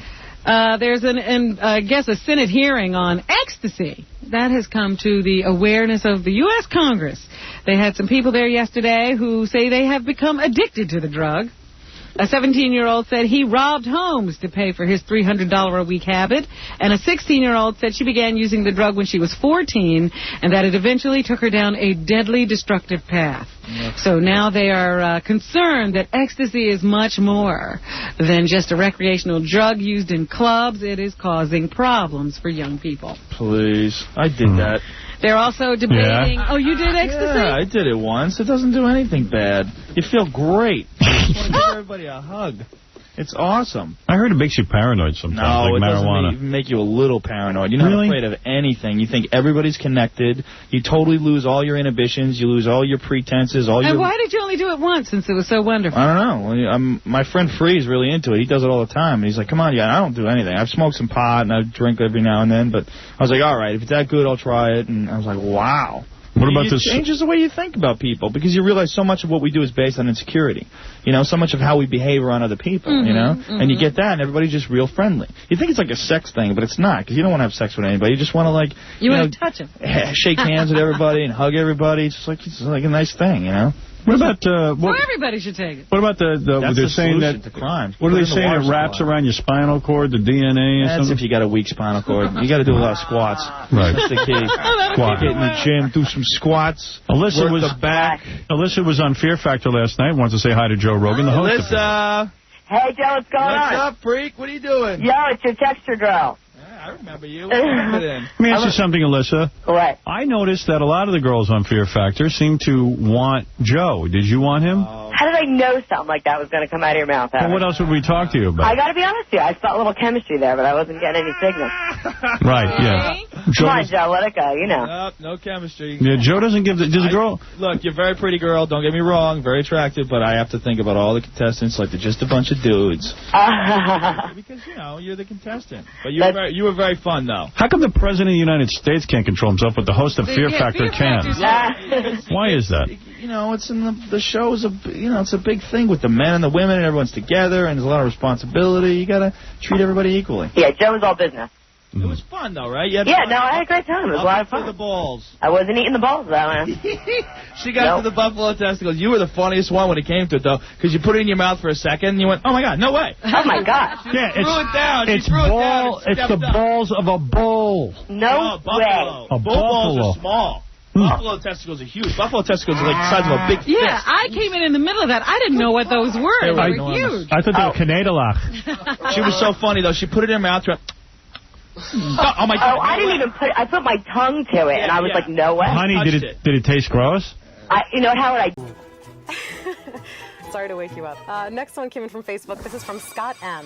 Oh, Scott. From Scott. Sal, what do you do all day other than the prank calls? Well, that's a good question. We do song parodies. We listen to listener submissions.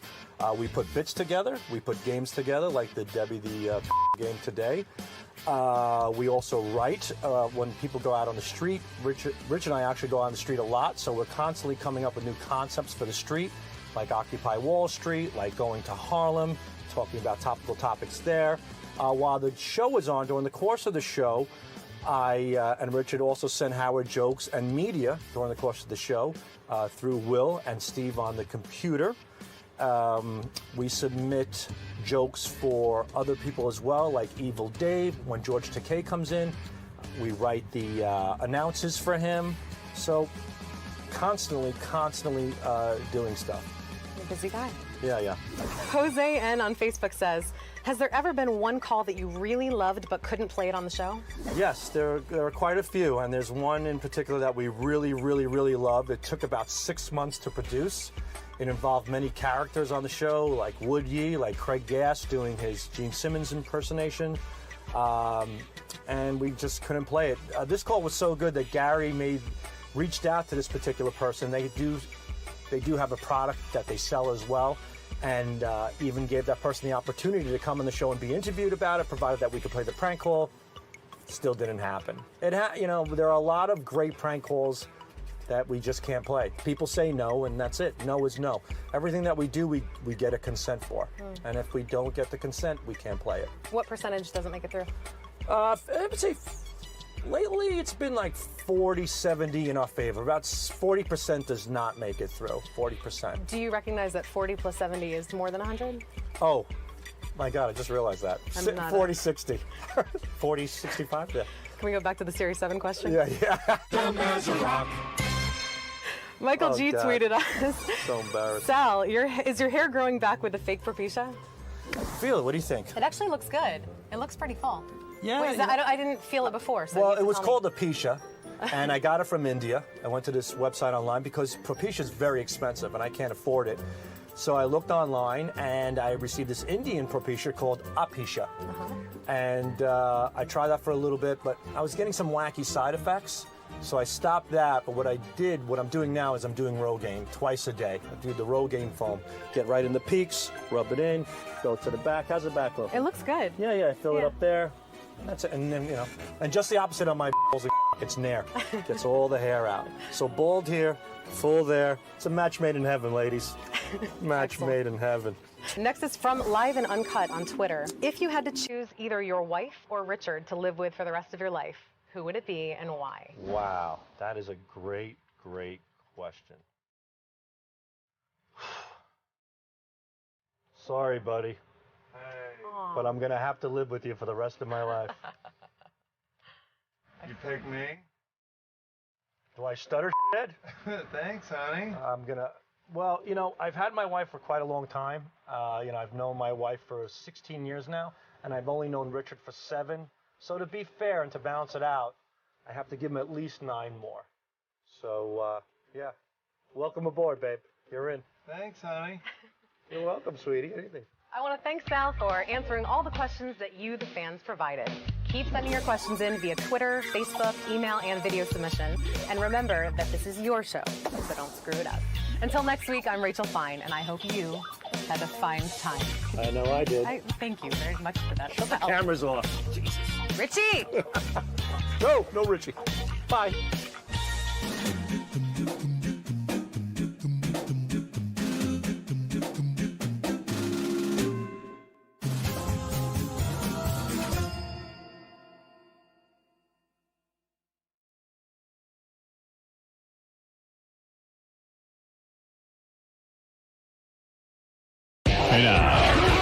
You don't even seem to understand the show. You just ruin everything. You gotta be funny in here. I can't wait for you guys to see this on Howard TV. Daily shows, classics, and exclusive behind-the-scenes access. Well, that's gonna be on Howard TV. The funniest, sexiest, most star-studded network on TV is Howard TV On Demand.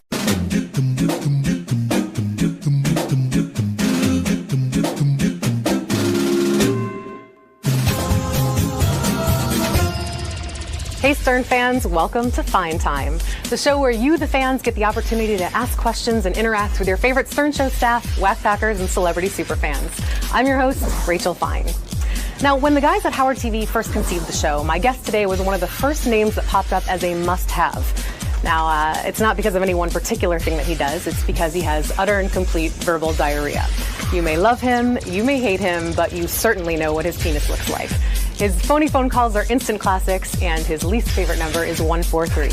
Ladies and gentlemen, I give you Sal, the stockbroker, Governale. Rachel Fine! Sal Governelli. Hey. We're not falling for Okay. that. Let's just... Good to see you. Good to see you. Okay, Little sit down. You feel warm. Not falling for that again. Fresh and warm. Sit down.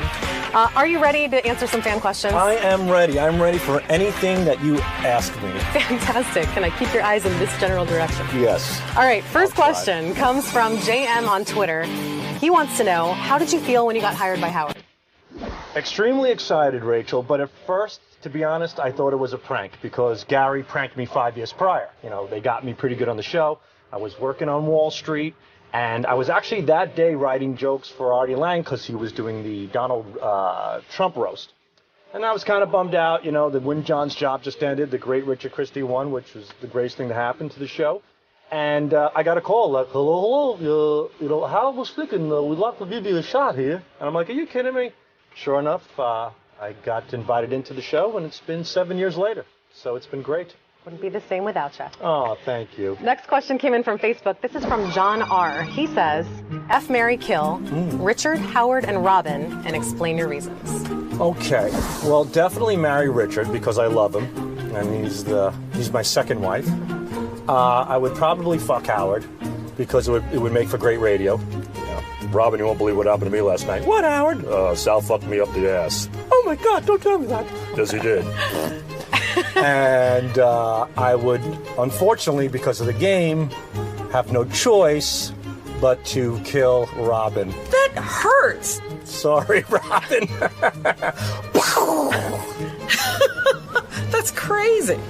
Sorry to hear that. What's wrong with him? Only because of the game. Only because the game really getting into that. gives me no choice but to do it. Okay. Excellent. Moving on.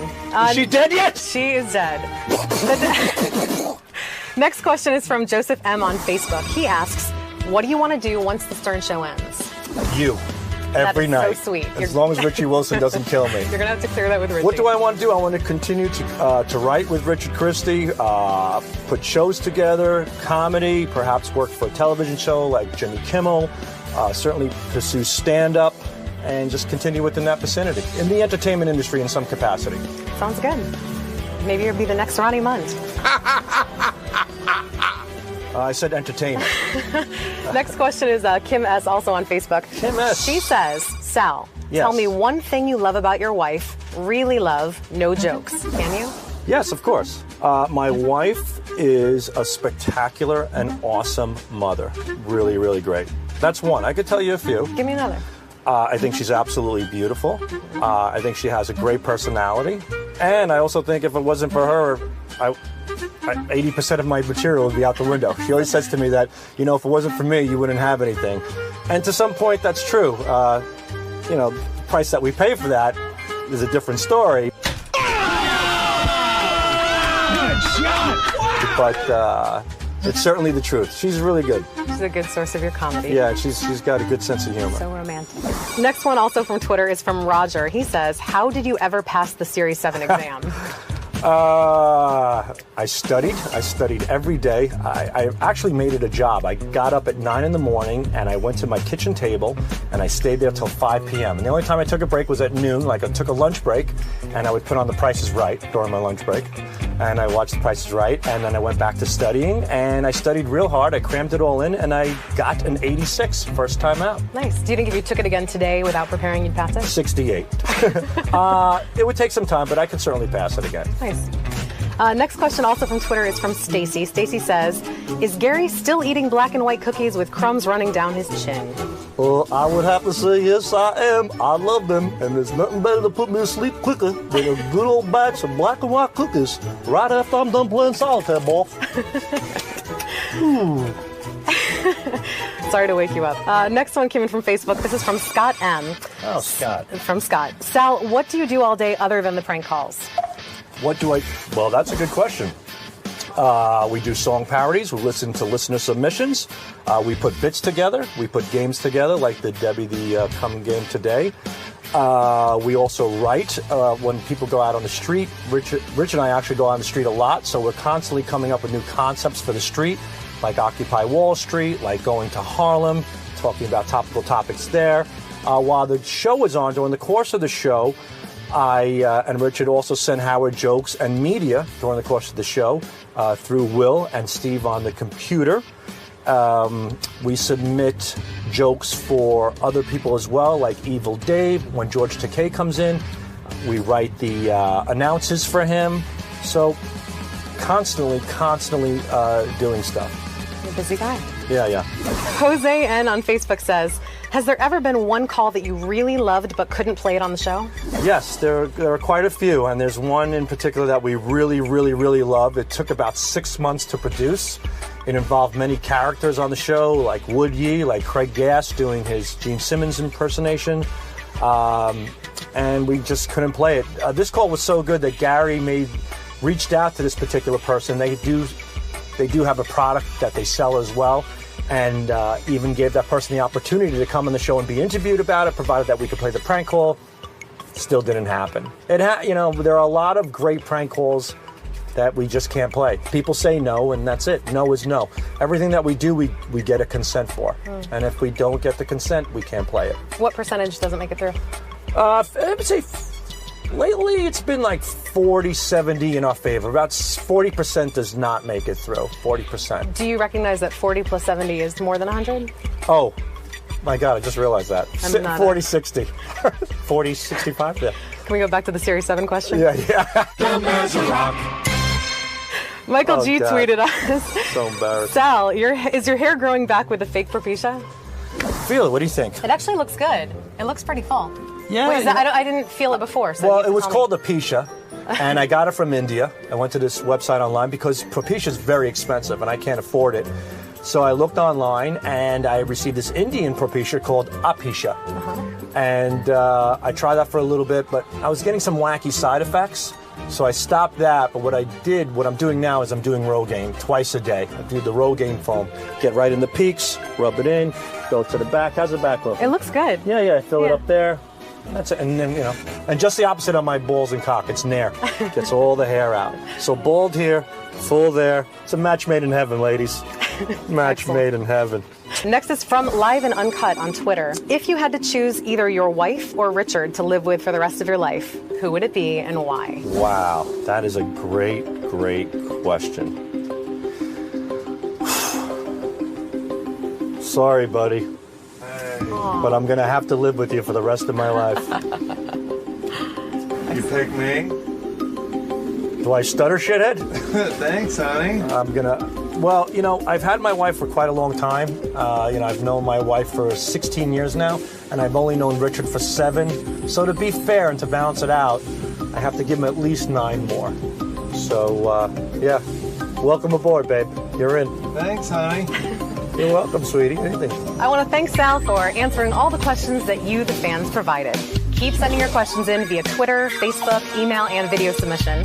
And remember that this is your show, so don't screw it up. Until next week, I'm Rachel Fine, and I hope you had a fine time. I know I did. Thank you very much for that. Shut the cameras off. Jesus. Richie! No, Richie. Bye.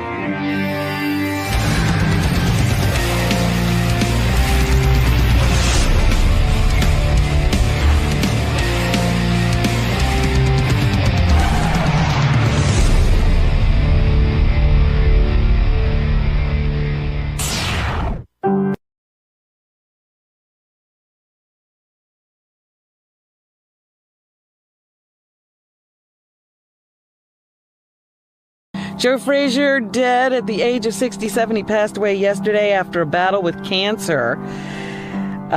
He was a great fighter and had 3 legendary fights with Muhammad Ali. Knocked Ali on his ass. Legendary left hook, right? He had a very strong... Yeah, nobody ever saw that one coming. Yeah. Boxing was always a huge deal in my house. My father always watched the fights, and I remember being in 4th grade.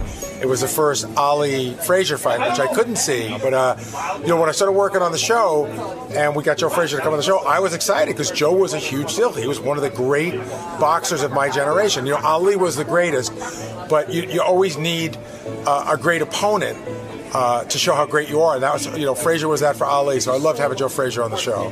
I think a true boxing fan would say that boxing skills, strictly boxing skills, and a powerful left hook, Frazier might have it over him. Of course he does. Ability-wise. I just watched a documentary about the last fight between Muhammad Ali and Joe Frazier. And there were a lot of things at the time I was growing up that I didn't know about Joe Frazier that I have learned in the interim. And he really was an incredibly generous guy, a guy who loved people, and he loved being a star, and he was incredibly unrecognized. People say you're a soft touch, that whoever needed help, you would just give them your money. That's right, whatever. And now if I think he's worth it. I love people. You do. You like greeting the people, talking to them. You're a champion, and that's it. The one thing that always came through with Joe that I found interesting was he really never got over the fact that he didn't get the respect he deserved, especially from Muhammad Ali. Muhammad Ali has said, if your manager hadn't thrown in the towel, he doubts he could have gotten up to finish the fight. It was the only thing that saved him was you throwing in the towel. And you didn't want to throw in any towel. No. Some doctor said that if you took another punch, your brain would explode. Yeah, and you said, fuck that, I'm going in the ring. Would you fight Muhammad Ali right now?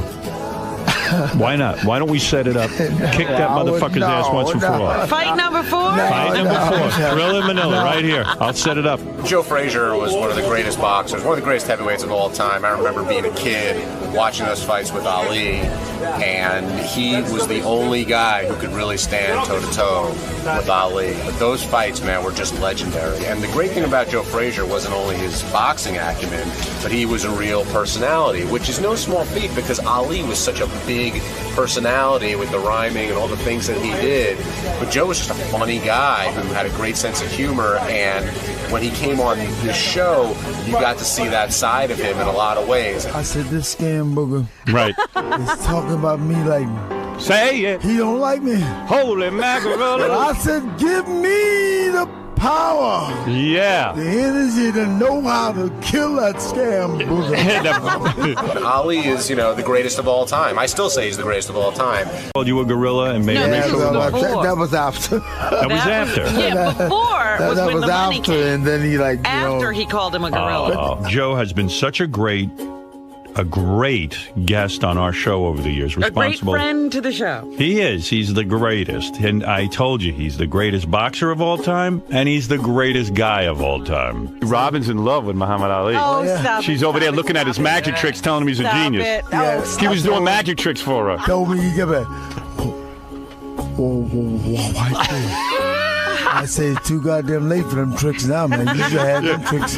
He was trying to have them tricks 20 years ago. He was trying to get that left hook way. You know what I mean? He was trying to show you the magic trick. Yeah, he was trying. I told him it's too late. It's too late. No magic. Well, every time Joe Frazier came in, he always said hello to me and hugged me like he knew me. But I'm pretty sure he didn't know my name and never remember me. But he was such a nice guy. His entourage was great. I loved his son Marvis. I loved his nephew that turned out to not really be his nephew. Tyrone used to come in a lot, and all the people that were with him.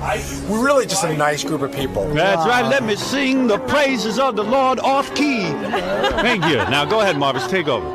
Well, Lord is good, man. He woke us up this morning, Howard. He gave us a new day. Look how God has blessed you. Marvis, you preach like you box. Oh, yeah. What the hell's going on over there? Yeah. You got to get in the ring, man. You're putting me to sleep. Yeah. Joe Frazier, not only was he a phenomenal boxer, but he was one of the best guests ever on the Howard Stern Show.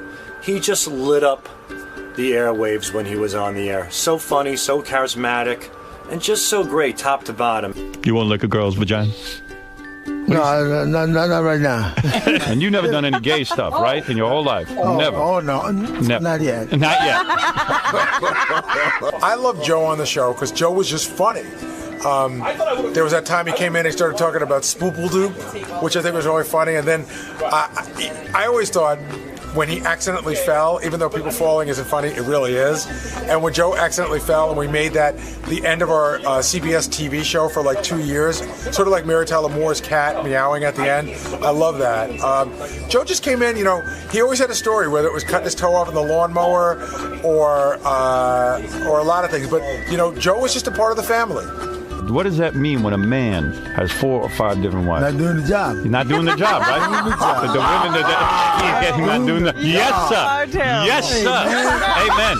He had a great sense of humor about himself and about the situations he was put in. So whether it was bringing in, Marvis or someone else, or him just coming in on his own, he was an entertainer first, and that's why he succeeded. You almost forgot he was a legendary boxer who can beat the crap out of anybody around. He was more of an entertainer. You saw that personality shine, and Howard really took to it. And of course, Howard saying that Joe Frazier was the greatest of all time, knowing Robin was such a big Ali guy, always made it interesting. So even though Howard doesn't know anything about sports, he did know about Smoking Joe Frazier. You know why they remember you? Because you pounded him so bad, all he could do is one magic trick. Like a butterfly, sting like a dead bee. Joe Frazier got me, can't you see? Joe, even though you're gone, your voice will live on with the Stern Show, and we miss you, buddy. Rest in peace, pal. Your black heart, so sweet.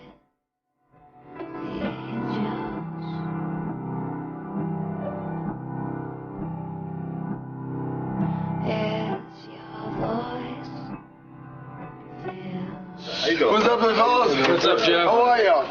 Hello, Howard, world. How y'all been? My name is Joe Frazier.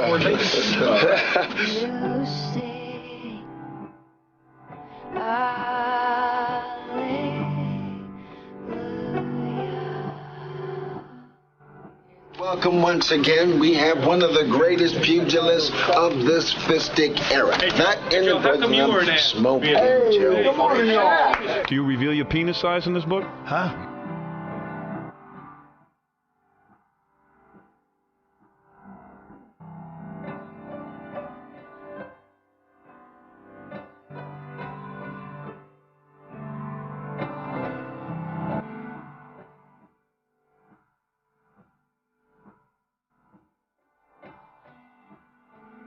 You got a big one, right?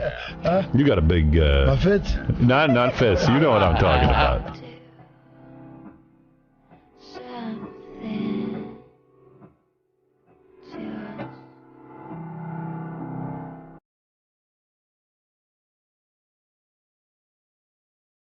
I told Joe when he was alive he was the greatest. And that what Muhammad Ali said to him was disgusting. And I just like to see that Muhammad said something nice about Joe. And Joe Frazier was a great guy and a great guest, and I will miss him. We will all miss him.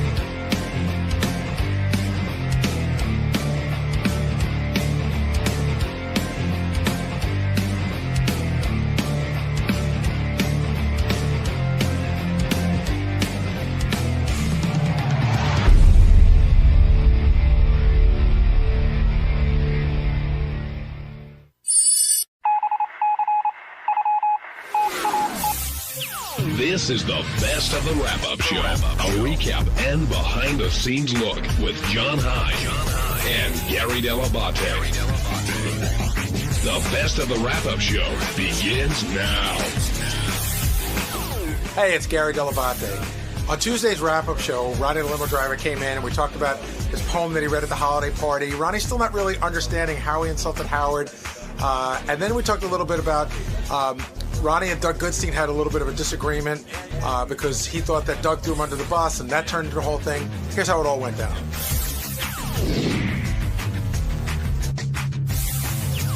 Now, do you guys think Howard had a right to be offended by Ronnie and what he did, or was Howard overreacting? Oh, I think he had a right in a sense. As soon as I was in the back of the room when Ronnie was doing his speech or poem or whatever, and as soon as I heard that one line about Howard being an ass, I turned to whoever was standing next to me and I go, that's going to be the only line Howard heard. Because it was the only line I heard. This is what I heard.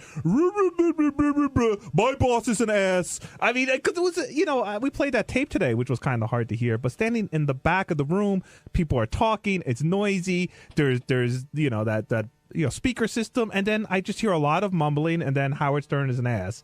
And I knew that would cut right through everything. That'll be the one thing everybody heard. Would you characterize Ronnie as a sloppy drunk? Yeah. Yeah, I mean, when he gets really drunk, he does things he regrets. So I guess so. Yeah, he's blacking out. I mean, okay. So here are the things that I've seen. Again, none of which bother me. I'm sort of in the whole thing like with Benji. When Benji was acting wacky, say 2 years ago at the party, didn't bother me. I am just noticing this. All right, the Bubba wedding was a classic. Were you guys? You weren't working with us at the time, Jason. Were you at the Howard and Beth's karaoke? Yes, Valentine's party yeah. where Ronnie took his shirt off and passed out in the King's Throne. I have pictures of it. Okay, that was another great one. And then there's been a couple of Christmas parties. And there's also been a couple of Ronnie's, I haven't been to all of them, but Ronnie's birthdays at Scores and Rick's that I heard have been in that vein. But he gave a weird drunken speech at my wedding, too, which was very nice, but he was just going on and on about how I go to strip clubs and like all this stuff. And at some point I was like, Ronnie, does this go anywhere? Was he like Zach Galifianakis at the rehearsal dinner?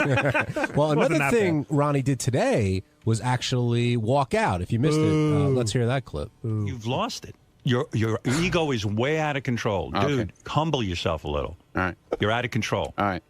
I'm done. You're drinking too much? Listen to me. Look at me. I'm done. What are you done with? What about an apology? What about an apology? Come here. Get in here. Get in here now. No, you're not apologizing on mic. What the heck was that? He just left. He left. He's done. Your worst moment, Ronnie. Why did you walk out, Ronnie? I was done. But you were genuinely hurt. And surprised, right? Ambushed. Well, I would say blindsided. Yeah. You didn't see it coming today, did you? No. But the funny thing is, everybody else did. Okay. All right. But I knew you didn't, and I knew that's. Well, I know that feeling. I've been in your shoes. You feel so blindsided that you feel stupid, and you want to leave. Yeah, exactly. I don't want to hear anymore. Just walk out. When you went through your poem, and JD read it, you wrote it. Were you worried about that ass line and being crass, or did you think, oh, he'll know I'm just kidding around and, just being yourself, I guess? Yeah, well, basically, if you listen to the end of it, I was complimenting him. But he doesn't get that. He just like... Well, how is it a compliment if you say some people think you're an ass? Some people. I didn't say me. I didn't say Gary said it. I didn't say you said it. I said some people, meaning it could be anybody. Media people, whatever people that always who's made fun of him and said he was shit or whatever on the air. The Pope. Whatever. Then I said how everybody here loves him. But that didn't translate into his head, I guess. I was insulting him and his wife, which I don't get at all. I'm sorry. Well, the only thing he heard was you calling him an ass. I mean, I didn't call him an ass, John. All right, JD called. Well, JD, no, I didn't call. If you read the fucking goddamn poem, John, I didn't say Howard, you're an ass, did I? I said some people call you an ass. Well, Fred said I didn't say me. Fred said he had read it before. You showed it to him and told you might want to think twice about that. He never told me to take the ass part. I never said John was a pedophile. I'm just saying some people say John's a pedophile. Thank you, Sal. No problem. But JD, when you were reading it, you told me that you thought twice about that line. You thought Ronnie may get some shit for that. Yeah, it was definitely one of the odder parts of the poem when I did the first read through of it.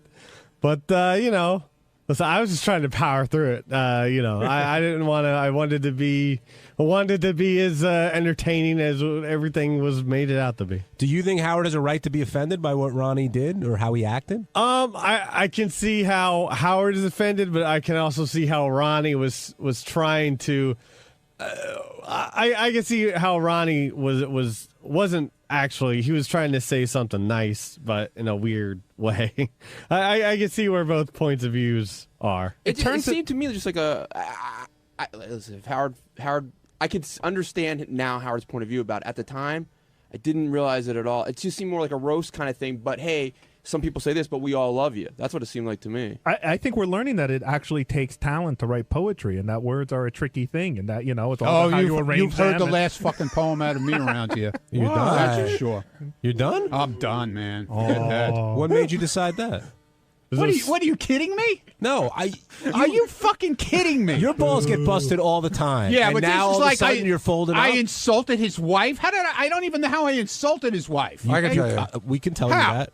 Because they've been together a long time, and you 10 called years. her his new wife. I did not. Yes, you did. I did not. Yes, you It's did, on tape, Ronnie. that's what it is. That's your blackout speech. Ronnie. You said your new wife, Ronnie. and I think that's a little sensitive in the sense that he's been with her for 10 years. Wait a minute. Ronnie, wait. You blacked out. It wasn't part of your poem, but when you came back to give a speech, Yeah. Your second one. yeah, you absolutely said that.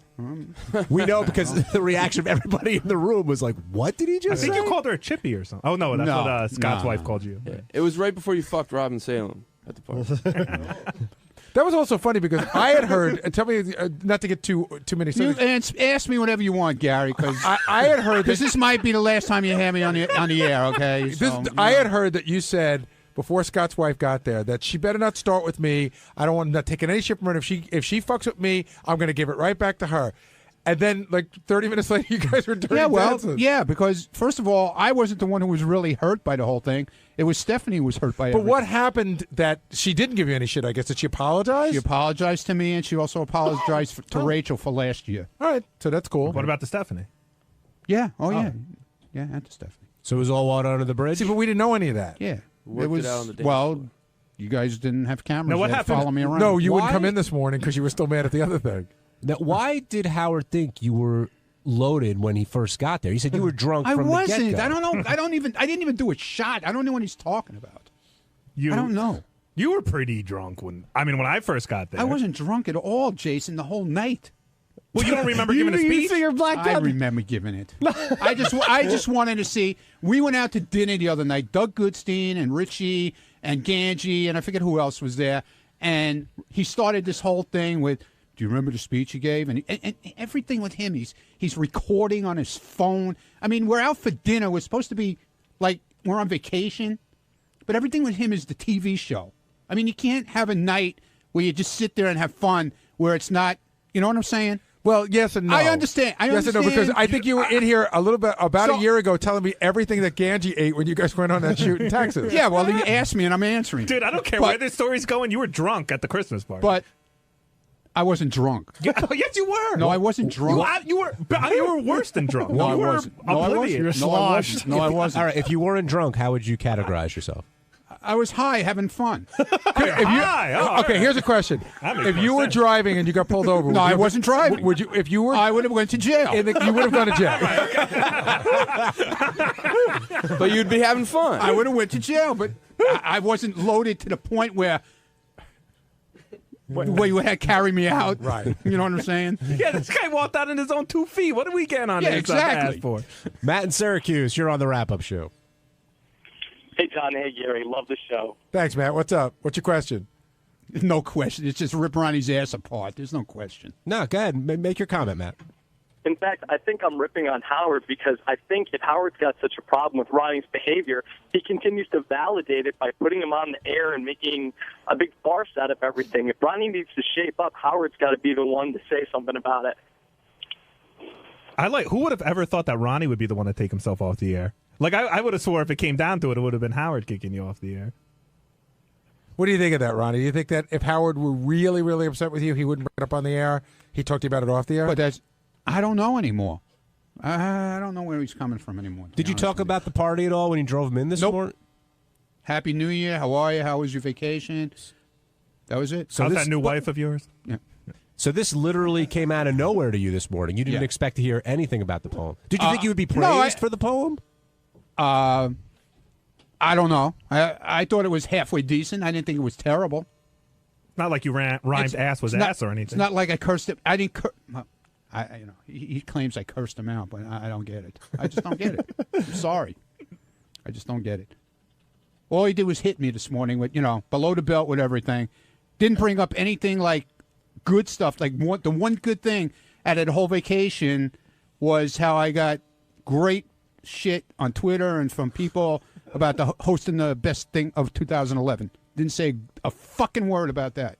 But rather hammer me to death. Did you really expect that he was going to walk in, flip the switch this morning? And No. But you should hear how good Ronnie was. No. During this whole thing, I could have got something out of it where I wasn't fucking stabbed. You know what I'm saying? Stabbed? Fucking stabbed. Did you feel he made an observation. It's not like he made it up. He didn't make up what you said. That would be stabbing you. Gary, I never said he... You can't win, Ronnie. This is part of what Howard was making fun of you for this morning. You heard from a few people on Twitter that thought you did a good job, which I'm sure you did. Few people? And now much more than a few people. Why wasn't this the conversation this morning? No. Jason, by the way, why are you hammering me now? Why are you in here busting my fucking ass now? Oh, I'm busting your ass because you're on that microphone right there. Okay, good. This was your part of your plan too, right? Yep. What? John called me last Bring night. him in here. It is never part of my plan to have Jason in here. Right. Never. All right, whatever. He actually rolled in on his own. Whatever. But Ronnie's getting some good tweets right now. Hold on. Yeah. Oh, yeah, I'm getting great tweets. But, Ronnie, did you expect... I can imagine. When you were I haven't even looked, and I'm not looking. Before you walked out, okay, Howard hit you a little bit, but did you expect, like, Robin or Fred or... JD was in there. Did you think he'd have your back? No, nobody has your back. Nobody. No. You could be 100% right. Nobody's got your back. But who's to say what right and wrong is? You can't win. I'm sorry. Is there anyone on record that will say that Ronnie was not drunk off his ass at the party? I think he was in control. Like I think he knew. Benji, you have a low level of credibility. No, what I mean is, I don't think Ronnie was like we've seen like people that are completely out of control at a party. Ronnie that throw up or like Ronnie has to be carried out. Like he wasn't. I think he, for the most, I think he knew what he was doing. There were definitely drunker people there. I gotta say, but there's in between being completely sober and not having to be carried out are many different variations. Is there anything you did, Ronnie, that you're embarrassed about? No. There's one guy that was at the party that, at least in the back office, we all universally think was by far the drunkest person at the party. I know who it is. And that person didn't do anything. You wouldn't say, oh, my God, that person did this or did that. But if you ask me point blank who was the most wasted at the party, I have an answer. But don't you think that's because the person comes across as so laid back and conservative? Otherwise, you wouldn't have noticed. It was definitely part of you're not expecting it from him, right? Even though we don't know him that well. But the other point is, Jason, you can say who it is. It's pretty obvious. At a certain point during the party, I'm pretty sure he had no idea who I was. Like, don't worry, on Howard TV, they'll see who it is. Who are you talking about? Your dance partner. Yeah, you were dancing with him. Yeah, lots of pictures. Tugging his tie. Oh, John Lieberman? Yeah. Billy and Reno, you're on the wrap-up show. Billy, you there? Oh, hey, good morning, guys. I kind of feel bad for Ronnie in this situation because I felt like all morning Howard was playing the whole ass comment, and then even when they played the recording of JD reading the poem, they cut it off as soon as he says, oh, my boss is an ass. When I feel like it's kind of out of context when he was actually trying to compliment Howard. Yeah, he said, though some people call my boss an ass and some say he's crass. And what's the next line? But we think Howard and Beth are top class. Right. The problem was the setting. This wasn't a poetry club meeting. Understood, Jason, but he wanted me to read a poem. He asked me to do it. I'm explaining how the room heard it, not what was in the poem. Once you heard that line, ass, that's it. That's all people. Like, I'm just saying, like, people start murmuring amongst themselves and they don't hear the rest of the poem after that. Well. I'm just explaining to the guy on the phone, yeah, maybe when you're sitting and listening to it replayed back on the radio, it's a little bit different. But at the party, that's a lot. That's that line. Everybody heard that. Like, line. did you hear Robin's speech? No. Really? No. You sure you were there? You sure you weren't drunk? I was standing right next to it, but I didn't really hear it. You were screaming during it. You didn't hear it because he was so busy yelling. I was going to say, if you could have embodied the sentiment of Robin's speech into a poem, you'd have been fine. Yes, Robin has 14 families. I remember making a speech at the party, after the poem. But I said to Doug Goodstein, I was saying at dinner, that I didn't remember. So right away, you didn't remember? Get this on. Let's get this on tape. Let's get this on tape. You really didn't remember? Hey, can I just say Ronnie does an awesome Doug Goodstein? Not the voice, but the face is awesome. Then he ran in there this morning. It was like, ooh, like a little old lady. You couldn't wait to fucking spill his guts. When you were writing the poem, did the word top class come before ass, and you had to get a word that rhymed with top class? Yeah, well, the whole thing came together. It was ass and crass. But do you remember like what order you wrote it in? Like, were you like, oh, I need a word that rhymes with I top don't class? remember how I wrote. I scribble a lot. I think he started with the line Howard's an ass, and then wrote the poem around that. No, I never said Howard's an ass. I said Howard. Some people. Oh. I never said Howard's an ass. See, would he have been better? Maybe you could incorporate about bass. But that's how he liked to interpret it. That I basically called him an ass. Now, would he have been better off if he said, Jay Leno calls you an ass, but that jackass has no class? Would that have been better? It's still a horrible line, but yeah, that pentameter's a little. Look, yeah. I wasn't. Writing and communicating is a talent. My paradiddle. Ronnie, kidding aside, it seems like, I mean, you get a lot of shit on the air. We all know that. But it seems like this time you're genuinely hurt versus other times you kind of brush it off. I didn't do the poem to fucking insult him, and he keeps saying that I did it to insult him. So it's such bullshit. Will you talk with him about it? No. Why not? Because everything's on the air. He'll talk to me. If he wants to talk to me, he'll bring it up on the air tomorrow. But you wouldn't talk to him about it on the air today? No, because I was done. I had enough. Will you go back in if he wants you tomorrow? We'll see what happens tomorrow. I don't know. Ronnie, it seems the one you're most upset with is actually Doug. No, I'm not upset with Doug. Z. I'm not that upset with him. I told him this morning. I said, we went out to dinner the other night. And you just can't go out. You can go out. No, you can't. Not with you, dude. Not with you. Because every time we go out, it's like it's a fucking TV show for you. What do you mean? You broke news to me. I knew this was going to happen today. Yeah, I knew it was going to happen because I told you. I didn't know about it, but I did know about it. You told me 2 weeks later. And I wanted to just see what the fuck you were going to do. You told me right away, can I put this on my camera phone? I got your reaction. That's what I do. Things don't only happen in the studio. Do we cover you all over the place, all over the country? But this is that out of the studio? No, Duh. yeah, because that's a booked appearance. No. I'm talking we were about out for a social dinner with girlfriends, wives, or whatever, and to you that there is no in between. It's always a TV show. That's right. The show's always on. Good. It should be for you too. Then you know what? But we're talking about next I like time Doug's attitude. you make what? I like Doug's attitude. No, you wouldn't like it, Jason. If you're always the center of attention with this bullshit, you wouldn't like it. I would love it if I was. I don't think so. Doug, if Ronnie said to you, don't invite me anymore. If Ronnie said to you, your hey Doug, outside things. Hey Doug, no, I'll stop, Ronnie. I know you're sensitive to it now. Yeah. I'll give you tissues next time. No, I don't need tissues. But I don't need tissues, dude. If this came up as it did in your dinner conversation, and Ronnie said to you, hey, I don't want a camera on right now. Would you turn it off? Or do you know? Yes, I would. No, you I wouldn't. would. No, and you wouldn't. And just so you know, the 10-second clip of video that I shot that we're talking about of saying when I took out the thing on the cell phone, I said, "So Ronnie, you didn't know about the you made a speech. I just wanted to get his reaction because I know it was going to come up today." That's it. It's 10 seconds. I won't even use it. I'm going to erase it. I'll erase it right in front of your face. How about that? How about it? Well, I wish you. I wish the pace was more like you. Can I tape you erasing it? Yeah, but would he erase it? No. But I'll show it to you guys first if you want to see it. Hey, Ronnie. No, I won't, Ronnie. But the I'll big erase thing it was, if you I don't thought want. which was interesting. So you say Ronnie says he didn't remember. It was like virtual. I guess what's described as a blackout. And Ronnie, you're saying that was a joke? I was saying, yeah, I knew exactly what I knew. I made a speech. I don't remember everything I said, obviously. Do you think there were moments of it that you're blacked out? No, I wasn't blacked out.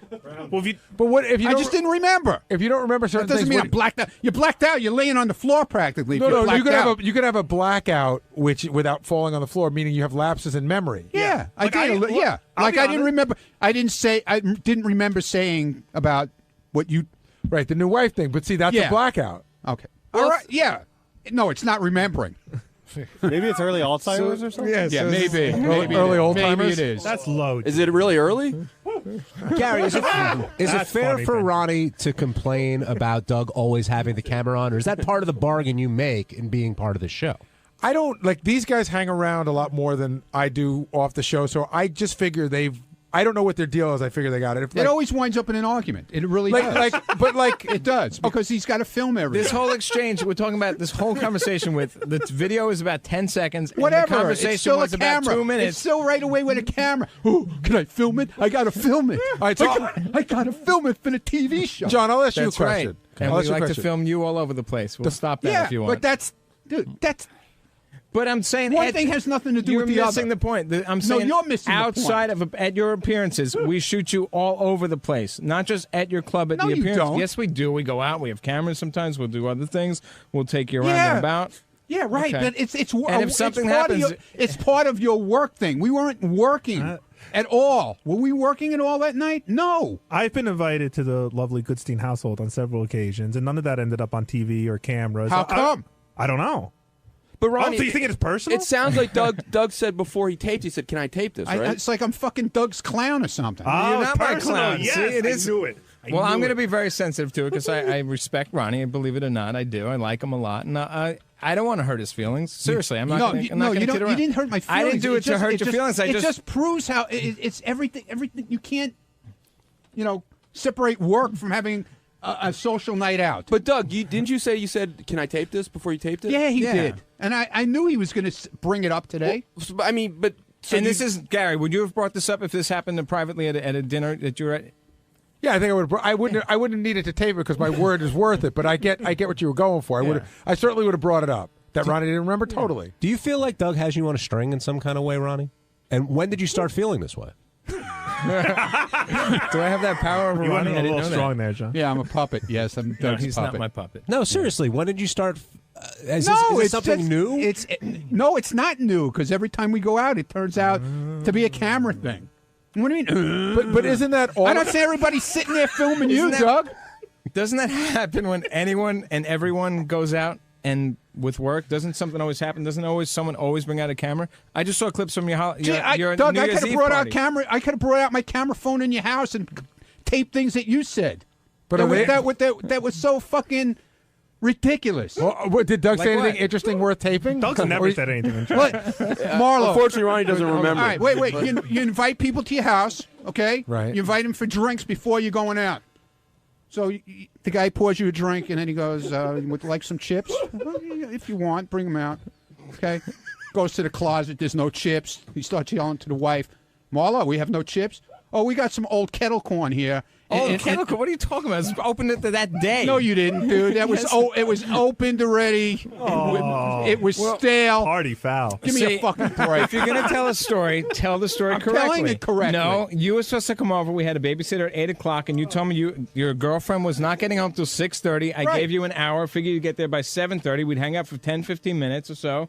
Yeah, okay. Whatever, half hour. And then you offered, But you and showed then up you had at nothing. You showed up Why at would 7. you offer if you don't have anything? I had plenty. Don't offer. I had a fresh bag of kettle corn. Yeah. I said, let me have an old bag. All right, Ronnie, Open the bag that day, you dummy. The secret's out. So ridiculous, Doug. I know, he really got me there. Did you realize there was such angst between the two of you?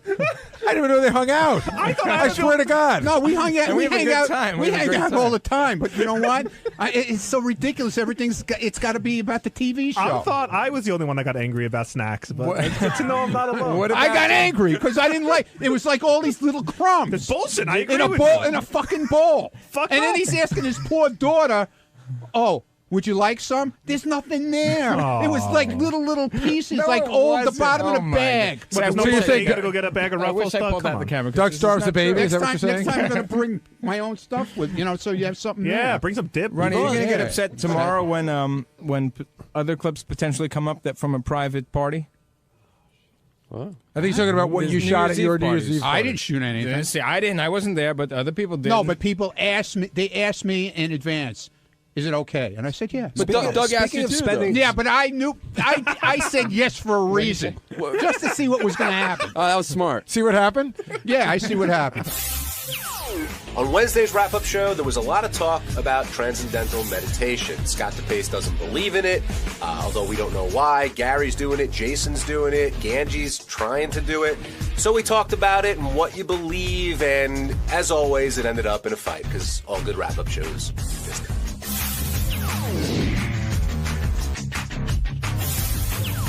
We should start off, since we have Ganji here, with the whole TM thing.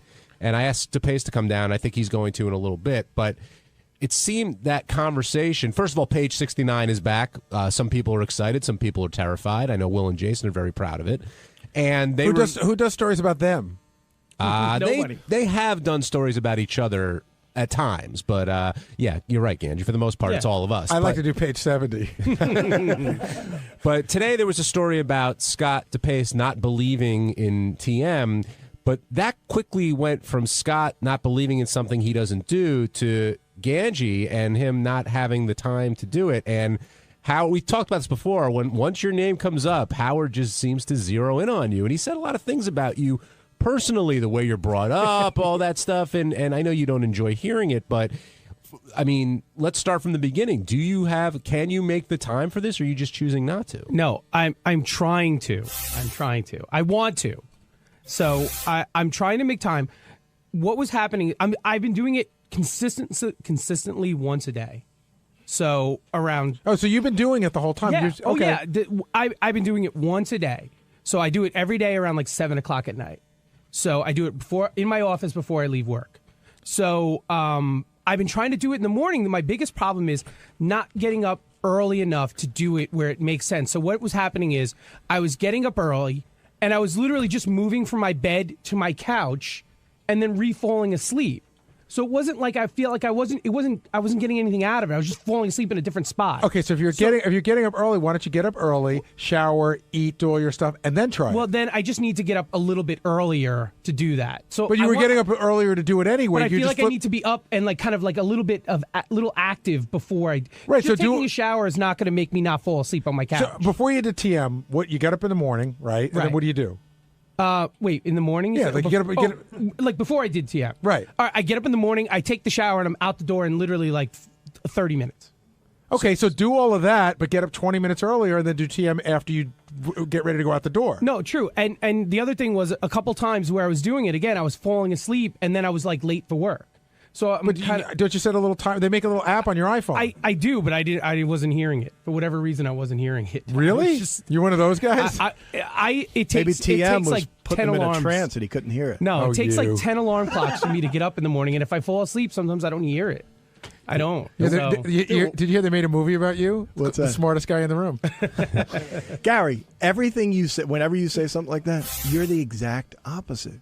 You say the exact same shit. Yesterday, you tried to tell me how Apple TV is the best thing there is, and I'm saying no. I didn't say it was the best Xbox. thing. No, but see, here's we're not going to turn this. It's your way. We're not going to turn this into a big argument.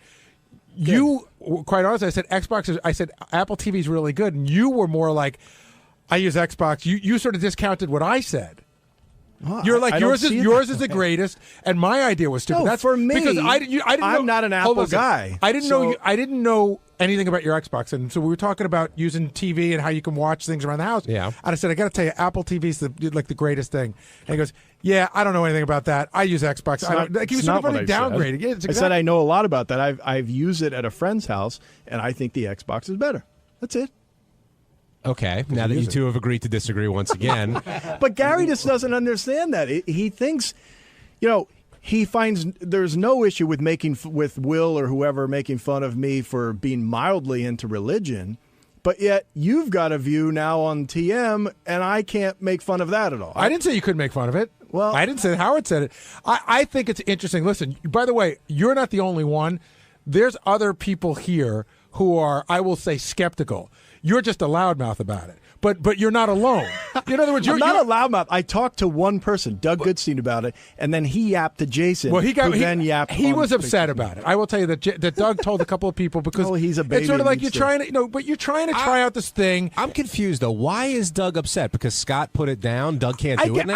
I get it. I get it. When you're in a room with a bunch of people you deal with every day, and then somebody that I guess Doug respects on some level, tells you that what you're doing is stupid and gay and a waste of time and a dumbass nap, you start to, you're trying to find your way to do it in the first place. Now, I know Howard would say, "Oh, are you such a simpleton that Scott DePace's opinion matters to you? Just do your own thing."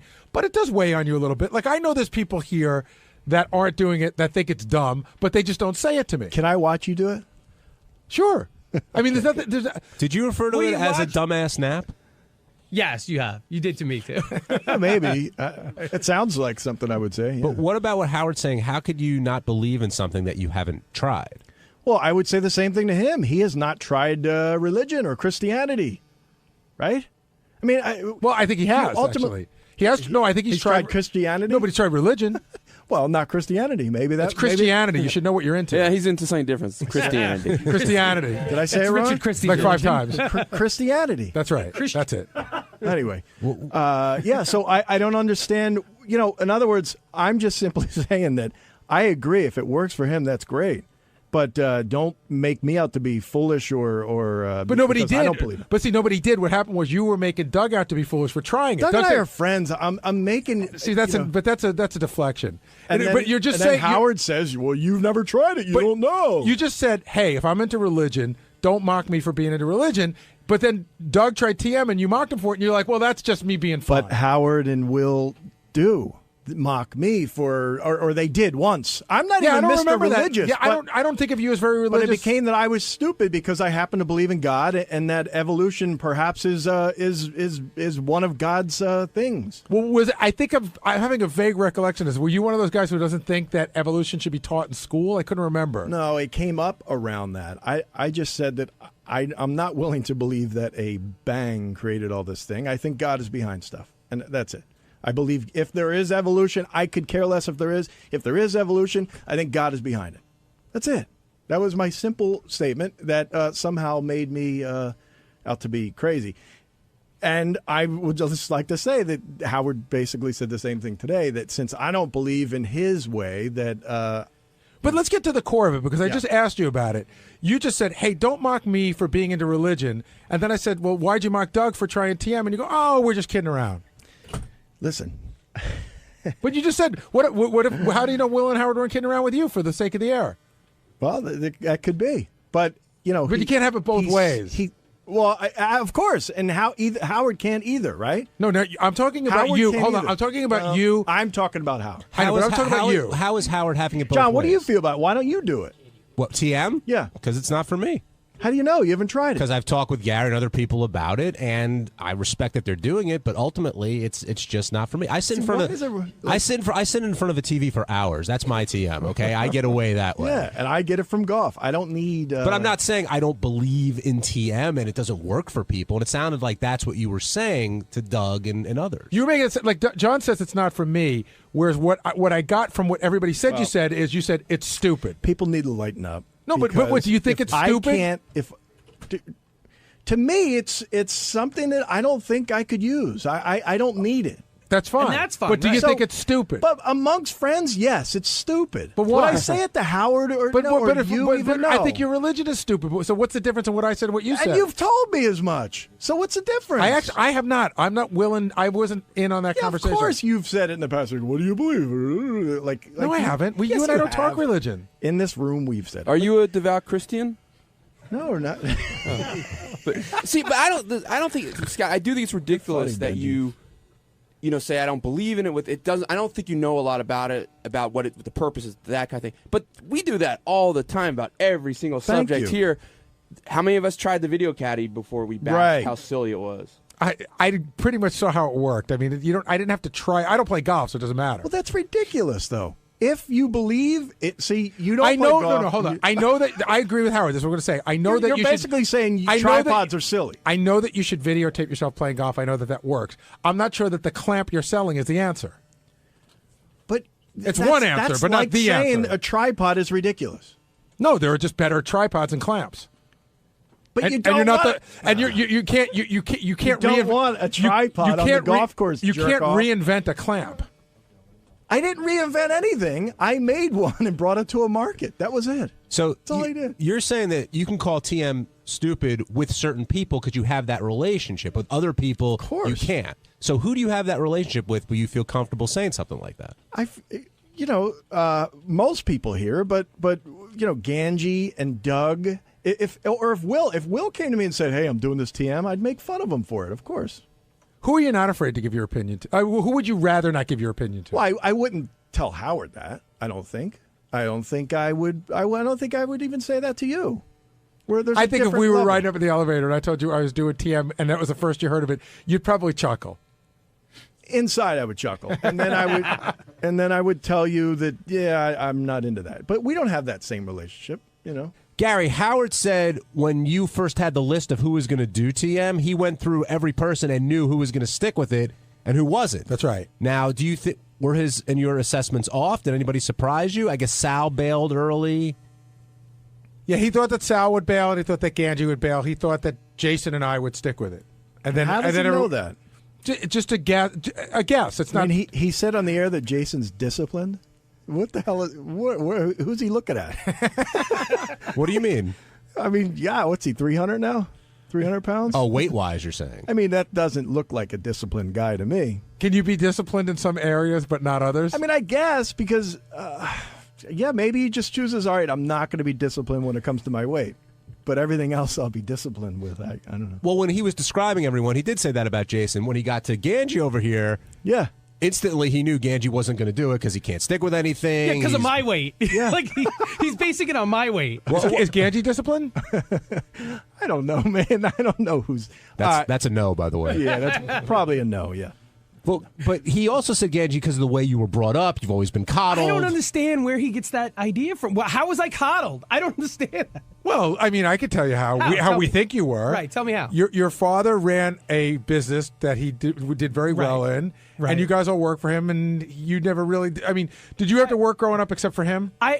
Yeah, I had a paper route. I worked at Roy Rogers. I worked at a department store. Oh, that's right. You worked at A&S. I do remember that. So you would describe yourself as just middle class, right? Yeah, we were not rich by far. Howard's under the perception that your father was a builder who was extremely wealthy and that you're a spoiled brat. Total that's his class. perception. Yeah, I grew up in Queens. I grew up in a shitty neighborhood in Queens. And then you grew up in a nicer neighborhood on Long Island. Yeah, when I was 18 years old. By then I was already in college and almost out of the house. Well, so it wasn't like college boy. But that's definitely his perception. For whatever reason, he thinks that you were the spoiled brat of a rich kid. Growing up, my mother would buy our shoes from the supermarket, from Pathmark, and that plastic, the bin. You know what I mean? Like I didn't have money growing up. We were broke. Don't you think Howard feels though, if Ganji didn't get a job here at a young age, he never would have gotten a job at all? I think now that we're thinking about, I'm trying to think about things that have been said in the past, and I think the perception is that if Ganji didn't get a job in our field, he could always fall back on his father's business. I think that's the perception.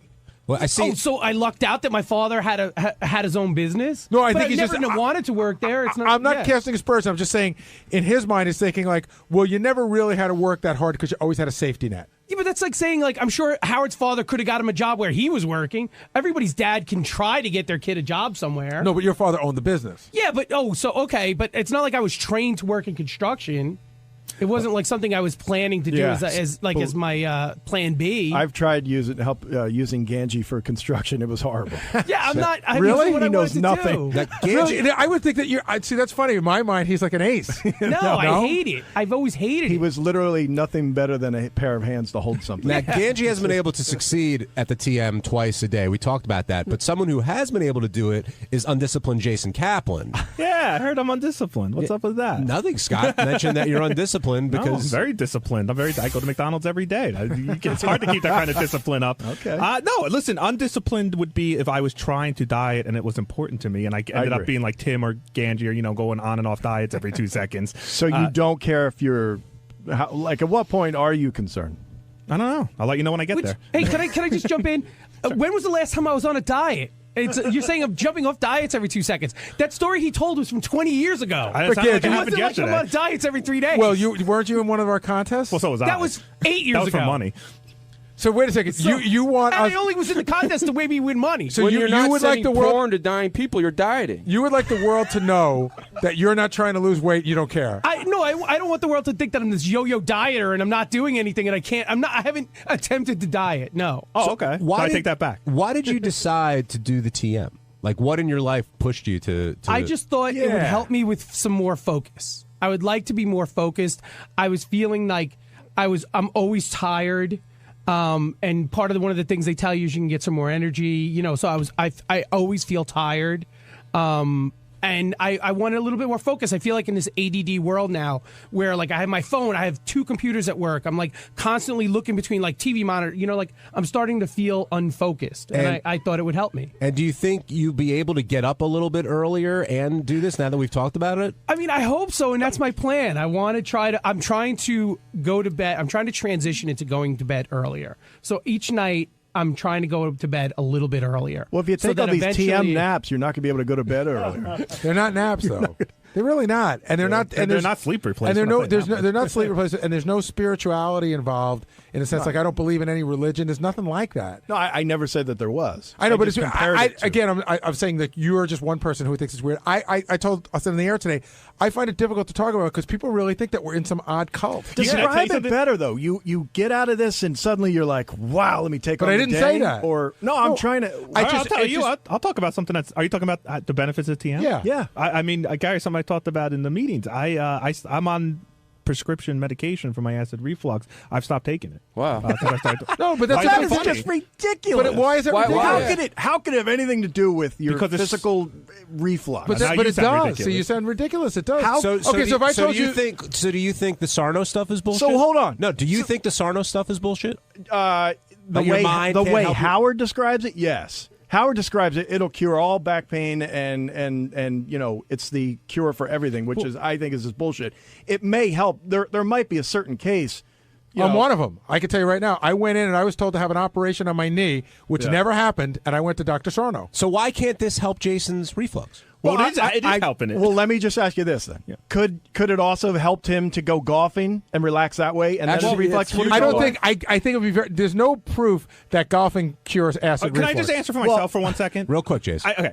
I'm very stressed out. I've been taking pills since high school for my acid reflux. I do plenty of stuff to try and relax. I smoke a lot of weed. I jerk off. I watch a ton of TV, which is John's version of TM. I do plenty of. I'm not play golf, but I have my own versions of relaxing. None of them have shown any results. I have not changed my diet. I have not changed my exercise habits. The only change I've made in my life is TM, and I've stopped taking pills. Now you can say for whatever reason that's fact. That's just fact.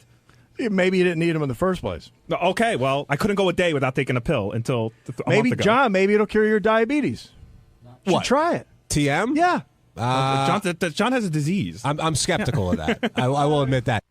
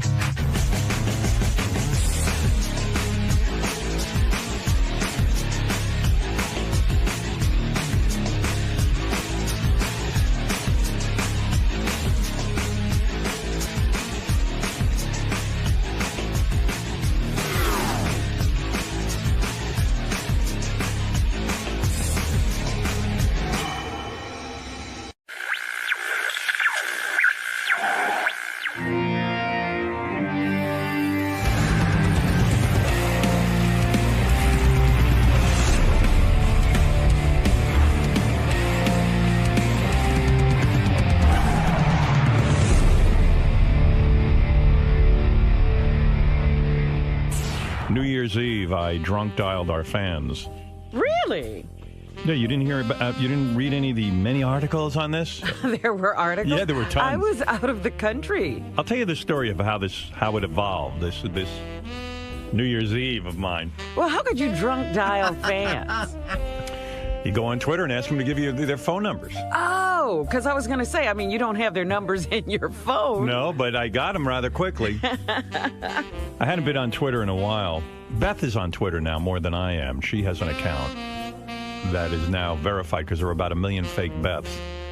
And so she's on there, and she always reports to me this and that and the other thing. And, I just said, I should probably tweet something. So I tweeted a couple of things, but not much. I don't like tweeting because I get so much negativity, and I'm actually sensitive. You don't like being judged. You're now going to be a judge. Yeah, I didn't go on Twitter to be judged. I have this weird impression that Twitter is your fans want to hear from you. But yet on Twitter, if you say anything, it seems like it's mostly... You're evaluated. You're evaluating. People go, stop tweeting. You suck. Great tweet, rotten Bad tweet. Yeah, too many tweets. Right.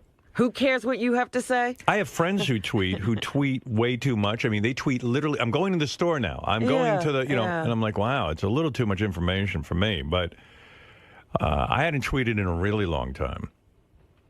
But anyway, this is a kind of a weird story. So as we all know, when we left you, I signed a contract to be on America's Got Talent for this coming year. Yes. Where I will be a judge. And so one of the people that I spoke with at NBC, it's not called NBC anymore. It's NBCU. Yes. It's like a university. I thought they had opened a school. That's why I joined up with them. I see that they're no longer NBC. They're NBCU. Okay. Yeah, I feel like I'm part of a big organization, like a college. What is that, NBC Universal? Yeah. Because Universal, I guess, bought NBC. I don't even know that. I'm so out of it. I don't follow all that bullshit. I used to be into all of it, and now I'm not. Well, we're out of that world. We used to be in the midst of it. Right. We're not in the midst of now any world. You're back. You're back in it.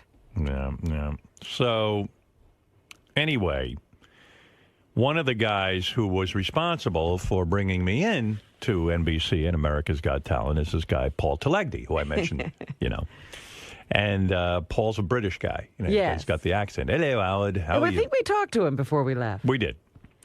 There were a bunch of people, like Meredith R. and other people who were responsible for bringing me in, and, Simon Cowell and all that. It wasn't a single person's decision. It was a group decision, all the way up to the highest people at NBCU,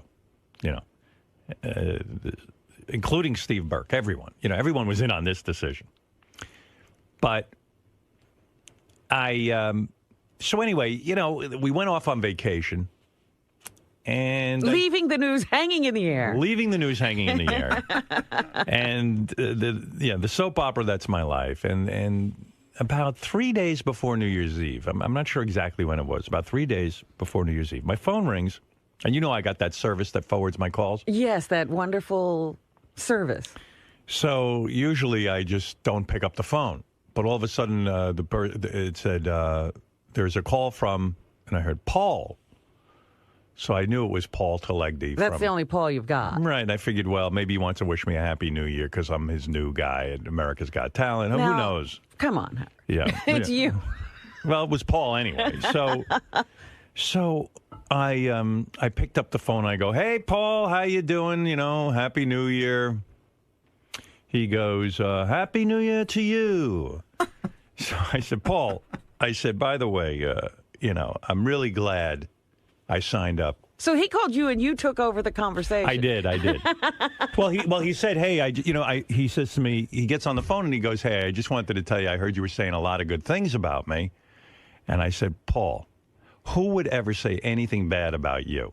I'm a charming guy. What am I going to say? You know what I mean? What is there to say bad about you? I said, Paul, who would ever... I was like, wow, okay. But tell me some bad stuff. I go, Paul, who would ever say anything bad about you? He goes, well, that's very nice of you. He goes, I'm just thrilled. I just wanted to tell you that I knew you had said some things. And I said, Paul, first of all, I'm really excited about being on America's Got Talent.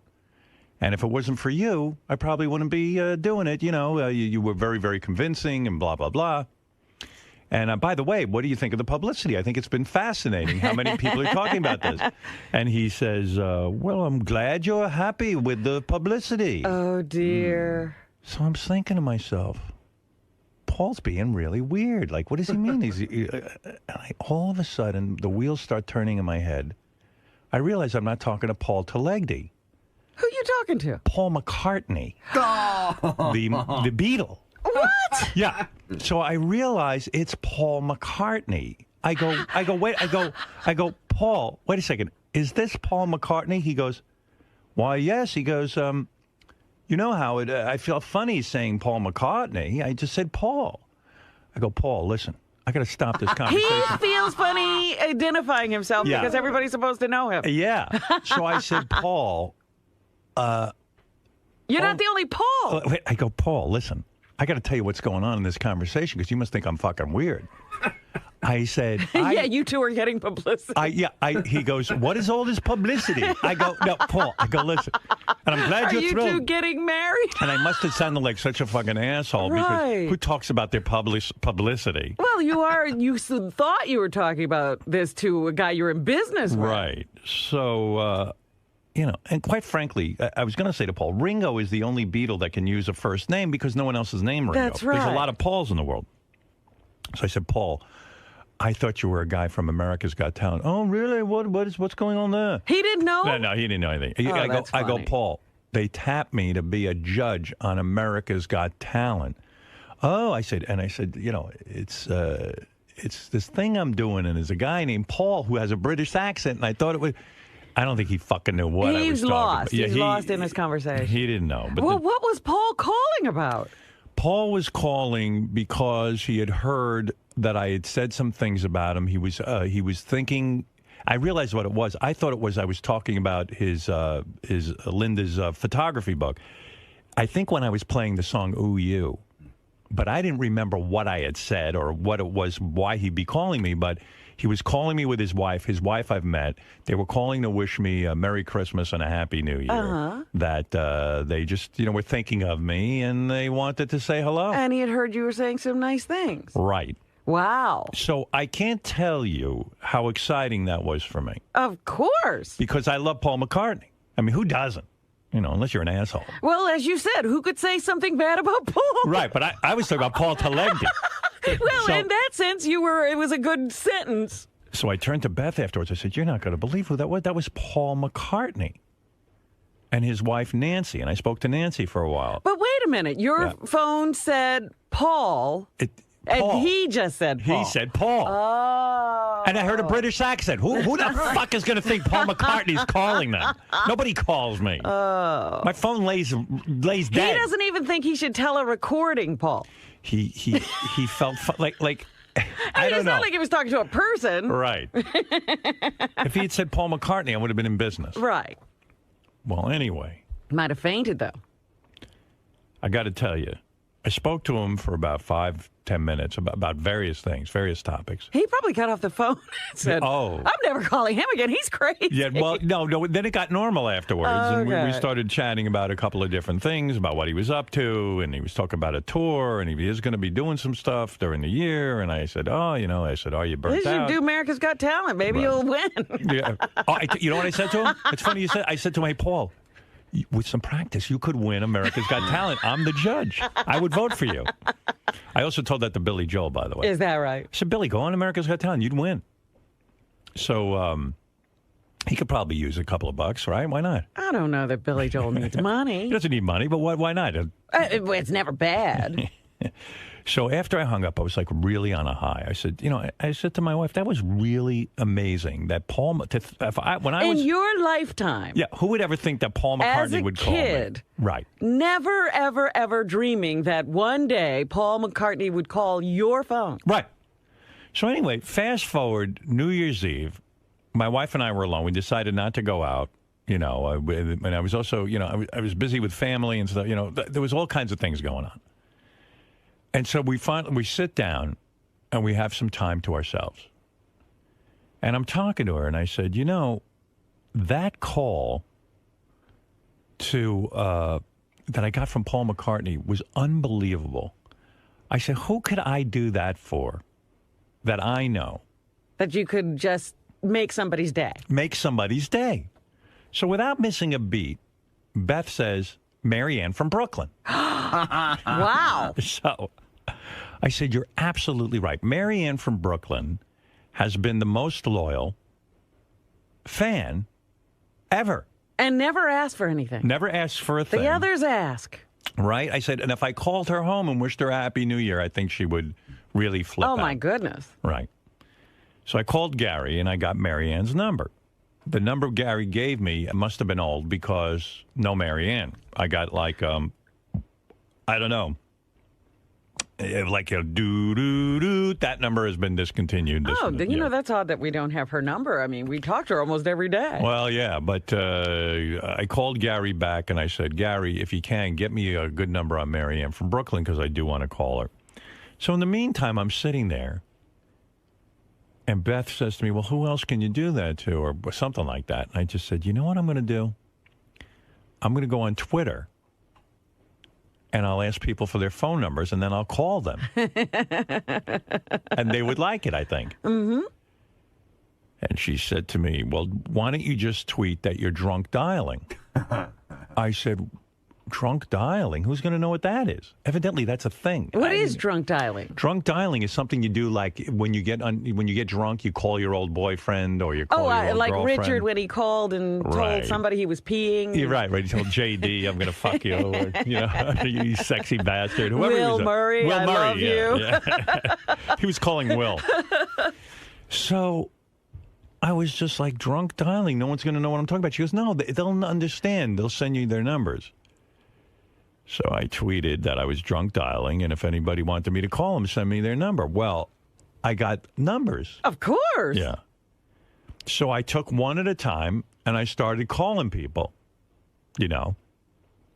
And like the first guy I called, we were talking we have the loveliest fans. We truly do. I mean, these weren't the guys who write these hateful things. No, huh? You didn't find them. No, it was like one person after another was so great.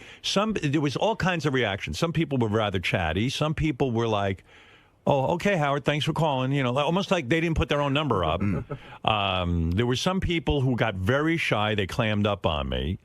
And then there were just some people who were like, okay, and man. These were just phone calls. You didn't record them. You didn't. No. You just made the call. And after I made each call, I posted that I called the person so they know it was really me. Yeah. And then when I was done calling, I did a couple hours straight. Couple of hours? Yeah, I got to about 60 people. Wow. Some people I left a voice message to because, oddly enough, by the time I got to them, they were not even there. So in between, Gary gets back to me with Mary Ann from Brooklyn's phone number. I call her home, no answer. I call her cell, no answer. I leave a voice message on both. And then a few minutes later, I said, she's going to be killing herself. Right, but she missed this call. Yeah, she was going to freak out. So later on, I called her and I got through to her and spoke to her. But it was really kind of a nice thing to do. It was really great. Sounds like a lovely gesture. And then Jillian Barbary also tweeted her phone number privately, and I called her, and I called Jeff Jarvis, who was on Twitter, saying that this was, again, a revolutionary thing, that no one's ever thought to do something like this. Yeah, so just like when you watched private parts with the fans. Right. So this was like, and like Beth goes, why has no one ever thought of this? I go, because they're not original. Or they're just lazy. They're lazy. They're not thinking. Right. I said, now everyone will be doing it.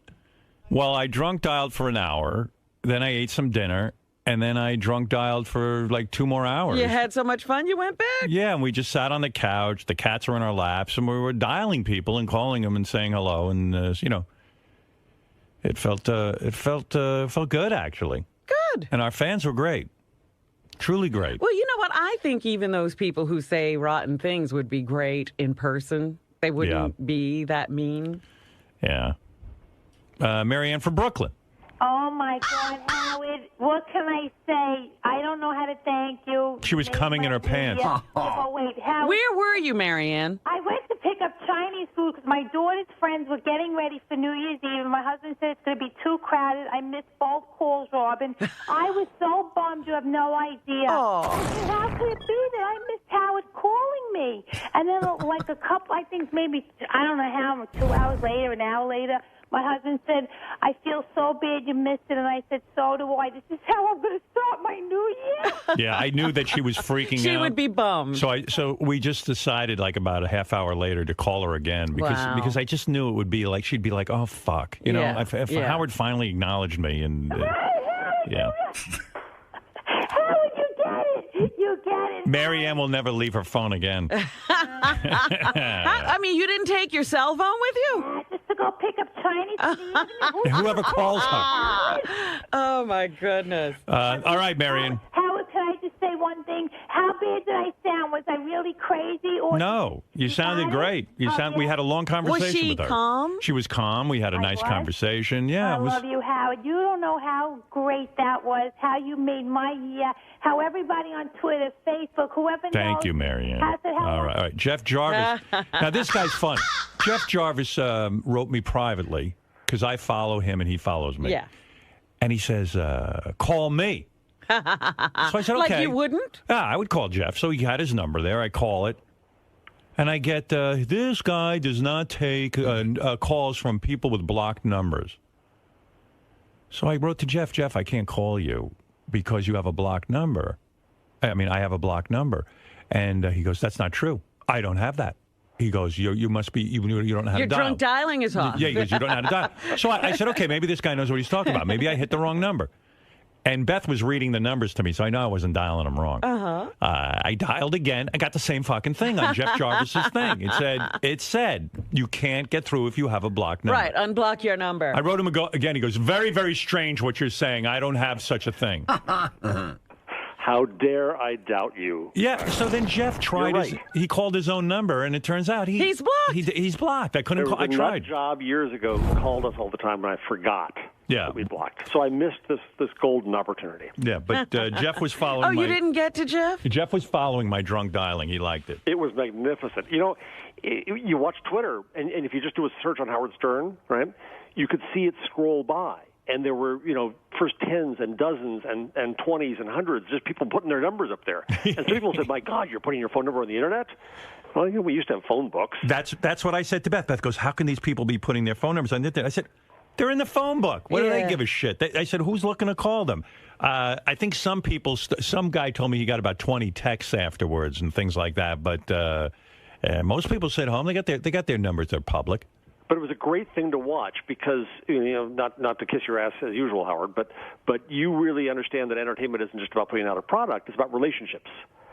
And you watched how your fans were going nuts saying, this is great, and I want to talk to you. And then you saw the aftermath of the calls. There was one guy who had you call a guy named Lou who's paraplegic. Yeah, Lou. This is funny. I got one tweet. Guy, so can you call Lou? He's a paraplegic. I call his house. Now, Lou didn't know I was calling because he was put up by somebody else. I get Lou's mom, and she goes, hi, who is this? I said, it's Howard Stern. She says to me, look, what's going on here? My son's a paraplegic. Don't fool around. She thought someone was fooling. I said, ma'am, I'm telling you, I got a tweet from so-and-so. I'm drunk dialing. I understand Lou is a big fan, and I'm calling him. To wish did him a his happy... mom understand drunk dialing? She evidently did. So I'd never heard this term before ever. So I go, ma'am, I assure you, I am Howard Stern, and I'm calling your son to wish him a happy New Year. She goes, okay. And you could just tell, like, she was so nervous that I was some asshole that was going to really fuck with her son. So we got on, and I'm talking to Lou. He was a great guy. We talked for a couple of minutes, and it was fun. It was a real good time. He was a sweetheart.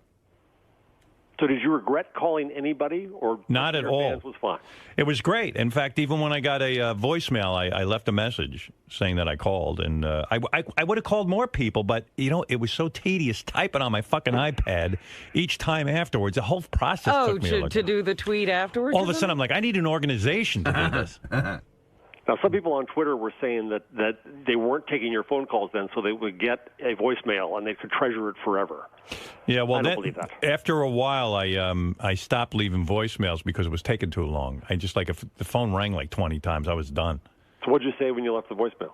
I just said, hey, it's Howard, and Beth said, hey, it's Beth, and I just said, look, we were calling you because you wrote and wanted to wish you a Happy New Year. Stuff like that. So unfortunately, the attention on Twitter this weekend was that Rupert Murdoch joined Twitter. Yeah, I saw you writing that.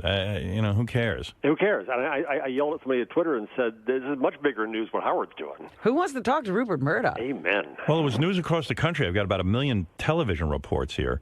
All right, Jeff, good almost talking to you. Cheers. Jeff Jarvis, the author of Public Parts. Public Parts. Yes. Thank you. Yeah, I tried calling him, but... He had his phone blocked. Jason, you're on the air. Hello? Hey, Jason. Hey, Howard. I'm a Gale speaker. You made our year on the first night. That was awesome. You got a call? I got a call. On my screen, excuse me, I got a bit of Gary there. On my screen, I was the third one to tweet my number, and it was painful to see Howard post, I called this person, this person, this person, and just keep going by me. And then finally we got the call. It was great. Yeah, I try to go in order because I figure a couple of people were really bold putting their numbers up there at first, Well, my screen might not have matched your screen, so I might not have been the third. He wasn't skipping you. Yeah, no, I didn't skip anybody, but after a while I had to because there were so many calls coming in. And then when I broke for dinner, that I realized that people had tweeted like almost an hour and a half ago, so I had to move up a little bit because they weren't there anymore. I was actually in the middle of tweeting a suicide note when you called. Yeah, sure. Well, anyway, Jason, it was good to talk to you. It was great. It was great. Thanks a lot. Later. Have a good New Year. You too. Happy New Year.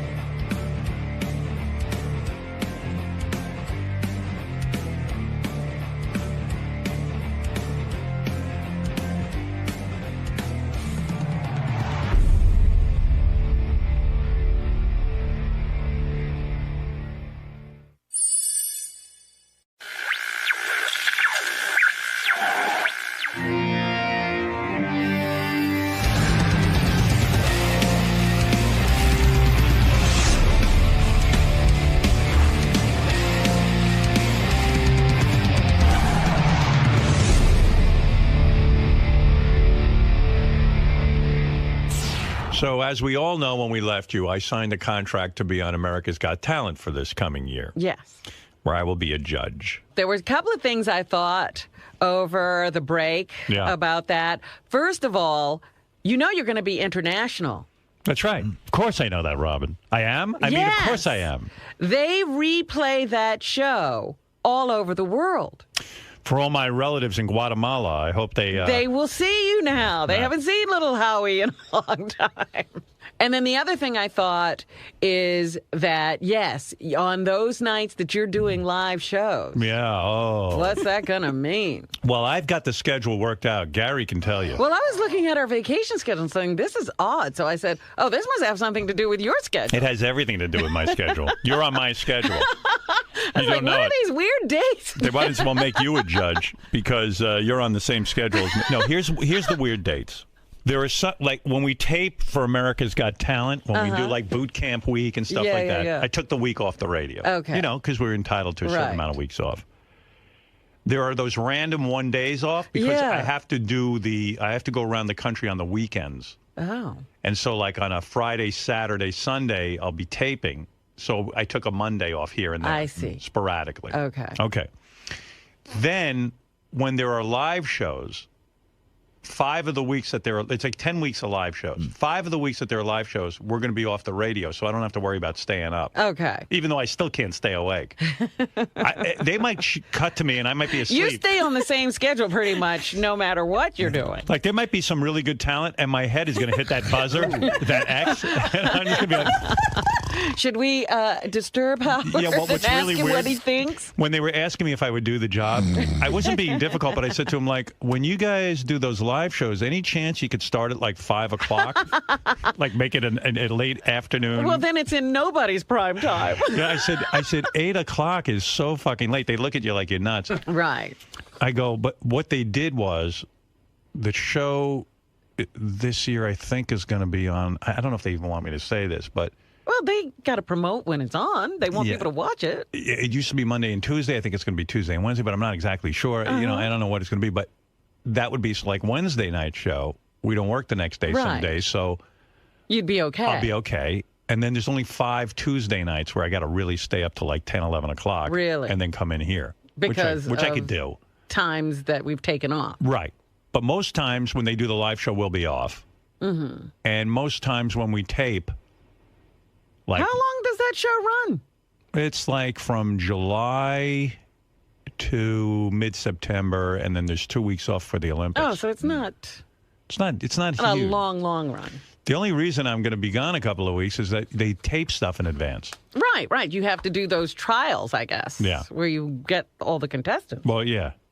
and you go to a bunch of cities. Yeah. But one of the cities is New York, so that's cool. One of the things I was wondering, because I just watched this interview between Oprah. You know, Oprah's back on TV. Yeah. They've got to find some way to get her on that network. Yeah. So now she's doing these weekly interview shows. Then she's going to do master classes, and she's doing some other special programming. So why didn't she just do her show? Yeah, that's what it's going to come down to Right. eventually. She's trying every way she can not to, and eventually that's what's going to happen. Don't you hope that network really fails? I mean, I think everyone hopes so, right? The Oprah network, I hope, you know? I don't know whether I hope it fails. But anyway, I was watching Oprah with Steven Tyler. Right. And everyone is just giving him credit for reviving American Idol. Really? Yeah, I mean, the way Oprah carried on, it was like you gave American Idol a shot in the arm. The ratings were better than it had been in years. And, wow. You know, you brought a whole new freshness. I mean, Oprah was carrying on about Steven Tyler. I'm telling you, you're going to wind up with Oprah. Yeah, and Steven doesn't even do, you know, like, I love Steven, but he doesn't even do that much, right? Well, you know, he sort of says he's Steven. Yeah. He says those crazy things that Steven says Right. and flirts with the girls and all of that stuff. I and could do that. That's so Steven. Hey, you look nice. Well, yeah, So anyway, I wondered if that had anything to do with your decision. You know, just seeing how it's changed, America's Steven? perception of Steven. No, you know what? I don't really care about America's perception of me. Honestly, I don't. That didn't enter into it. I'll tell you what entered into it.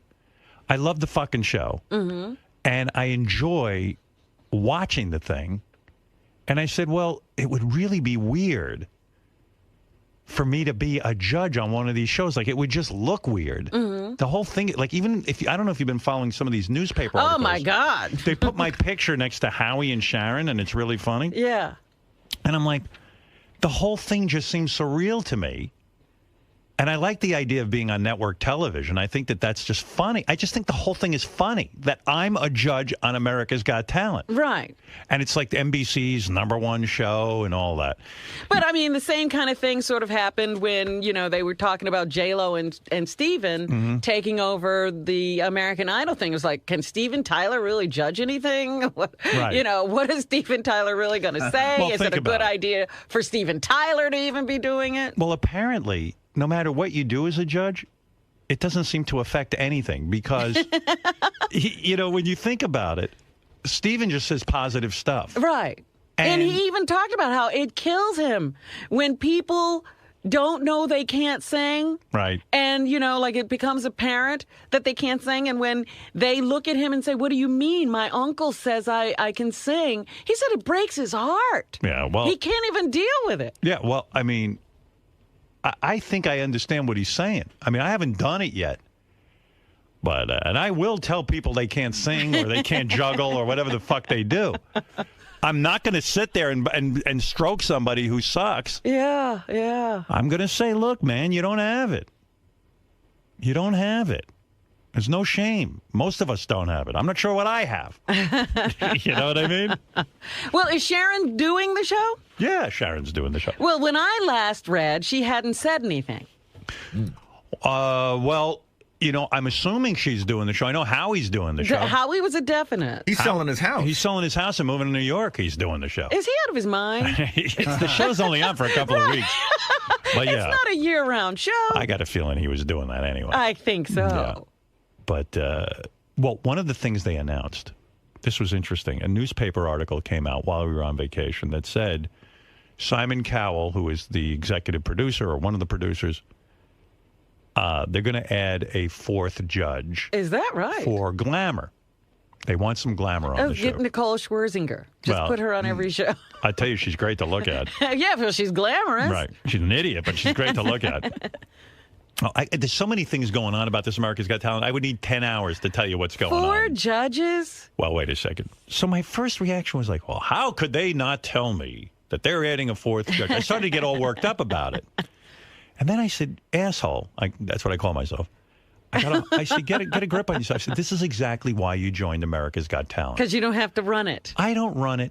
It's not my show. I'm one of the judges. They want to add a fourth judge. It's great that they didn't call me. I don't want any responsibility other than judging. If they want to make a panel of 600 judges on that show, let them do it. I want to just be a judge and do my thing. Yes. I'll walk in like a gentleman, give them my opinion, and go home. So I said, this is what's great about this show. Yeah, you don't know what's going on now. They're planning the show. You have no idea. How many years have I said to you, after a full career of planning everything I do down to my burps, all of a sudden, I'm in a position where I can go on a show and not have to worry about the show. Well, that's what you would always say. You wanted a game show where all you have to do is host. Like deal or no deal. You know, like, I'll just read the questions, they'll answer, and I'm done. Even reading the questions might be too much. Have someone else read the questions. Yeah, just have me stand there and go, deal or no deal. And so, to me, I said, this is the beauty of the thing. Don't get worked up. Right away. Yeah, what are you doing getting all concerned? Oh, Robin, I'm a new man. I went, and you know what? And then I started to think about it. I said, it'd be nice to have some glamour on the show. A nice hot chick sitting there. Why not? Bring in more people to the party. I mean, look, a lot of these shows who have 4 judges, it's too much. It's too long. You have to sit through a laundry list of that's opinions. my only consideration. Yeah. I mean, again, and I saw a lot of people's reaction was the same as mine. Now I got to watch this show. Right. And now you're going to make me sit through 3 other judges? I only want to hear Howard. You know what, though? I love Howie Mandel, and Right. I'll listen to him. Right. But I don't care what everybody else is saying. Well, I just released. You understand? I said, this is beautiful. I don't have to worry about a friggin' thing. Somebody else is doing everything. That's right. No, I plan on going and giving my opinion and leaving. And that's how they describe the gig to me. Like, you don't have to do anything else. You just go in and you give your opinion and then you leave. Right. They said you do have to sit around a lot while they set up each act, but not on the live show. No, because they get it. What do they have? A couple of different stages or something? See, you think I'm an expert on this. I assume they do. Because they got to keep those shows going. Yeah, I can't wait to see what goes on. Because, like, sometimes when they have somebody come out and sing, you notice they move the judges out? No, I didn't know that. I sometimes see that. I wonder where I go. I don't watch the show. How could I see that? I see everything. I want to know where I'm going to be moved to. Get out of here. Get out. Move away. I think some artists don't want to appear to look like they're being judged. You know what I mean? These aren't artists. These are contestants. No, I'm talking about when they have, like, real singers on it. Oh, that's when they move the judges out. Yeah, they probably need more stage. Yeah. I wonder because where they I go. have dancers. I just want to know where I go. Stand over there, Howard. I'm like, what do I have? Like, do I have a trailer or? Oh, I'm sure you do. Yeah, that's cool. I don't know, though. When they do the... I remember, like I'm thinking of the American Idol situation, and you'd always see, and even in the America's Got Talent, I'll watch some of the beginning shows, and you'll see Howie running around pranking. Yeah. And it looks like they're in a studio and they have dressing rooms. I got to tell Howie not to fucking prank me because I'll kill him. I'll just smash his head into a wall. Like, you don't want to fuck with me because I'm nuts. There was a murder on the set of America's Got Talent. He's going to prank me. And you know what my prank back is? I hit him over the head with a hammer, knock him out. I'm not real good with pranks. I'm one of those guys who can dish it out, but I can't take it. I admit that. That's funny. Right, yeah. Oops, I accidentally killed Howie. I know, there have been a couple of times we've pranked you if you wanted to kill us. Yeah. I'm telling you, it's not a good idea. Right. You think Howie Mandel is better looking than me? I guess he is, huh? No. Yeah, he is. No, he's not. I'm the hot guy on the show. But you both have look, look. Howie went to the bald thing, I went to the hair over my face thing. Yeah, I think he's hotter than I am. He's in better shape than I am. And he's younger than I am, I think. Although maybe he's older. A couple of years. Maybe you're the same age. Could he be older than me? I don't know. I thought you were the same age for some reason or other. Maybe we're about the same age. But, yeah, I'm trying to figure out who the hot guy on the show is. Howie was born November of 55. So he's younger than I am by a year. By a year. Yeah. Let's see, because if I'm born in 54, let me just do some quick math. So if he was born in 53, he'd be older than me. But if it's 55, it's a year later. Yeah, I'm right.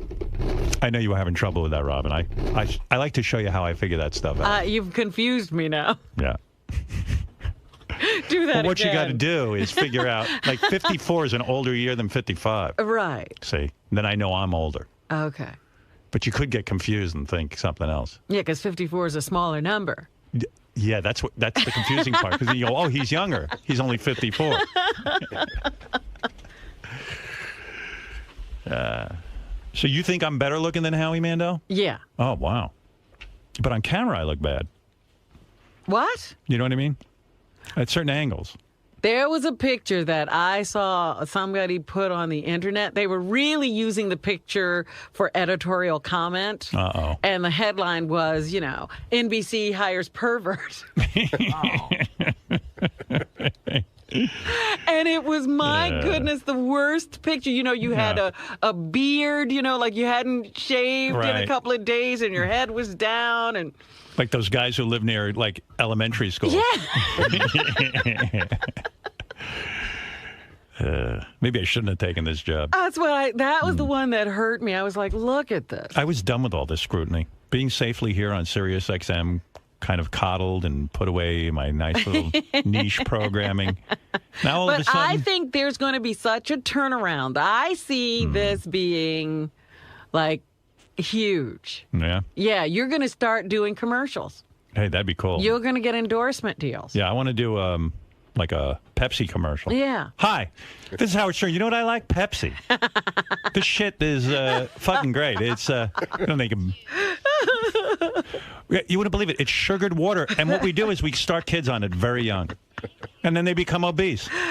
But who cares? I'm getting paid. You know what I should do? I should do cigarette ads. I'll bring those back. Hi.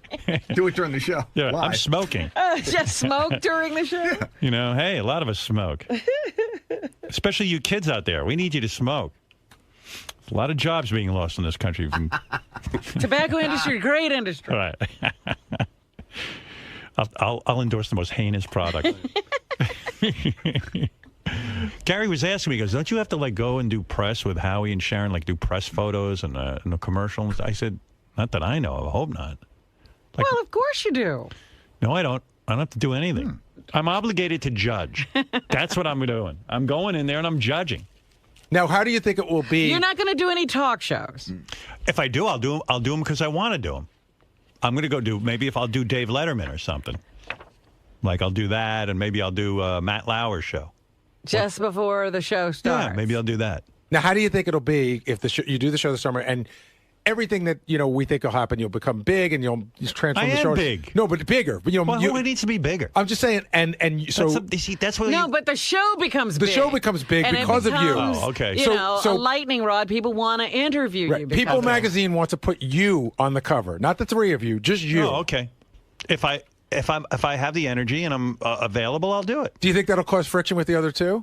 No, they don't Who care. cares? They're so happy. Who cares if it causes friction? You can't friction. Because you got to go work with these people. You got to be out of your mind if you have any kind of friction on that show with anybody, because it's the greatest gig ever. But you guys are making it sound like You're telling me Howie Mandel will be. Piers was like the far and away judge of the show. Nobody really, said much about Sharon and Sharon and Howie are going to be. Howie? They got a great gig. They go in, they judge, they pay. They must pay him a bunch of money.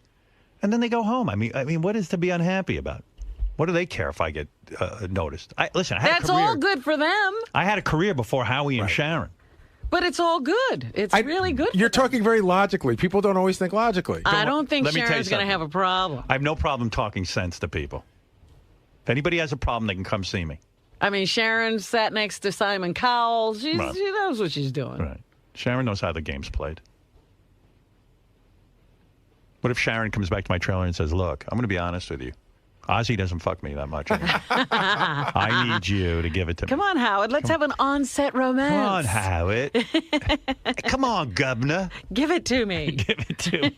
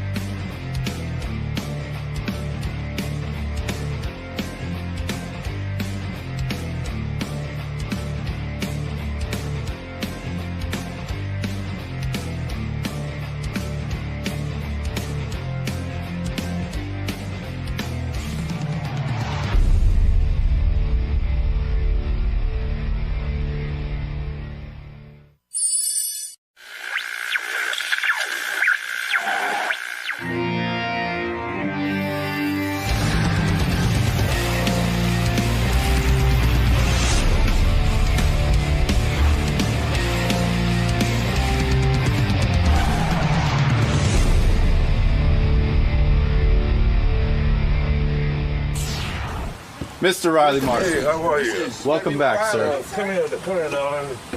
Oh, this is Mrs. Riley Martin. This is Mrs. Welcome. Nice to see you both. Yeah. Thank you. So, Riley. Mm-hmm. The Coming of 10. The Coming of 10. Coming to Kindle. Yes, of course. You can go to Kindle, Amazon Kindle, and get the book now. It's cheap. And then you can put it on your computer, your iPod, your iPad, your I do and I don't, or whatever. You know. Hey, sweetheart, how are you? Now, just as importantly, you haven't spoken to Howard in a long while. It's been a long time. So we go in there? Mm-hmm.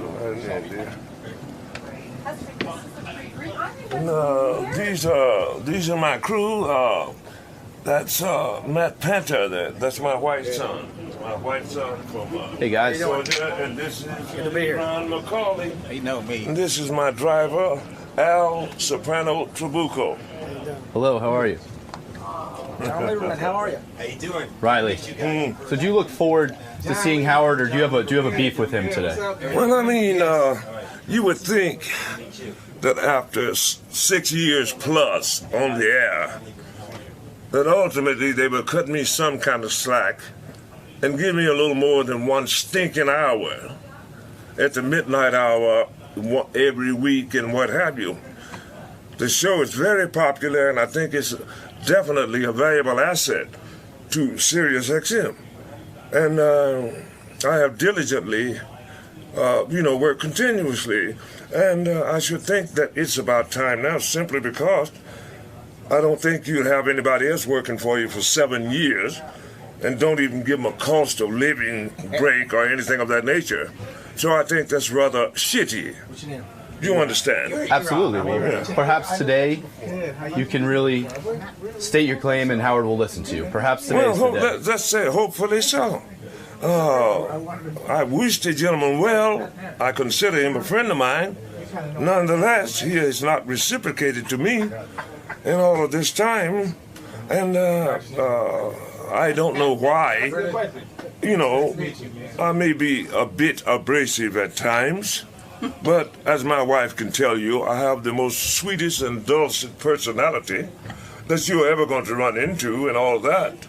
Heavens forbid that I should say something, like, hey man, why you being a cheap-ass Jew or something like that.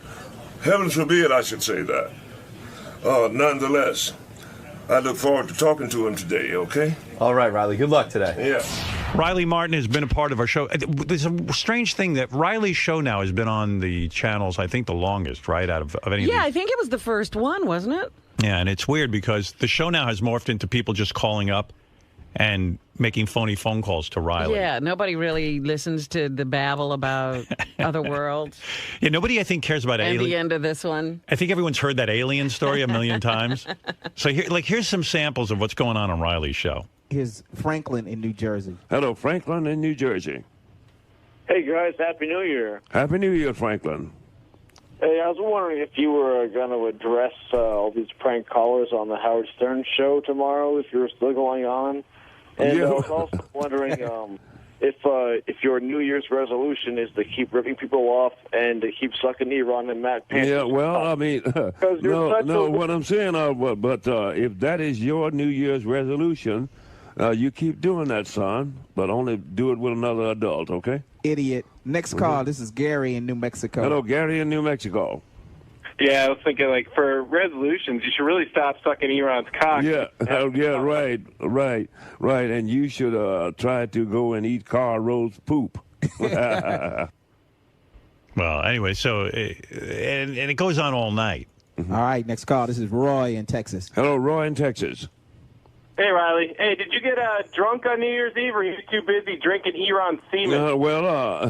No, but you keep on doing that, son. But I'll just stick to my Miller Lite beer, okay? Idiot. Next call. This is Brad in Phoenix. Hello, Brad in Phoenix. Happy New Year, friend Riley. Happy New Year, Iran. Happy New Year, Brad. Happy New Year. I just had a question. Do the Biavians celebrate New Year's, or is it the same way that you do, by sucking a bunch of turkeys? No, that's what you do. Oh, my goodness. So anyway, it's turned into quite the fun fest, that hour or so that Riley does. And anyway, here's Riley, and he has an entourage with him of about 6 people today. What? There he is. There's Riley and his gorgeous wife. Gorgeous wife. Anyone who thinks Riley can't get hot chicks is sadly mistaken. You are a beautiful, beautiful woman. You really and you are. look sane. Yeah, and you look normal and everything. I mean, hot. Wow, how does that happen? I mean, I would make love to you beautifully. I really would. I would. I would make beautiful love to you. Are you 100% human, or are you from another planet? No, I'm 100% human. You're 100% human. And when, how did Riley get such a gorgeous woman like you? Everyone thinks Riley can't get the beautiful woman. I mean, you're a beauty. Well, thank you, Howard. But right, Riley? I mean, really? Yeah. I mean, otherwise, Howard, miraculous things happen when you mess with the space cowboy. Synchronicity. Listen, a lot of people can't believe I got a beautiful woman to marry me. That's what I'm saying. That's right. That's right. That's what I'm saying. But I have to tell you, Howard, it was because of your show when you were on terrestrial radio. That's how you met Riley? 1996. Yes. Don't blame us. Yeah. No. A lot of... How did Riley court you? Yeah. I mean, it's an amazing story. Actually, I pursued him. Were you a believer in what he had to say about him being taken away by space aliens? A lot of people don't believe, you know. You believe. You believe. Oh, I did. I always did as a child. Do you still believe? Oh, yes, of course. You do. Because you couldn't be married to Riley and not buy believe, the story, right? yes. No, I always believed as a child. Even He doesn't come home at night after all this and go, you know that stuff's a bunch of... He's never Robin, if you're keeping up with current events, you know, Science Channel and all this type of stuff, I wrote this book better than 25 years ago. The Coming of Tan. Yeah, The Coming of Tan. And they are now revealing a great deal of the things that I've already written in there, even the concepts and things of this nature, and the history of mankind colluding with extraterrestrials back down through history, all the way back to ancient Sumeria. Now, they are bringing this out now, but they didn't do this when I wrote the book. Yes. Right. Now, Joy, you're obviously a beautiful woman. You could get a lot of men. I don't think men were a problem for you. Am I correct? No. Oh, she Not used to really. model, man. I can believe it. Yeah. In your breasts and your body, I can see you in great shape. I looked her over. I mean, you look terrific. Well, I don't blame you. Is Riley a great lover physically? And has he made love to you? I mean, what do you think? Of course. He has. And at what point you meet him? At what point does he propose? Okay, well, can I back up I want to hear the whole story. Right. Well, I'm going to, shorten it. But it was in 1996, and I was in it. Now, this is where a lot of synchronicity comes into place because, the coming of tan. I was in a tanning bed in New Hope. No. Be careful with that, by the way. No, I know. In New Hope, Pennsylvania. Yes. And the gal before me had your show on. Right. And I'm sorry to say, but I didn't listen to you back then. I heard his voice. It's a commanding voice. Well, a lot of people are drawn to his voice, but it was also the subject matter. I heard, Were you abducted as a child? No. You were not? No. Okay. No abduction. So you meet him, and you fall... But how does she meet him? She hears him on the radio. You start contacting him? The story gets a little funnier, too, because... I'd be scared to contact Riley. Yeah, really. What if I was a woman. I thought it was actually his telephone number. It was his publisher's telephone number. And it turned out his publisher lived like 10 minutes down the road from me. And I said, well, let me come and get the book. But it took me a day and a half to get through because you guys they were deluged with telephone calls to get the book. I'm serious. That was back in 1996. So how'd you meet him? Well, it was very difficult because he's a hard guy to get a hold of. It's hard to get to Riley? Yeah. Oh, yeah. I pursued him because he even wrote in his book, I can remember, page 313 of the first edition. Well, you really are in love. 300. Wow. Maybe you are a little wild. It's sad. Right. At no point do I give my whereabouts, but those who are meant to meet me will do so at a given time. Right. And I kind of connected with him through his publisher. And so, please do not try to ply me with copious amounts of sex, Robin. I'm telling you, I'm not that kind of guy. You definitely go up a notch when you're seen with this woman. I mean, there's no question about it. I hunted him down. I hunted him down. phone. Yeah, with what you are paying me. Now, Riley. It was not for my money, Howard. Right, she went for you. Yeah. Right. It was a meeting of the minds. You cheap bastard. Right. So wait a Riley, minute, you how meet often? Riley. All right, How but often do you? there's more to this story. I'm going to get to the story in a minute. How often do you make love to her? Honestly, be serious. Well, one of the young men was saying, Riley, you keep going up there 4 or 5 times a week. Said that could lead to a heart attack. And I said, well, if she dies, she dies. Is it true? And I want truth today. Mm-hmm. You make love to her 4 to 5 times a week, or more. Or more. Yeah. And when you say you go up there, from what I understand, the two of you don't live together. That's right. We don't. 2 different units. And that's because of what is 2 that? different reasons. Okay. Okay. All right. Because that's why I think. Actually, actually 3. Yeah. Actually 3. Yeah. The first place that we cohabitated with had really bad energy, but. Yeah, Riley No, was we're there. talking about like some strange things. That's what I was thinking. No, a lot of strange Right. things happen in that place. Really? But Riley smokes cigarettes. I don't. Right. I have birds. I don't know if you know, but I do rescue birds. Oh, I didn't know that. That's something I Oh do, yeah, I heard and something I've about this. expanded. The I've birds attack Riley. Birds don't like Riley. Tell me about the ghosties. Yeah, we had ghosts in the last So place. why does Riley have to move out? Though he's your husband, why would he not live with you? Are the ghosts following him? Right. My birds and we need our own space, you know? Riley, as a There's nothing wrong with that. It's very difficult to do my exacting work with a dozen birds. talking cash shit. They scream a lot. Yeah, you understand. Yeah. I do understand. And she is self-sufficient. I have 12. I had She's a 12 teacher. birds at one You know, point. she Oh, you does are it. a teacher. I'm a teacher. School yes. teacher. Yeah. Oh, yeah. that's fantastic. Yeah. And a pilot. And a pilot. Yeah, I used to fly hot air balloons. Yeah, commercial pilot. Yeah, hot air balloon. Did you sign a prenuptial agreement with Riley? I mean, you're going to get wiped out. You know that. You two are really married. There's the legal. You know what? I was almost thinking about bringing proof, but you know what? Yeah, maybe next time bring proof. Everybody. Nobody believes you. I mean, you married him, I'm and a stand-in wife now. No, we're really married. and he's Howard. good to you. I mean, Yes. yeah. Yeah. Right. Now, Riley, remember some callers were calling up and they said you were gay because you live with Iran and you live with... I never heard that. Right. That's what I heard on the tapes. Everyone was accusing you of being gay because Well, I you mean, live with simply because they are dunces who think that they should do these things, and probably they are Republicans too. It's an insult, though, to you. Right. I mean, I know it's an insult. You're a and what man's have you, man. but I don't screen the calls, Howard. Right. You just take them as they come. Yes. Right. It's immaterial to me and what have you. I heard one caller say that you swallow Iran semen and all that. And Iran got offended. Iran got offended. You got offended. Now your wife is offended. Am I correct? Oh my gosh! See, I won't even go there. I mean, I don't listen to that stuff. Riley makes love to you. He's able to get an erection. Does he take any kind of Viagra or anything like this? None of that, kid. None of that, kid. And you know, a lot of it is more of a meeting of the minds. But Joy, the first time you made love to him, were you shocked by the size of his penis? Howard, I'm not even going to answer that question. Oh, no, you have to. You have no, to. I don't Riley, have to. Riley wants you to. I can say with Are you big? Some type of an authority that she must have been a bit shocked. Right. Are you thick and big, Riley? I picture you. Howard. Well, Howard, I would. With the deep voice, I imagine big balls. Think of what you got in Dublin. That's sad. That ain't a lot.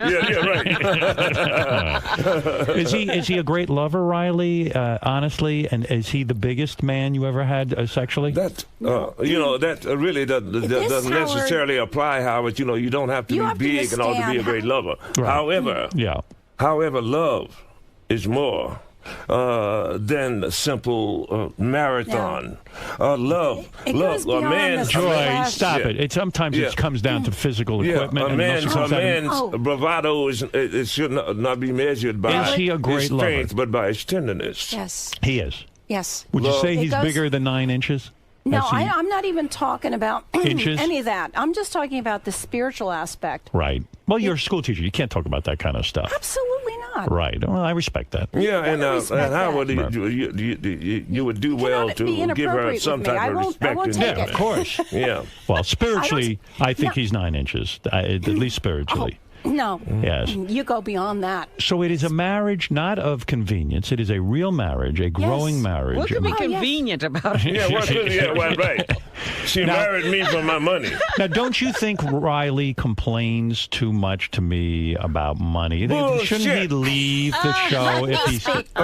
Seriously, Who else Joy. has worked for you for 7 years and didn't get Riley, a cost of living nothing? Let me talk to your wife, because she seems to make sense. That's what I'm She's saying. a smart woman. You Listen gonna to me. tell me? I'm going to tell you. Joy. Maybe she can talk some sense to you. I gave Riley this show because I actually like Riley a lot. I know you do. But it's not, and I appreciate but that. it's not the kind of show where I thought Riley could get on and sell his trinkets and such. And his books. And get some publicity for himself. If he really wants to go out and make a living off of this thing, he would have to go to a terrestrial radio station and acquire a big audience and do this kind of thing. It was supposed to be an adjunct. It wasn't supposed to I have be the thing. ascertained that I do have a very large audience, though you would never tell me. If he does, then though you would never tell me. Then with my blessing, you should go somewhere else. And exploit it. Yeah, well, that's okay. All you got to do is send me the pink slip and say, Riley, I'm not going to send you a pink slip. I like you on I don't there. want them to send you.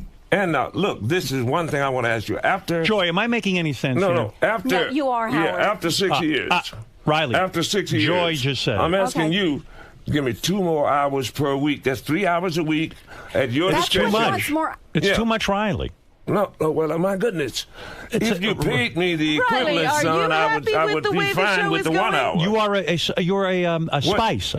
Yeah, a spice show. Yeah, the cost of living, everything. Right. Has going up 30% since I got here. The amount of so calls. you're hard timing me because I'm spice, right?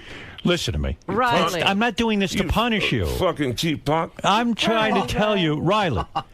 Trying to tell you, I'm not doing this to punish you. I thought it would be a fun little show. It's not supposed to be a living. It's not supposed to be a living. It's Why just should a fun, it not be? It's a fun thing for you. Why should it not be? I'm giving information here that may save your cheap Jew ass. Riley, are you really happy with the way the show is going? Oh, I'm happy with the audience and everything, Robin. You are. Nonetheless, I would think that after all of this time, you would make it so that I could actually make a stipend that would give me a fairly decent living after all of this time, providing I meet with your approval. Joy, that's I like all I'm saying. I like that you are able to calm Riley down. I see you keep calling Riley, calm down, calm down. Why calm him down? I think he's fun when he's on fire, personally. What does he walk around the house angry a lot about the show? I mean, what is on Riley's mind? I don't see that part. I walk out because I don't like all that stress. How much of the day does he run around screaming about the show? There are times I see it, but I'm able to walk out the door to go to my own place. Right, thank God. God. Oh, you heard my bird screaming. Right. That was Damien. That's really Damien. I mean, you're a lovely, beautiful woman. I mean, you could get any guy. I mean, you are turned on by this guy. I mean, it's wild. Oh, my gosh. I haven't even heard what it was like the You- first time she met him. I mean, Yes, you have did to Riley understand look like... Thank you. Thank you, Robin. Did you run out of the room? Well, the meeting was arranged through his former publisher, and I remember going to where Curtis lived, and I saw Riley sitting with his Indian headband. His staff and he was band. looking out at the river, and he stood up and he came over to me and he hugged me. And I know what he said. When he hugged me, no, it was a feeling that I have always known him. And it was when the Riley most hugged you, powerful feeling I've ever felt in my life. It's Really? like I felt like I've always known him. Riley, come here and hug me. Maybe that'll help. Let's see how Well, that was if I it. hug you, I got to lift your wallet, you cheap bastard. So Yes, no, yeah, right. no, so it's. You're saying you hugged Riley and you felt No, like... he hugged me, Right. Well, that's what I and figured. I just felt like I've always known him, or I felt like I've known him. When a feeling is that powerful, I imagine it doesn't take long for him to seduce you, which I'm jealous. I mean, I can imagine making love to you is beautiful. Yeah, I mean, you guess you I'm never serious. left him once you I didn't. got that No. hug. Oh, he wasn't letting go of her, let me tell you. She's got a job. Otherwise, she's made her bones. She's been up and down the road. I've been up and down the road with him. What does that mean? What I are the mean bad times? What is the worst with Riley? We have slept in Sleeping bags. Four-star hotel. Then we have slept in sleeping bags. Ate pork and beans from the can. Caught fish from the river. And on top of that, if some guy tried to jump me, they'd have to kick her ass too. Right. Yeah. And things like that. So she has measured out. Yeah. You understand? Yeah. And therefore, I've grown to deeply love her. She's sweeter as the day go by, kid. Do you have to give part of your paycheck to Riley? Because, I mean, he doesn't make a great living. We know that. He complains about it all the time. We haven't worked out Yeah. where it works. He takes care of his, and I take care of mine. I see. Well, that's fair. Because my birds are very important to me. Riley's like, get rid of the birds. Let's eat them, and then we got more money. Yeah, that's right. Right, Riley? Eat those things. Those birds are gangsters. No, I do rescue birds. That's important to me. I've always had a love for birds. But I'm just saying, Riley probably sees him as a money drain. I mean, and Howard, I rescued 2 cats. You should approve of that. I do That's approve right, of and that. we have 2 rescue they're cats both now. gangsters. Right. Oh, they're gangsters too. Right. So what it is true love, because as Riley points out, you're not after his money. He knows you really, truly love him. Absolutely. Look, kid, that is worth more than all the treasure and the gold on the face of the Why are you earth. screaming? Why no children? Why no children? Oh my gosh, I'm past that age. You are? I'm almost 59. Yeah, but you married him. You were a young woman, weren't you? Yeah, but it just. You didn't want. We haven't been married that long. Yeah, you didn't want kids with him. Did you have kids, Riley? But he had his own children. No, I It have just children. wasn't- Yes, I have children. They're my children Howard, too. for some reason, go ahead. Women do not age when they're with me. Yeah. Right. Well, that's probably they your age whole alien gracefully. past. I'm telling you. Yeah. That's very lucky. Yeah. Well, anyway, listen. Riley. I bought my white son with me. Your white son? By the way, Panther. we should point out that your wife is a white woman.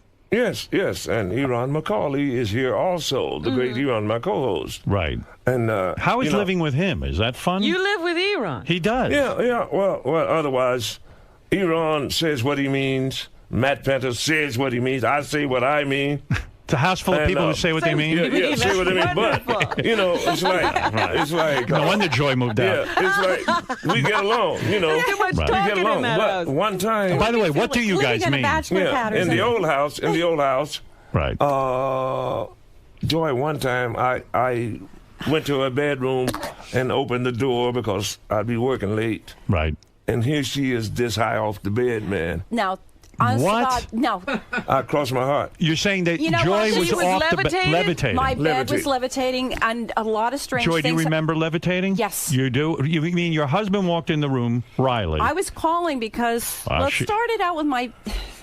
Joy, never mind that. When Riley pees in a bucket, what is that like for you as a woman? Do you say to him, Riley, for Christ's sakes, use the bathroom and stop pissing in a bucket and a jug? Do you ever say it to him? Seriously. Well, he's discreet about it. He is? Covers himself. But for a woman, that does not. Why do you do Riley, that? Riley, for God's son, sake. son, Yeah. if you ever find anybody As you get older, who Howard, loves these things you, happen. for more than your money, right? And I hope you have. I hope so. Then you will understand life, right?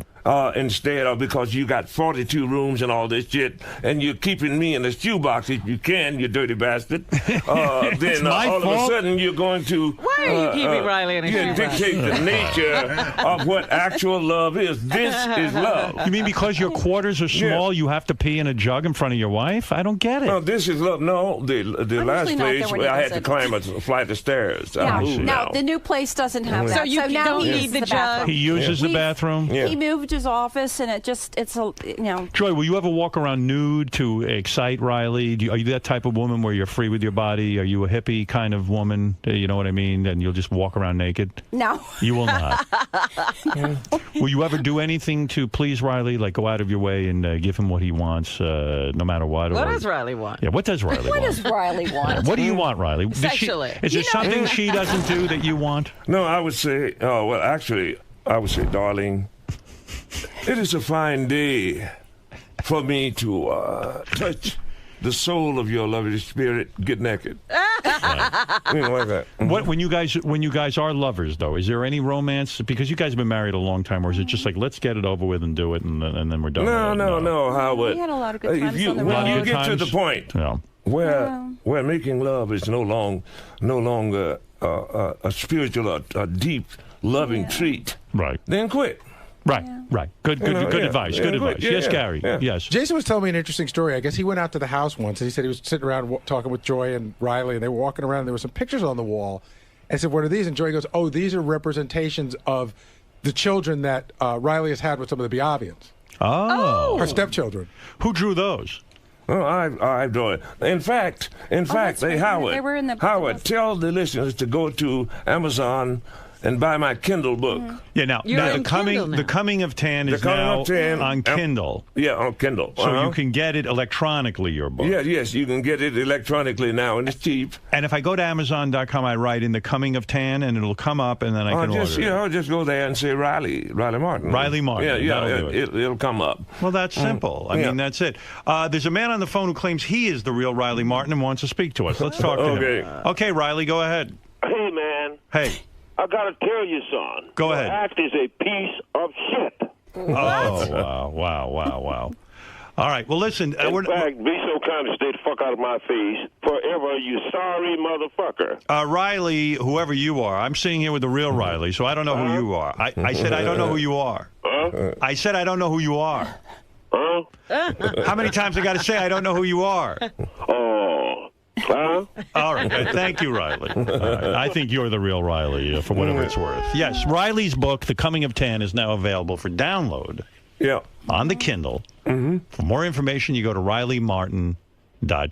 Right, and Howard, of course, they can always go to RileyMartin.com and get the hard copy. That's right. And what have you, RileyMartin.com. Also, they can Twitter me. How do you tweet? You tweet.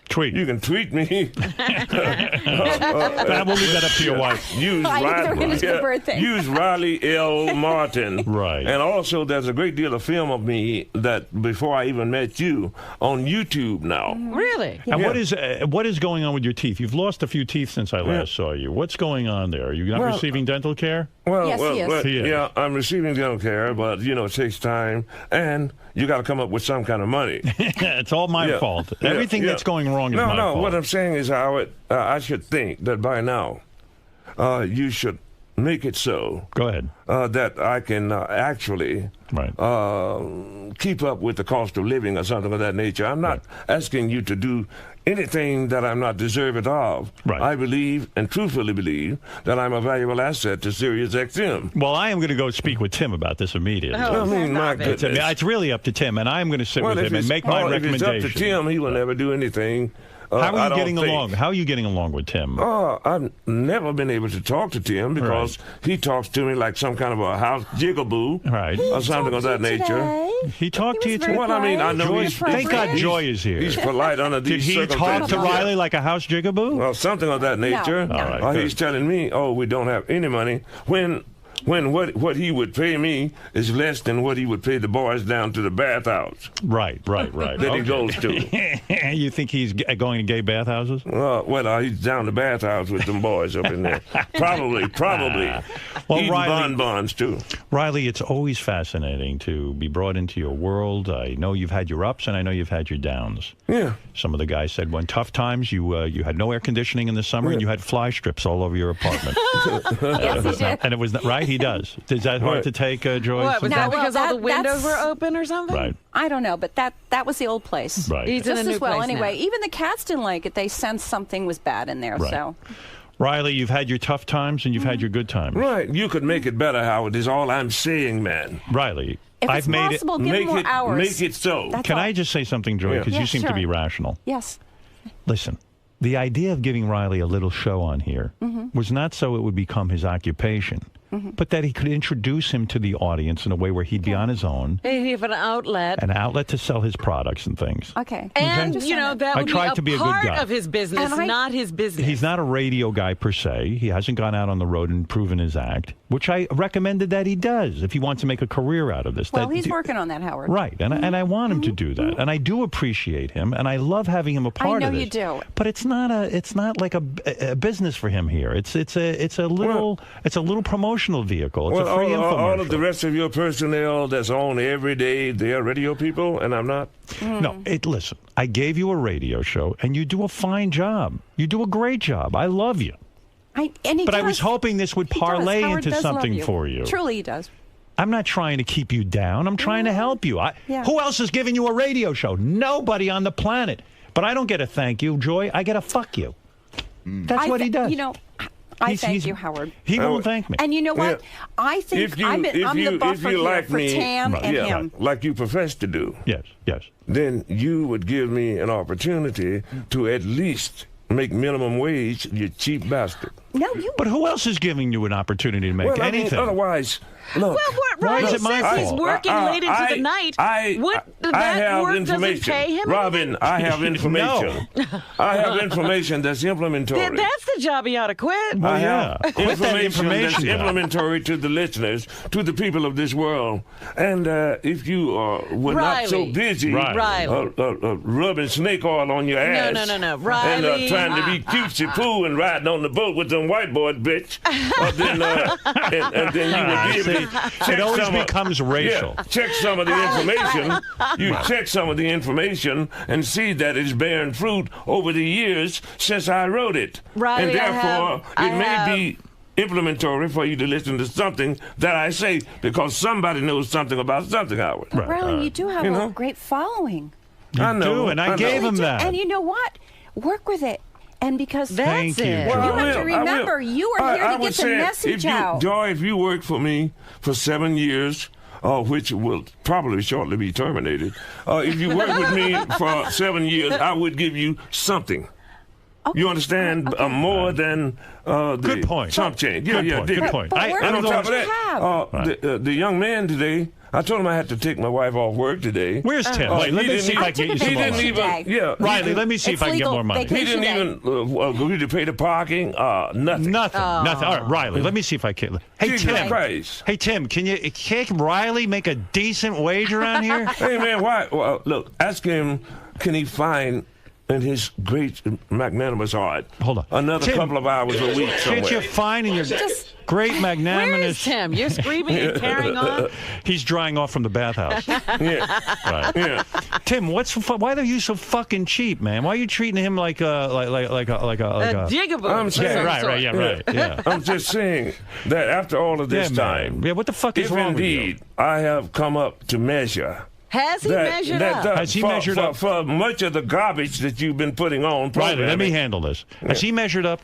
He's done a great job for us. He has. Yeah. Absolutely. Can we get him a few more bucks? All I have is, it's a 1 hour show, Riley, and we talked about this 1,000 times. It is what it is. We pay, a flat rate for an hour-long show. Well, give me 2, give me 3. We don't have additional hours. I don't have it. So what's so important that's greater than the Riley Martin show? You're saying knock off something else. My rerun. No, not necessarily. What I'm saying is that Riley, you're filling it up with rerun bullshit. Yeah, my reruns. But that means knocking off that's why people tune in. How would I love to listen to you over and over after again. 72 hours, it wears kind of fucking thin. People like it. I mean, I understand that. What did Joy just say? Joy, what did you just say? I missed it. Well, work with what you have. You have to do with what you have. For example, hear what Joy said? The hospital that I work at, I'm a teacher. They're closing. I have to be replaced. Why don't you go home with Tim and make sure you don't never. Now we're talking. Sounds like Joy's in love with Tim. That's what I'm saying. Joy, let's go. You have to understand, I'm giving up driving 10 minutes and having to drive an hour and 10 minutes to my new job now because Governor Christie's closing down our hospital. She's working with what she has. I admire her. Well, I understand that. It's politics. I understand and that. And Riley, you have to work with what you have. Howard, Riley, believe the woman is a saint. Believe me, you could find another couple of hours. We don't have it. And Riley, I send people out to your house to do the show. We make it as easy as humanly possible for you to do the show. I love you. Nobody else gets that. I wish I could work from my couch. I would be so happy. You're still. Did you hear what Riley? Did you hear what Joy just said? She wishes she could work from her couch. Oh my God! It would make my life so simple. Did you hear what she just said? In the background, but no. But you know what, Riley? You have to understand. What you have is a great audience, and this will snowball to proportions you can't even imagine. Right. Don't you know I'm here as a buffer? Well, That's talk Tan to Joy sent me from to now the on. You are the one who should be working for them. Right. well, maybe I you can are the do your ones show. who should be working No, for I them. can't do your show. I got to say, Joy, you are a lovely woman and a powerful force. I mean, you have a positive attitude because you say, hey, you got a little opportunity here. It's an hour, I know. Yeah. Work with it. And for 7 years. That's how you do it. You've That's how a only lot of people make it. about this opportunity. You know, I tell you. That's how you started out. You worked with it. And you had. I'll tell you what, Riley. I know your history. This woman, you found an angel. You found an angel. I'm well aware of that. I'm well aware of that, Howard. You understand? Nonetheless, I will, should she desire, buy her a bus ticket to Kansas, which is far as I can pay for, but with what you cheap bastards is paying. She can only get to Kansas. Joy, are your breasts natural or implanted? No, I'm natural. Everything. Fabulous. D-cup? No. C. Howard, I have not had any plastic surgery, no Botox. Nothing. This is me. You're gorgeous. Well, obviously everyone is taken with Joy. Even Hate Man is on the phone. He wants Joy. I don't know boy. Here we go. Yes, Hate Man, go Who's ahead. Hate Man? How you doing, baby? Oh, boy. Here we go. Do you get this a lot? Riley, do you get men hitting on your wife because she is beautiful? Well, no, this is her first time. This is my first actually time. coming out here and what have you. And because it's 2012. Yeah. Right. And 2012, are we done? Are we done, Riley, in 2012? I'll know about the middle of this year. Joy says no. Joy says we're not done. The future is constantly changing every second, every nanosecond.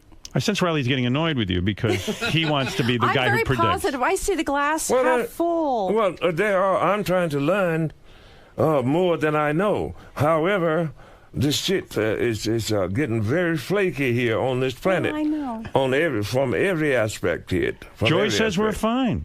Yeah, well, I'm trying to put out the positive vibes to. Not Riley. Yeah. He's into the scare tactics. No, I'm not. I've never used scare tactics. When you started going out with Riley, how soon did he give you one of his symbols that he draws? Did he give it to you right away? Yeah. Or did you have to earn that?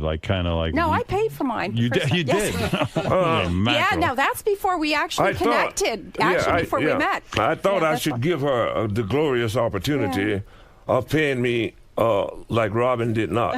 Right. Well, Riley, you're a fascinating man. We could talk all day. But, if the fans want to find out more about Riley and want to find out about his life and his experience, go to RileyMartin.com. Riley's book, The Coming of Tan, is now available for download on the Kindle. Right. This is exciting news. And for more information, go to RileyMartin.com. Riley, I want to thank you for coming in. I know it's a schlep in from where you live. I'm sorry there continues to be ongoing negotiations with Tim. I'm going to get on that. There are no negotiations. It'll the guy just simply refuses. He's like a block of It'll ice. work out. I hear what you're saying. Joy says it's going to work out. I agree with Joy. Well, Riley's been making the same argument for 7 years. You'd think he'd have finally said, there's nothing that's going to happen on that end, so I have to have another strategy. Right. No? Well, no. What strategy is there other than trying to find some type of piteous humanity amongst you wretched scoundrel. Wretched scoundrel. Are we the only game in town? Yes. Yeah, it appears we are. Believe me, Riley'd be right out of here if we weren't. Riley, you do have things to say. That's why I'm glad you're on the channel. I'm glad you're telling people about the planet and what is happening. I may ask you just to be your new theme song. And I speak only what I can't hear you. The birds are too loud. Only what I truly believe, Howard. That's only one bird. You should try 12. That's all right. Let Riley try it. Joy, you are magnificent. Oh, it was a pleasure meeting you, Howard. Lovely woman and a saint. Moment. Thank you. Or it can't be easy living with Riley because he is a very strong... Well, that's why she does that. Right. Oh, that's right. You don't live with him. I forgot. We're right next door to each other. Right. Well, okay. Close enough. That makes a huge difference. And let me tell you, please tune into Riley. All jokes aside, the man has information. He does. There's a reason Joy is with him. There's a reason Iran is with him. And there is reason he has a huge following. Yeah, now my son, Matt Panther. He's your son? Yeah, well, I call him my son. Okay. I wish Tim would at least hire him also to my forum because the guy is quite brilliant. My goodness. Well, I'm going to get on this. I see there are a number of people on your show. When you do your show, there are a number of They're making as much money as Matt Pinter. Right, they're making the same amount as Matt Pinter. Trust me. All There's a things lot of in due people, time. a lot of angry people running around here. Yeah. All right, listen. Riley's book, The Coming of Tim. Go get that on Kindle. All you got to do is go to Amazon and download. Just put in Riley Martin. You'll see what to do. And you know there's always RileyMartin.com for all of Riley's products and things. Joy, you are a joy. And tell them to get their symbols, Howard. The symbols. It may become Let me handle this. Let me handle this. Okay. What Riley is saying is, when the shit hits the fan, part of my language, Joy, you cannot get on the mothership without a symbol. That's it. If you want to leave this planet and go to somewhere, when all hell breaks loose, and it will break loose, if you're not holding a symbol, it's the same as not having a ticket into the movie theater. Am I correct? Yeah, you got to have the symbol, but it's not because we wouldn't wish that everyone on Earth could come. Not everyone can come. Yeah, there's only a finite What about all those number. animals? You know, I'm not going to go without taking my kids. No, you can take. And all the other people that feel the same. Did you buy a ticket for them? Did you buy a symbol for them? No. So fuck them. They're not going anywhere. The animals have to have symbols too. No, but people have bought for the animals.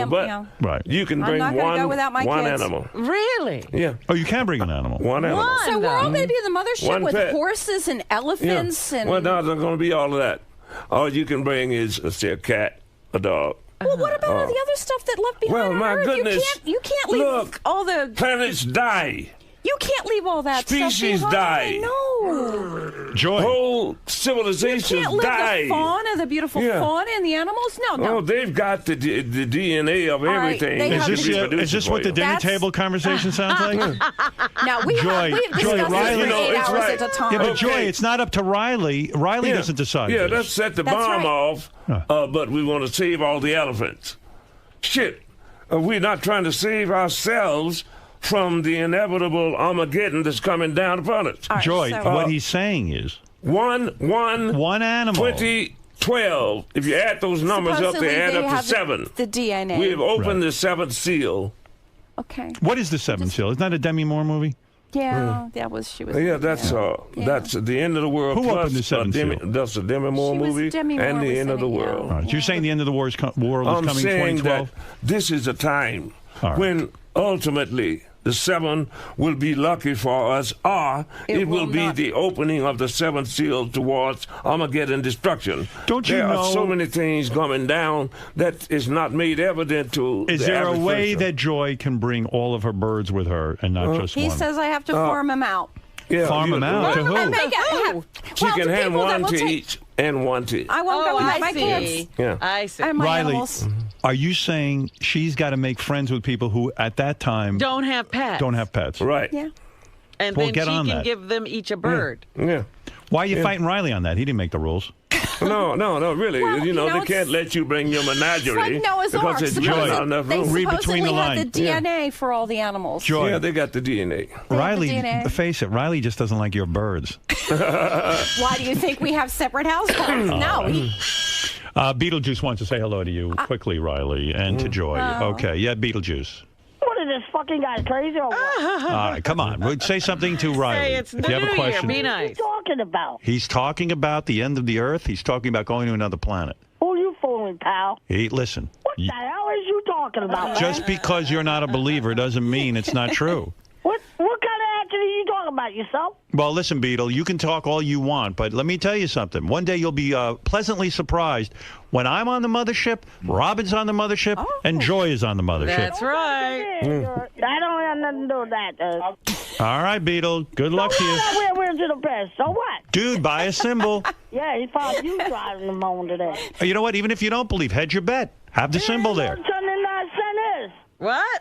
The hell are you talking about? All right, Beetle. Thank you. This fucking guy didn't know what 10 cents was. Well, you know, Riley, one day all the people will see you were telling the truth. They'll be sorry. Yeah, Beetle says you're making no sense. I didn't come to say, hey, you go ahead and die automatically. Right. I said that civilizations have come and disappeared before. Right.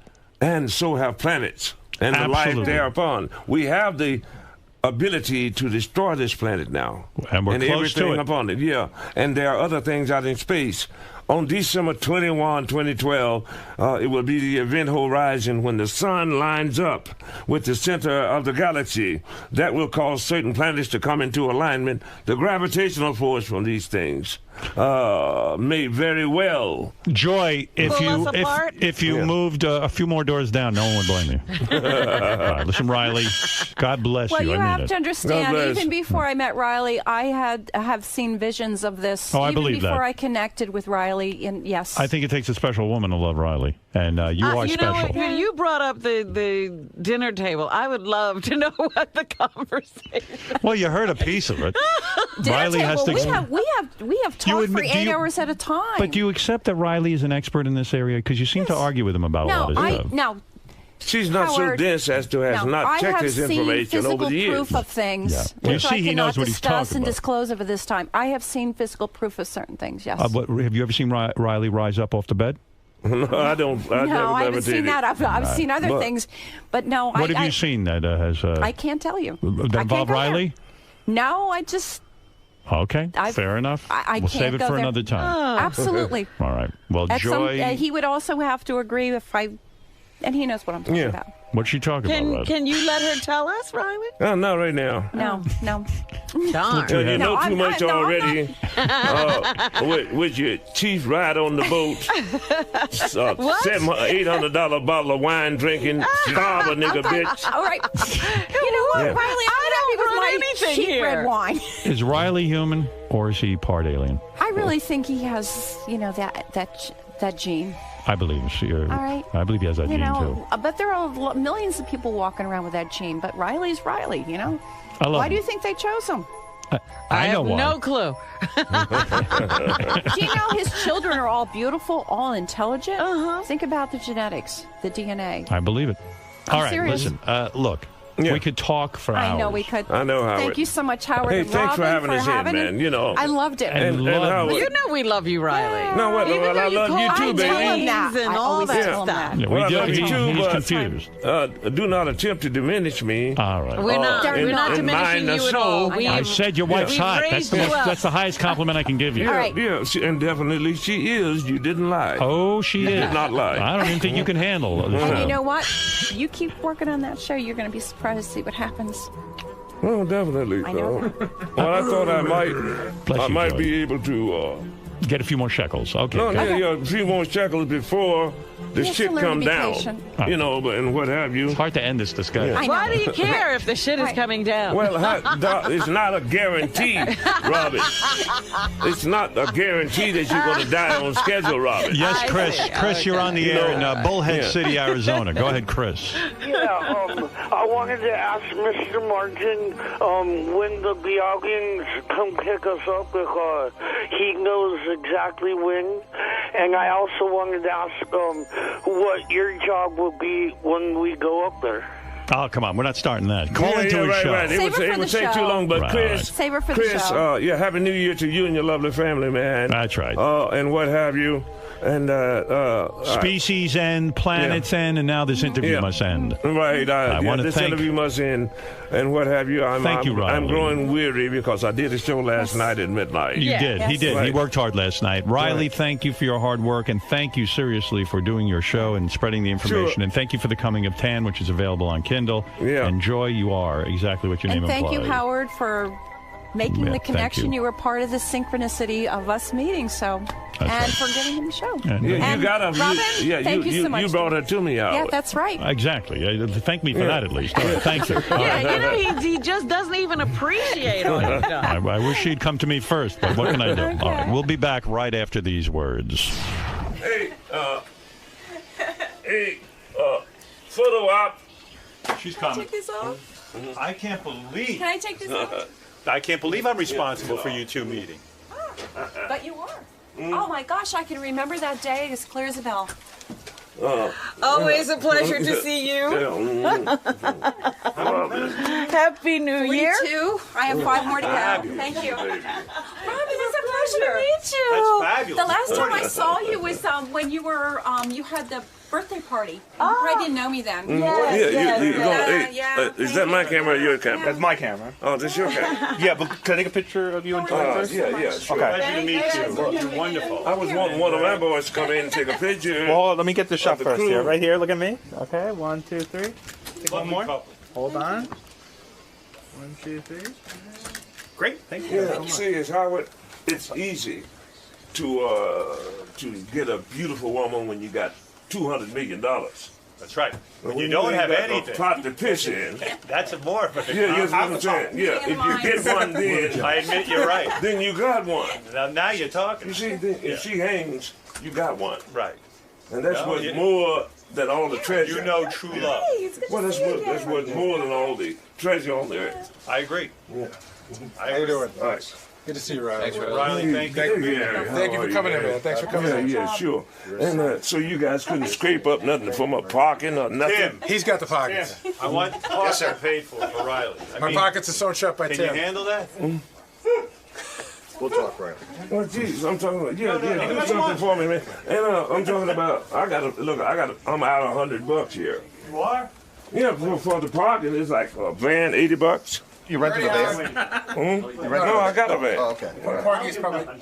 Parking's not I'll take care of it. Yeah. I'll take care of it. All I'm saying is, gentlemen, look, I'm having a hard enough time as it is. I got it. Tim's got it. No, we do. I'm having a hard enough time. Cover your fucking parking here.